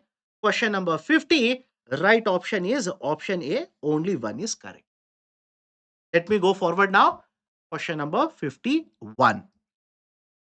Consider the following statements regarding MSME, micro, small, and medium enterprises. Statement number 1. Maximum loan under Mudra is 20 lakh rupees. The statement true. Do let me know. The medium enterprises have an investment of up to 500 crore rupees. Third one, the loans under Mudra and MCGS MSME are collateral. I'll come to MCGS MSME, don't worry. Let me start with the first one. The maximum loan under Mudra is 20 lakh. This statement is absolutely correct. Yes. Please understand, I'm giving you all of these particular points because you would have read about Mudra Yojana in a book or in your notes, etc. Micro units development and refinancing agency. That is Mudra. Under this particular Mudra Yojana, until very recently, three types of loans were issued: Kishu, Kishore, and Tarun. Three types of loan products: Kishu, Kishore, and Tarun. Very recently in the budget, the government of India has announced the maximum value of loan that would be provided under Tarun category, which was 10 lakh, now will be doubled to 20 lakh rupees, and that is called as Tarun Plus category. And that is called as Tarun Plus category. Okay, so question number 51, the statement 1 is correct. The medium enterprises have an investments of up to 500 crore rupees. 500 crore rupees. Please understand, this is incorrect. This is incorrect. Why? Look at the revised definition. Question on the definition of MSMEs have been asked earlier, can be asked again in the prelims. I would simply say memorize it. And I'll tell you a trick. How do I remember? I will simply tell you a trick. You know, the investment and turnover are the two criteria. Is it okay? Investment and turnover are the two criteria. I want you to remember only the first one, 2.5 and 10. 2.5 and 10. Investment of 2.5 CR, turnover of 10 CR. Sir, how do I derive the remaining two using this 2.5 and 10? My dear, multiply it by 10 times. Multiply it by 10 times, then multiply it by 5 times. Is it okay? Do let me know. Memorize only the first line. Memorize only the first line, 2.5 and 10.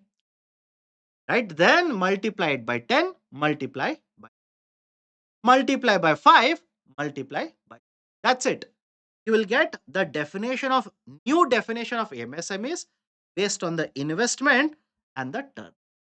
Essentially, here the medium enterprises have an investment of up to 500 crore rupee. Now you will simply say that investment for a medium is how much? Investment is up to 125 crore. The turnover is up to 500. Third statement, the loans under Mudra and MCGS MSME. This MCGS MSME, have a look at this. Mutual Credit Guarantee Scheme for MSMEs.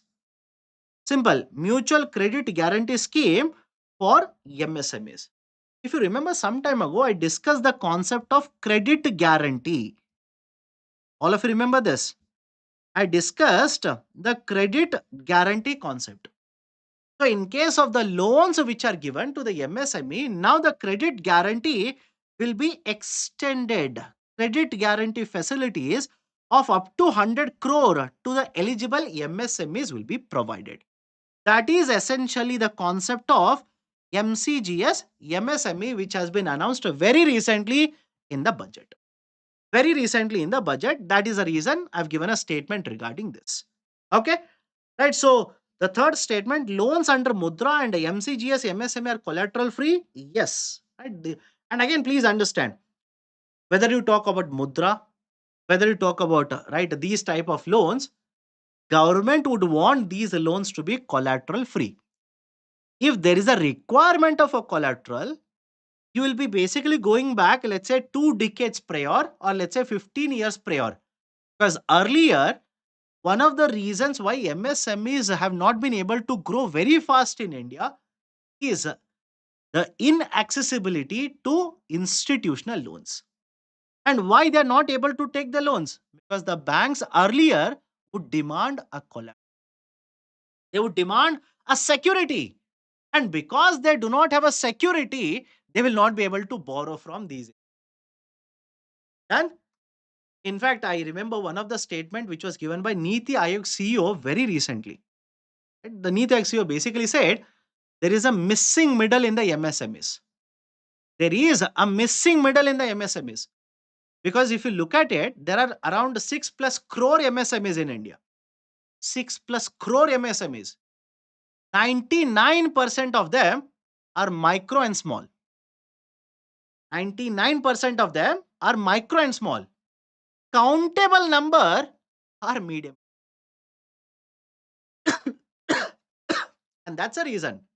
A lot of times you must have seen the government announces these kind of schemes. It announces only for micro and small. And you'll be wondering why not for medium? Medium is negligible in India. These are very, very negligible numbers. Most of them are micro enterprises. Okay, done. So 1 and 3 are correct. Right option for the question number 51 will be option B. Let me go forward. Question number 52, again related to MSMEs only. There is an initiative by the name of DX Edge. DX Edge. Digital Excellence for Growth and Enterprise. What is the concept here? Please understand. The Niti Aayog very recently, in collaboration with, I'm only discussing this because I'm pretty sure a lot of you do not know about this. That's a reason. Okay. Very recently, Niti Aayog, with collaboration with AICT, the collaboration with the Confederation of Indian Industries, has announced an initiative by the name of Digital Excellence for Growth and Enterprise. What is this initiative all about? Niti Aayog says that lot of these micro enterprises, or even let's say small enterprises, the owners of these enterprises do not know how to leverage technology. They do not know how to use technology. They are not able to adopt to the latest tech. So what they require is hand holding services. They require hand holding services. Right? Let's say there are institutes which need to train the owners, which need to train right the stakeholders here. And that is the precise reason a new initiative by the name of DX Edge has been launched by Niti Aayog. Right now, have a look at the statements here. It is spearheaded by Confederation of Indian Industry, right? All India Council for Technical Education, AICTE, with the support of Niti Aayog. Absolutely correct. I've taken these statements directly from the document which is published by Niti Aayog. Second one, it will facilitate digital transformation of MSMEs to enhance productivity as well as increase the operational efficiency. Yes, that is the objective. If I can train these people, the stakeholders, regarding what kind of technology is better suited, which technology to use, etc., that will help not only in transforming the MSMEs, it will increase productivity, it will increase efficiency of the MSMEs. Done? Right. So both the statements are true. Question number 52, right option will be C. Okay. Now I was talking about the statements, right? I was talking about the Niti Aayog CEO, right? Niti Aayog CEO who spoke about, let's say, the missing middle. Please have a look at the data here. How many MSMEs are there? 6.18 crore MSMEs. 6.18 crore MSMEs. And out of this particular 6.118 crore MSMEs, how many micro enterprises? Out of 6.18, 6.09 crore are micro enterprises. How many small enterprises? 7 lakh. 7 lakh are small enterprises. And how many are medium enterprises? 70,000 are medium enterprises. Look at the numbers here. Can you just look at the numbers? You will realize that 99% is here. That is micro enterprises itself. And that is what he says. There is a missing middle problem in it. Missing middle problem. Okay, done. Those students who are asking why there was no analysis of a Hindu newspaper, my dear, I've announced this earlier at the cost of or at the danger of repeating myself. Today is the 1st of May.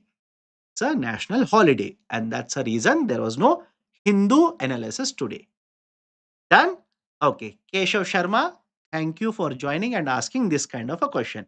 Let's go forward. Question number 53. Question number 53 now.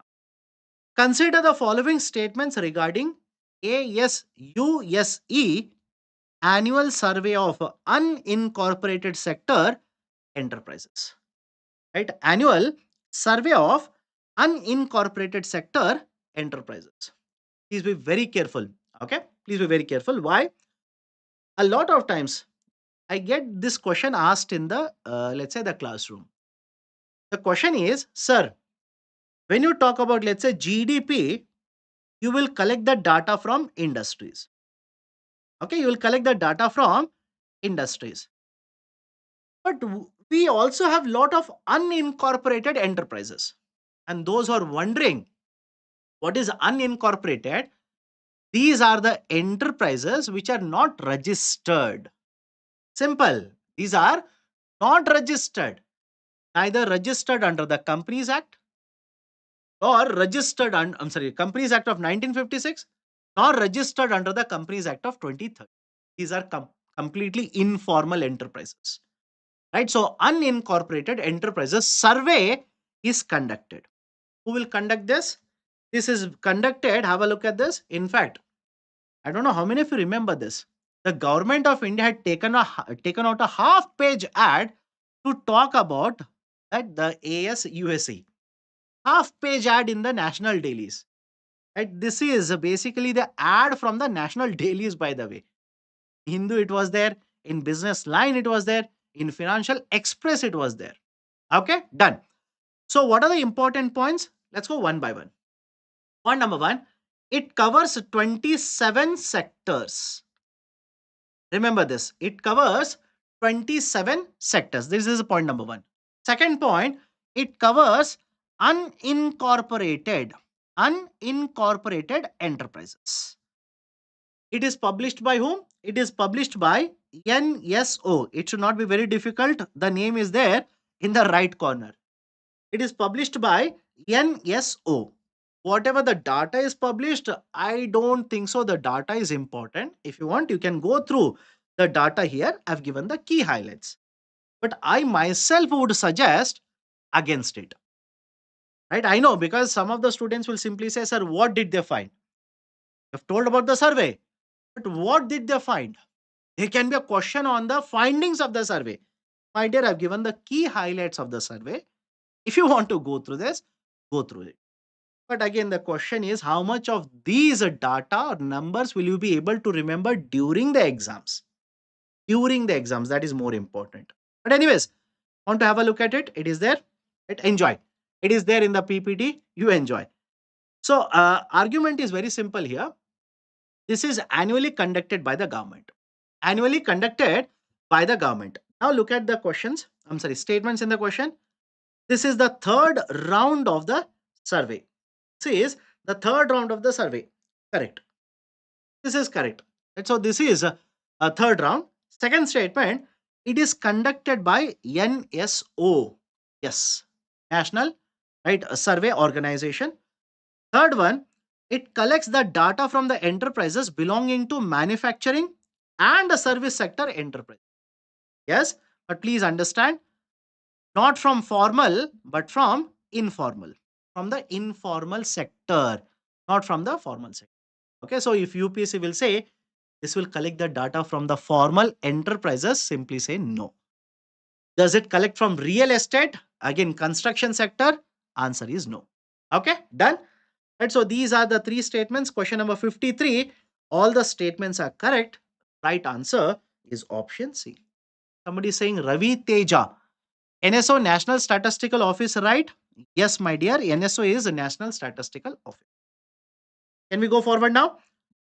Can we go forward? Right. So these are certain points regarding ASU, USC.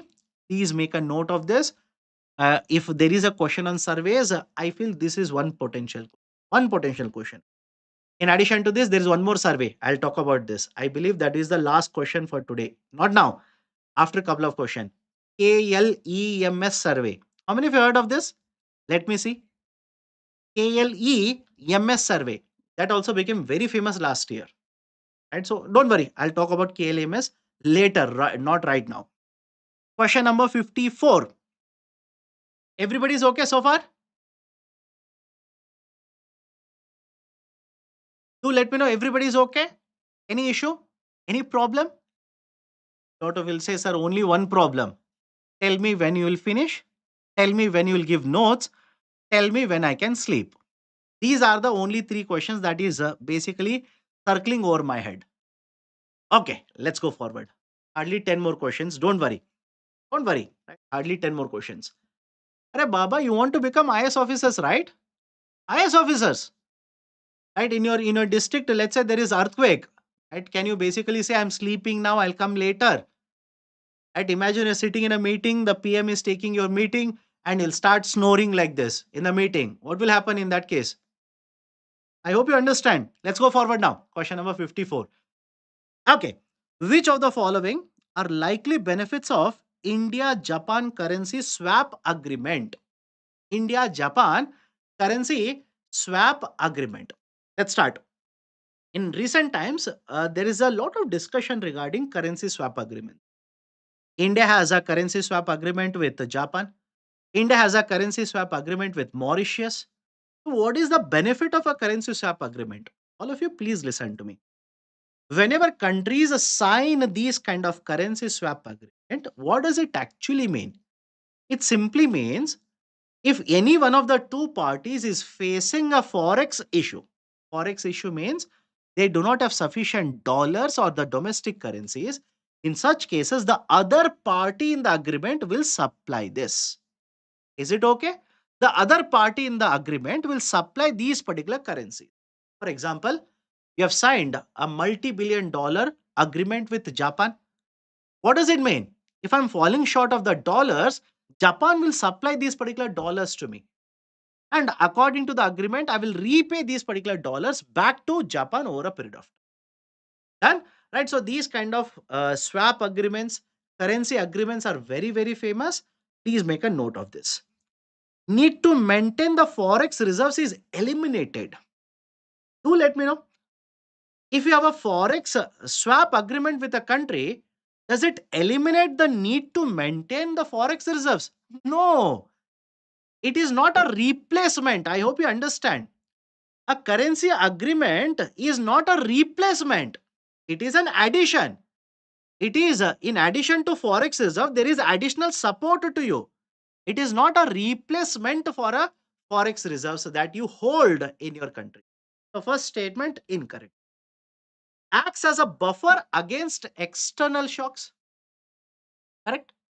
Acts as a buffer to the external shocks. That is, let's say there is an external shock, lot of dollars will start going out. In that case, can you use this as a buffer? Can you use this as a support? Yes, it can act as a buffer.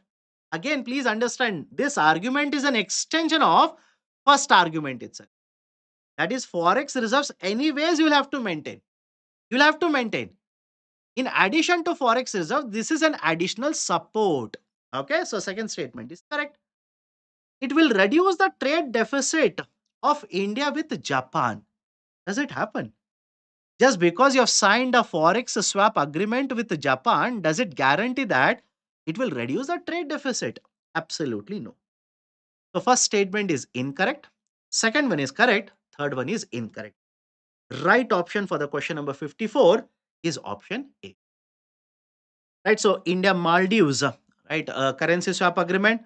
India Japan currency swap agreement. Both are there in the newspaper. Please have a look at it. Question number 55 now. Consider the following statements.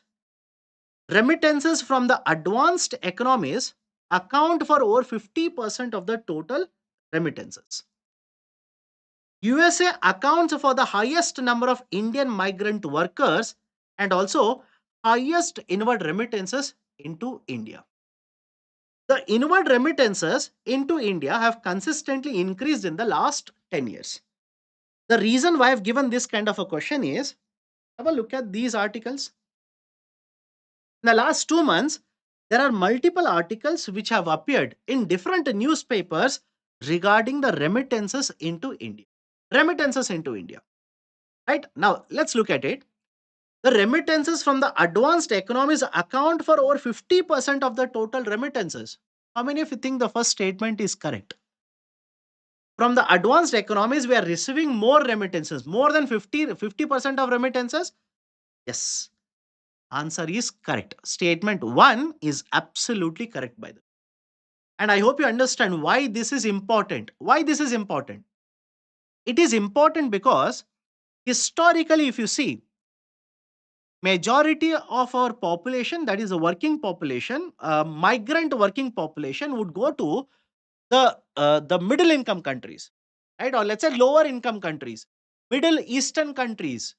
And from there, we used to receive lot of remittances. But the one thing that is happening very recently, right, in recent times is more and more of this migrant population, especially the skilled labor, please understand, the skilled labor, and they will use a term white collar jobs, blue collar jobs. UPC can confuse you with those kind of terms also. Please be very careful. These kind of skilled labor, the migrant population which is reaching to developed countries is increased. And because these are skilled labor, the earnings and remittances also have increased. And that's the reason, have a look at this. This is according to RBI report. This data is according to RBI report, latest RBI report. It says the amount of remittances that we are receiving from the developed countries is more than 50%. Is it okay? It is more than 50% from the developed countries. And again, I'm saying this is according to the latest RBI report. Please make a note of this. Done. Okay, second, USA accounts for the highest number of Indian migrant workers. No, this is incorrect. It is not USA, but again the Middle East only. Number of migrant workers is very high in the Middle East, not to the USA. But in USA, the skilled labor migration is high. Okay. So second statement incorrect. The inward remittances into India have consistently increased in the last 10 years. A lot of you might be tempted to say yes, but this is the data from the World Bank. Please have a look at the World Bank data. I want you to focus on these 2 years? Do let me know. Just focus on these 2 years. In the last 10 years, consistently it has increased except these 2 years. 2019, the inward remittances was 83.8, I'm sorry, $83.3 billion. 2020, it actually came down to 83.1 billion. According to the latest data of RBI, it has crossed more than $124 billion. This year, it is more than $124 billion. But if the question is, has it consistently increased in the last one decade, in the last 10 years? Answer will be Answer will be no. Right? Because again, you can have a look at this data and decide no. Answer is no. It is not correct. Okay, so everybody is okay with the discussion here.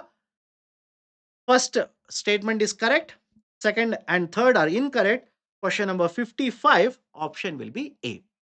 And there was one student who said, sir, you are not giving me elimination based questions.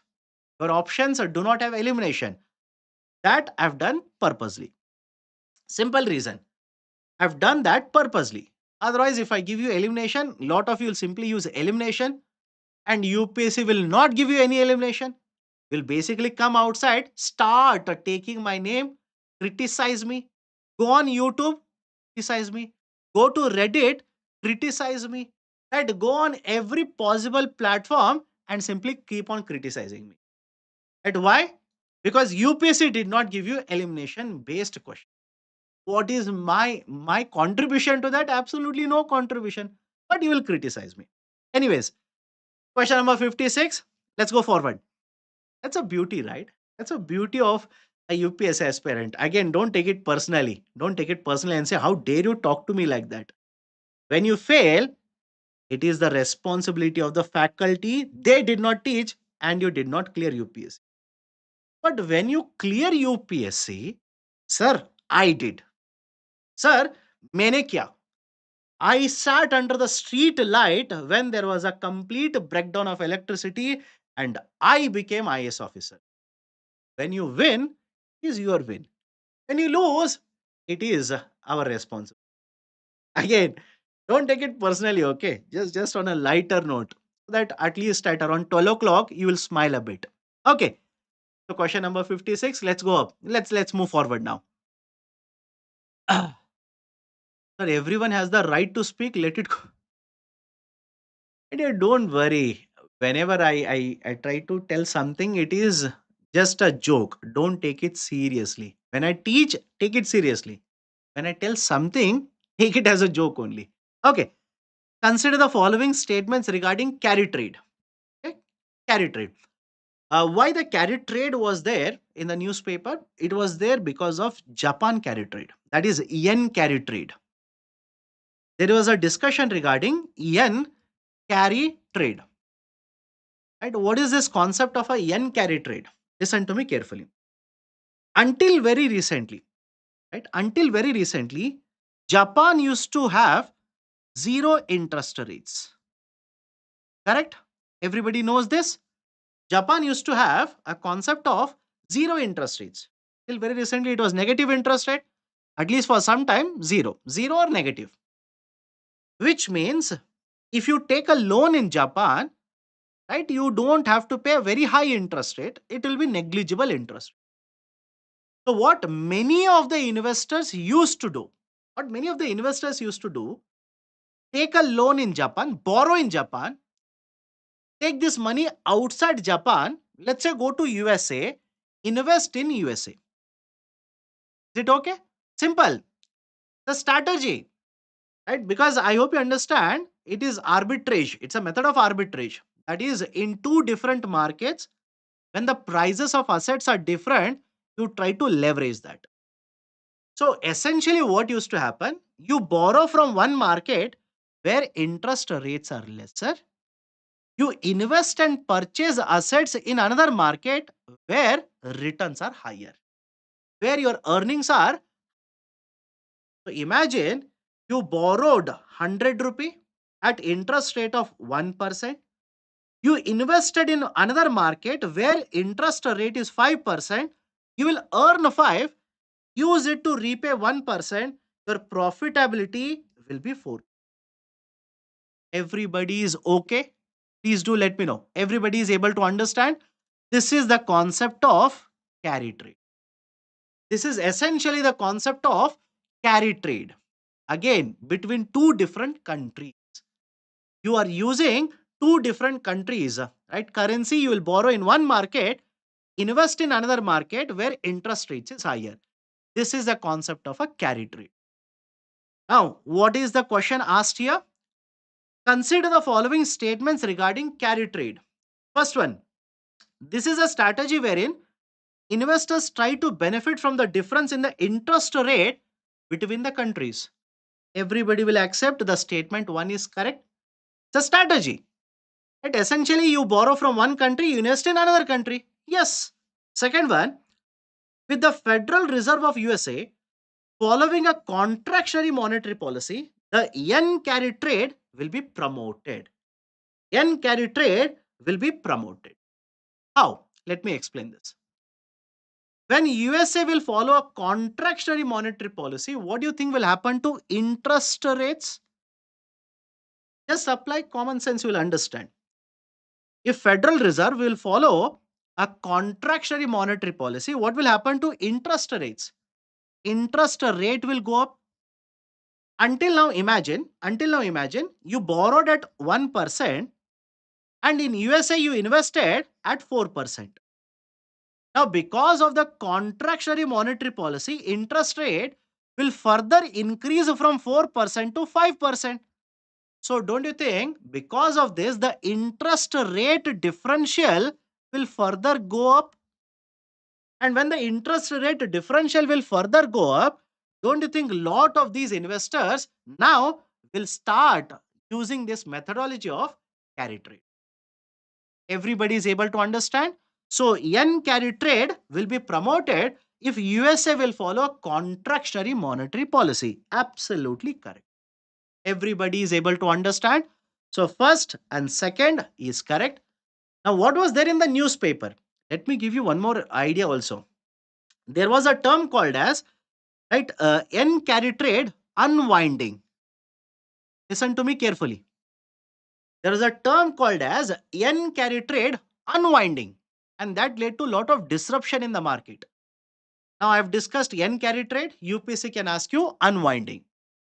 What happened was very simple here. Please understand. In Japan, I'll write it here only. In Japan, the central banker started to increase interest rate. Simple, okay? In Japan, the central banker started to increase interest rate. They have done this, by the way. And on the other side, the Federal Reserve worried about the growth because the inflation was coming under control, showed the signal of reducing interest rate. You tell me now.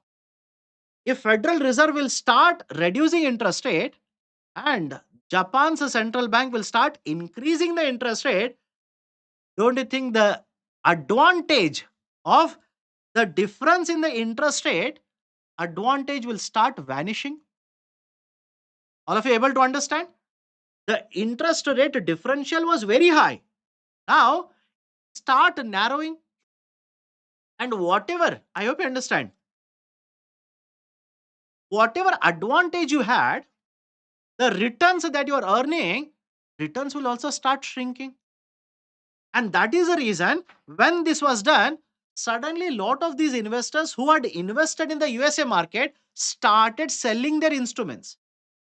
I hope you understand. They had taken a position. The market, they call this as a position. They started to dispose of the instruments, started to sell off the instruments in the market. It created a panic in the market, and that, my dear, was called as carry trade unwinding. Is it okay? All of you able to understand here? That essentially was referred to as carry trade unwinding. That led to lot of volatility, not only in the USA market, but also in other markets. Everybody is okay? Can we move forward to the next question now? Question number 57. Do let me know. Question number 57. Okay. Let me go forward. Consider the following statements regarding RODTEP. This is a scheme, by the way, remission of duties and taxes on export products. This was supposed to be over. The time period was already over or was about to over. The government of India has extended RODTEP till September 2025. The scheme has been extended and it is expected that there will be further extension of the scheme by the end of September. Whether it will happen or not, you don't worry. Focus on the concept here. RODTP stands for Remission of Duties and Taxes on Export Products. What is the importance of this initiative? Under this initiative, the government of India essentially has found there are certain taxes that you pay but are not covered under GST. Hence, you add these taxes when you decide the market price. Is it okay? I'll repeat the statement. Please listen carefully.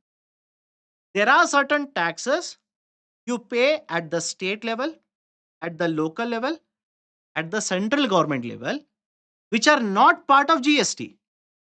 And because these are not part of GST, you do not get the input tax credit. And because you do not get the input tax credit, these taxes, you will add it to the market prices. Everybody is okay with the process of, right? Let's say these GST, the taxes, etc. And these taxes are called as embedded taxes. These are referred to as embedded taxes. The central government basically found that there's a problem. If I want to export this, there are some embedded taxes in the market price of the product. Don't you think because the embedded taxes are there, market prices would be higher? If the market price of this is higher, export would be lower. So what is the solution then? Solution is find out how much embedded taxes are there, give it back to the producer. If 5 rupee worth of embedded taxes are there, give the 5 rupee, so that I will not include the 5 rupees when I decide the market price. Right, so have a look at this. It will help in achieving zero rating of exports. Statement is correct. Now you will ask me, what is zero rating?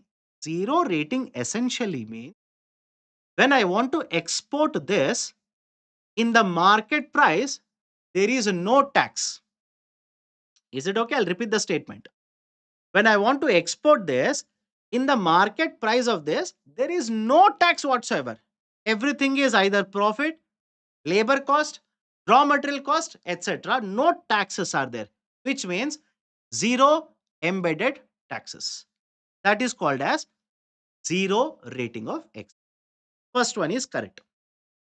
It is being administered by the Ministry of Commerce.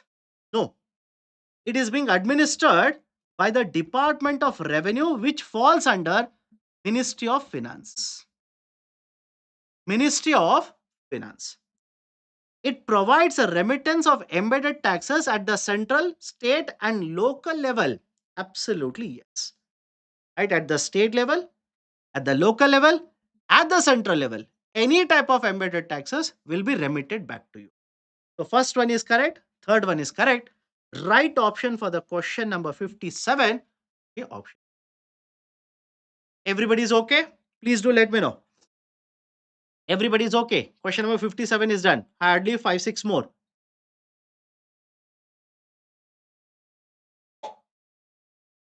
Can we go forward? Can we go forward? Okay, question number 58. Question number 58. Consider the following statements regarding infrastructure bond. Infrastructure bonds.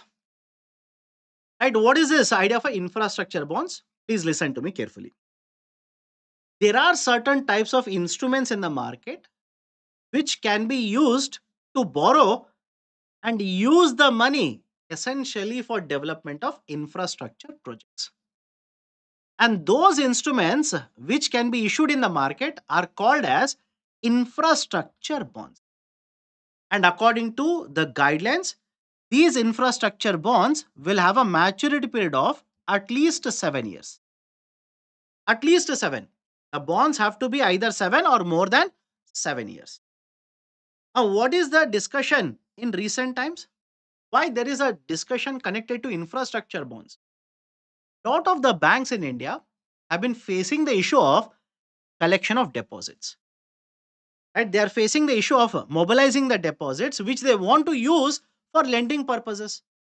So instead of using only the route to right collect the deposits, now the banks are saying, let me issue bonds, collect the money, and use it to right, let's say, finance infrastructure. And that's the reason multiple banks in India, public sector banks, essentially are raising lot of money using infrastructure. Now, what are the important points here? These will have a maturity period of at least 3 years. No, not 3 years, at least 7 years. These banks will have to maintain CRR, SLR on amount collected under these particular bonds. Right? No, please understand. Speciality of infrastructure bonds is the bank will collect the money by issuing the bond. Bank doesn't have to keep CRR on this money. The bank doesn't have to keep SLR on this money which they have collected by issuing a bond. Absolutely no. Third one, investments of up to 50,000 in these bonds are tax deductible. No. And remember this, according to the government announcements, investments of up to 20,000, not 50,000. Up to 20,000 are tax deductible, not 50,000. All the three statements are incorrect. Right option for question number 58 will be option D. None of the above are correct. Okay. Now, question number 59. Let's go forward. Good morning. Good morning to all of you. Okay. So, question number 59. Don't worry. Some more time. I'll be done. Which of the following has been launched by the government to benchmark the seaports in India? We are at the fag end now. Infrastructure and employment. Will be done. Don't worry. Which of the following has been launched by the government to benchmark? Benchmark means essentially evaluate how these particular right seaports are performing. And I've given you four options here: Sagar, Ankalan, IMEC Maitri, Bharat Ports Global. None of the above. Right option to this question is option A, Sagar Ankalan. Sagar Ankalan. Please be very careful. A lot of you are choosing Bharat Ports Global. No. Right? I'll give you the points regarding all the three. But these were there in the discussion. Please have a look at all of this. What is Sagar Ankalan? It is a performance index. That is, we are developing a, let's say, a index which will be used to calculate how individual ports are performing in India. LPPI, Logistics Ports Performance Index. In Hindi, this is called as Sagar Ankalan. Right? It will measure the efficiency of the port infrastructure, how the ports are performing. That is one. Second one, there was IMEC Maitri. IMEC Maitri essentially stands for India Middle East Europe Economic Corridor Master Application for International Trade and Regulatory Interface. Is the use of this. The government of India simply says a lot of times, because the systems for imports, exports, etc., are different, lot of paperwork is involved, and lot of times it will take lot of time to import a product, to export a product, lot of documentation is involved. It's a time consuming process. How can I address it? Government now says, and through this particular corridor, IMEC corridor, when the imports will come into India, we will have a standardized process. We will streamline the whole process of importing as well as exporting, so that the paperwork documentation requirement lesser, the cost will be lesser, the time will also be lesser. That is IMEC Maitri. Remember this. Third one, Bharat Ports Global. It's a joint venture. That is essentially it's a consortium of public sector companies Which companies? The list is there here. Right? That is IPGL, SDCL, and IPRCL. Right? So three entities have come together. They have formed a group, and that is essentially called as Bharat Ports Global. And what is the use of this? This consortium, in this, right, if you look at all the three companies, you will realize one company is a specialist in financing of the project, another company is a specialist in the development of the project, like this. So three different entities owned by the government have come together. Now they will be bidding for development of port infrastructure. They'll be developing, right, the port infrastructure. Right? That is the importance of Bharat Ports Global. Right? Any one of the three can be asked in the prelims. Be very, very careful. Okay, so right option will be option A for question number 59, Sagar Ankalan. Okay, question number 60 now. Question number 60. Look at the statements. Consider the following statements. The Equal Remuneration Act prohibits a discrimination between male and female in hiring process. Is it true? Do let me know. Is it true? Is there any law in India which will prohibit discrimination when hiring is done? Is there any discrimination if it is done? Is it an offense in India? Answer is yes. Answer is yes. And this is the law. This is the law. Make a note of this. I'll tell you why. Last year, have you come across this article? Do let me know. Last year, have you come across this article? That is, in one of the plants in Tamil Nadu, that is at the Foxconn. At Foxconn, there was an allegation. That is, right, female workers are, right, basically not being hired, and male workers are being hired. Even though the female workers are having good qualities, good skill set, etc., they are being, right, not given a preference here. Only the male workers are being given preference. So, is there any law in India which prohibits this kind of a discrimination when the hiring is done? Remember the name of the law: Equal Remuneration Act.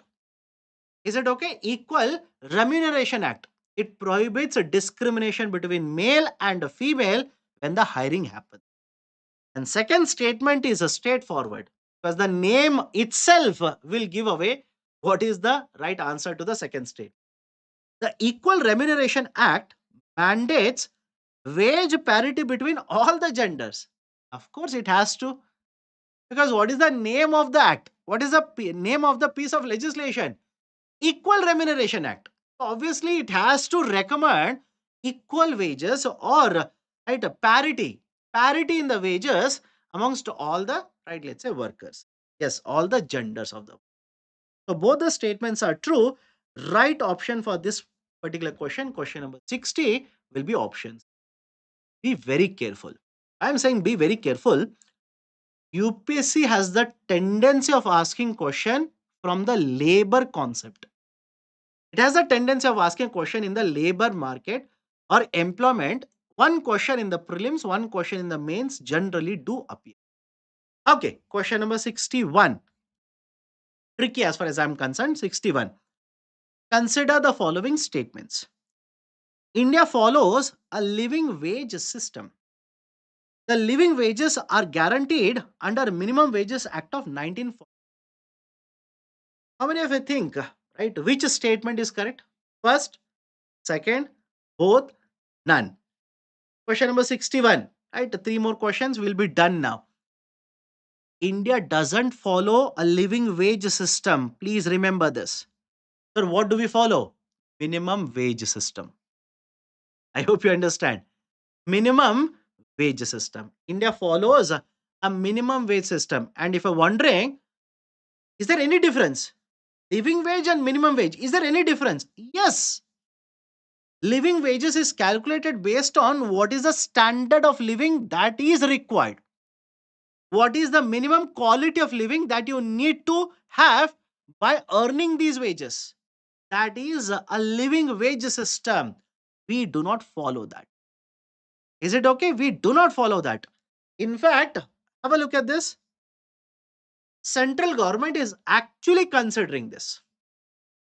Right? Central government is actually considering this. Central government is preparing to shift to living wages from minimum wage. Right now, we are following minimum wage system under the Minimum Wages Act. There are multiple countries which follow almost close to the concept of living wage system. Is it okay? Right. So have a look at this. In case of India, there is a law by the name of Minimum Wages Act 1948. And whatever wages are paid, the minimum wages are supposed to be paid according to the provisions of the Minimum Wages Act. Right? Whereas many of these particular developed countries, especially the Scandinavian countries, they are very close to the model of living wages. Is it okay? Done? In fact, there is a lot of discussion regarding right India approaching ILO, asking ILO to provide recommendations how we can shift, etc., etc. But again, does India follow a living wage model? No. India follows a living wage system? No. Living wages are guaranteed under the Minimum Wages Act? No. Under the Minimum Wages Act, only the minimum wages are guaranteed. So, right option for question number 61 is option D. Question number 62. Consider the following statements. Let's start. As per the Trade Union Act 1926, there is a need of at least 5 people to form a trade union. Do let me know. How many members do you need to form a trade union? And if you're wondering, sir, what is the connection to current affairs? Anybody has missed out this topic? Let me know. Anybody who says, sir, any trade union dispute that has happened in the last 1 year in India, nothing has happened. Samsung issue. Samsung trade union issue. So please be very careful. So according to the Trade Union Act, how many members are needed to form a trade union? Seven. 7 members are required. Okay, so first one, incorrect. Second one, the collective bargaining is recognized under Industrial Disputes Act of 1947. The statement true? Collective bargaining.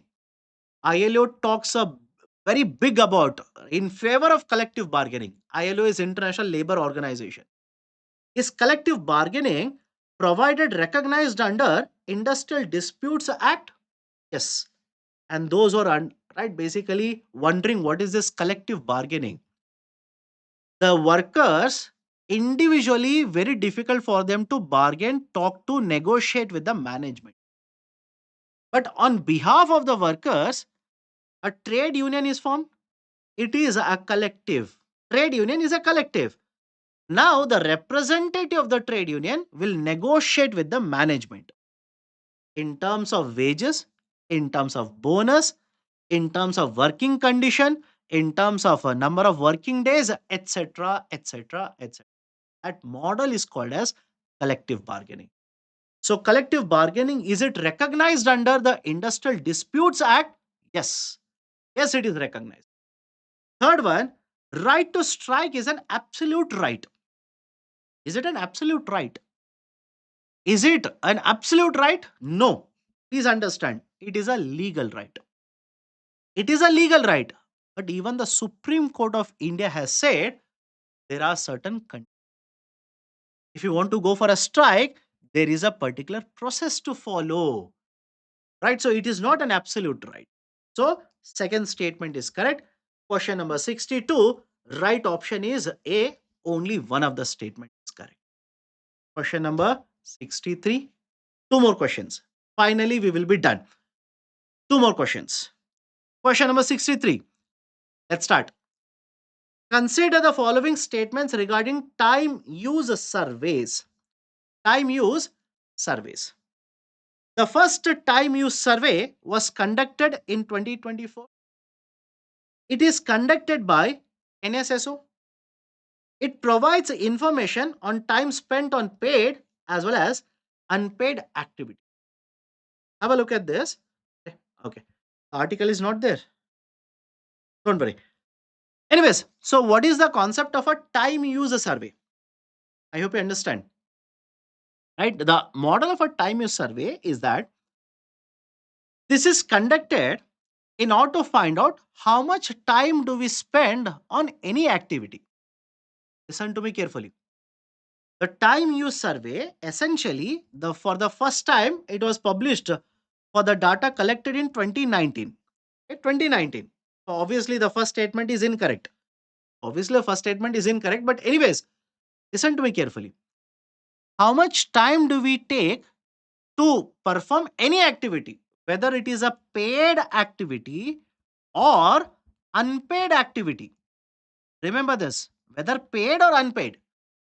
I hope you understand. A lot of times you will come across the statement saying women on an average spend so many hours on unpaid activity. I hope you all of you have heard of these kind of statements. Men on an average spend so much amount of time on household activity. How do you think they collect this data? From where do you think they are collecting this data? They are collecting the data from time use survey.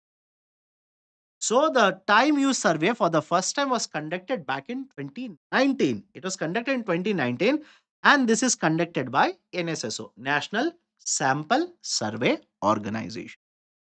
Right, so first statement, first 2024, no 2019. Conducted by NSSO, yes.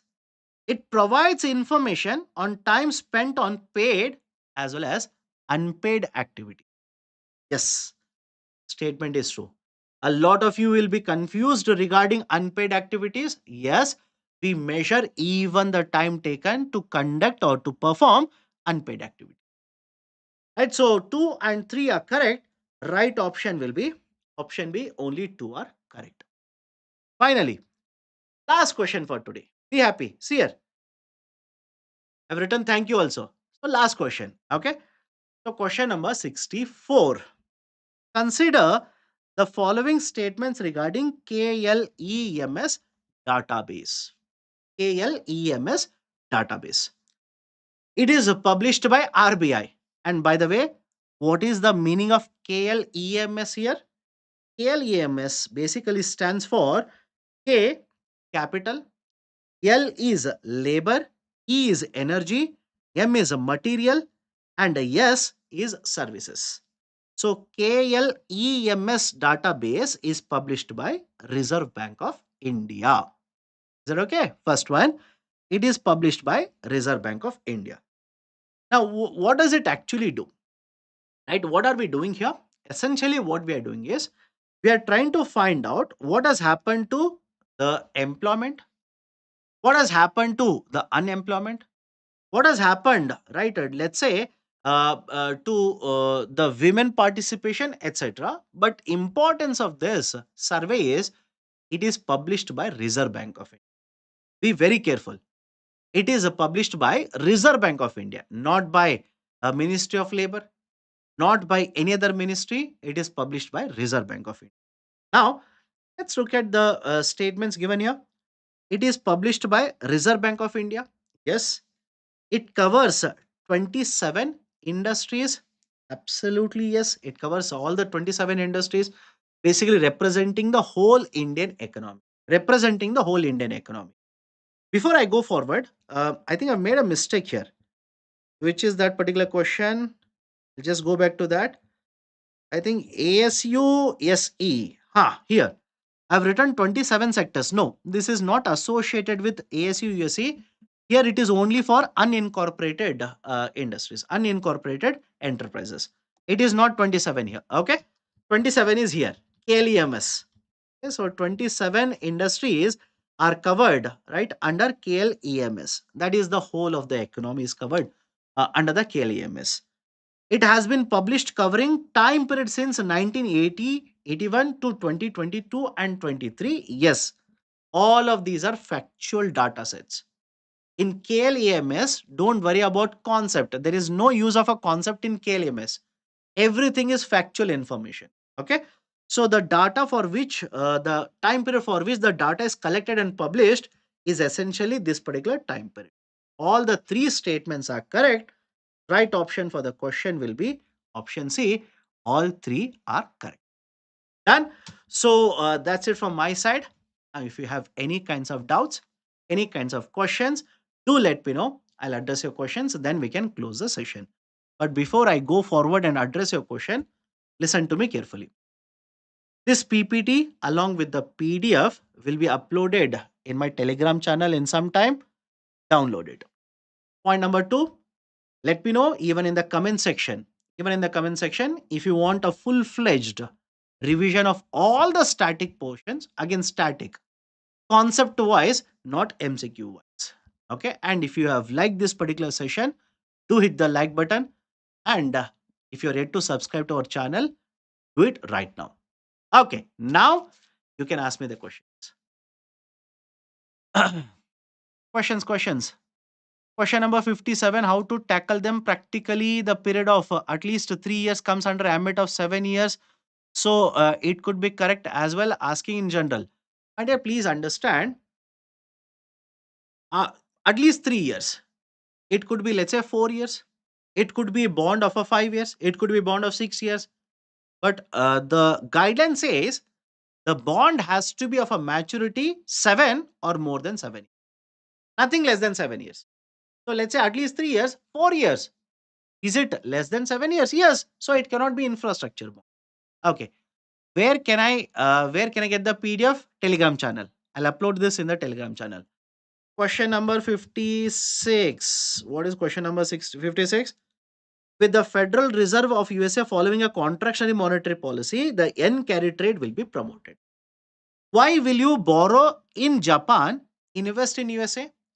Because let's say right now, in USA, the rate of interest is 4%. In Japan, let's say rate of interest is, if in USA, there is a contractionary monetary policy. Contractionary policy essentially means money supply will go down. When money supply will go down, interest rate will increase.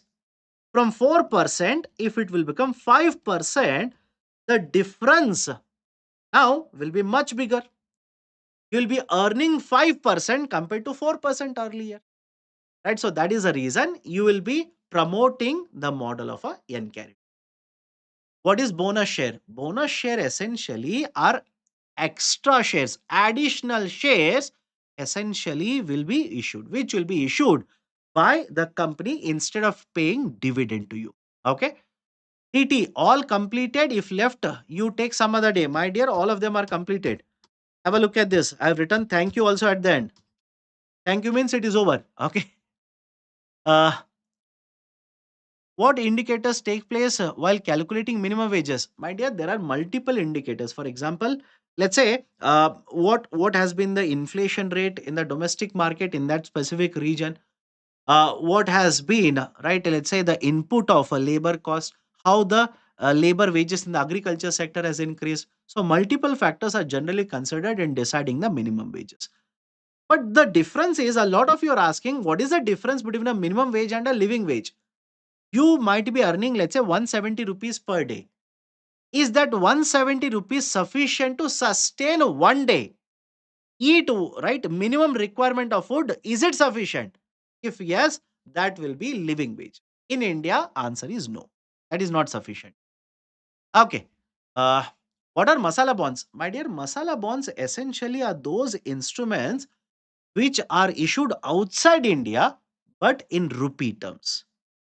Rupee, right? In rupee terms, these are rupee denominated instruments which are issued outside India. Okay. Ah, is living wage equal to poverty line? No, no, not necessary. And in India, it will not happen. Don't worry. 47 statement 2, 47, 47, 47 statement 2. Economic cost of the food grains will rise. If government will give, let's say, money to FCI, will the cost of operations, right? Will the cost of operations of procuring food grains, etc., etc., will it increase? No. Answer is no. Okay. My dear Shripat, don't worry about that. Ah, done then. So let me stop the discussion here. Stop the discussion. Again, just to reiterate, if you like the initiative, do hit the like button. If you're yet to subscribe to our YouTube channel, kindly do it right now. I'll be uploading The PPT as well as the PDF in my Telegram channel in some time. You can download it from there. Thank you. Have a great day. See you next time.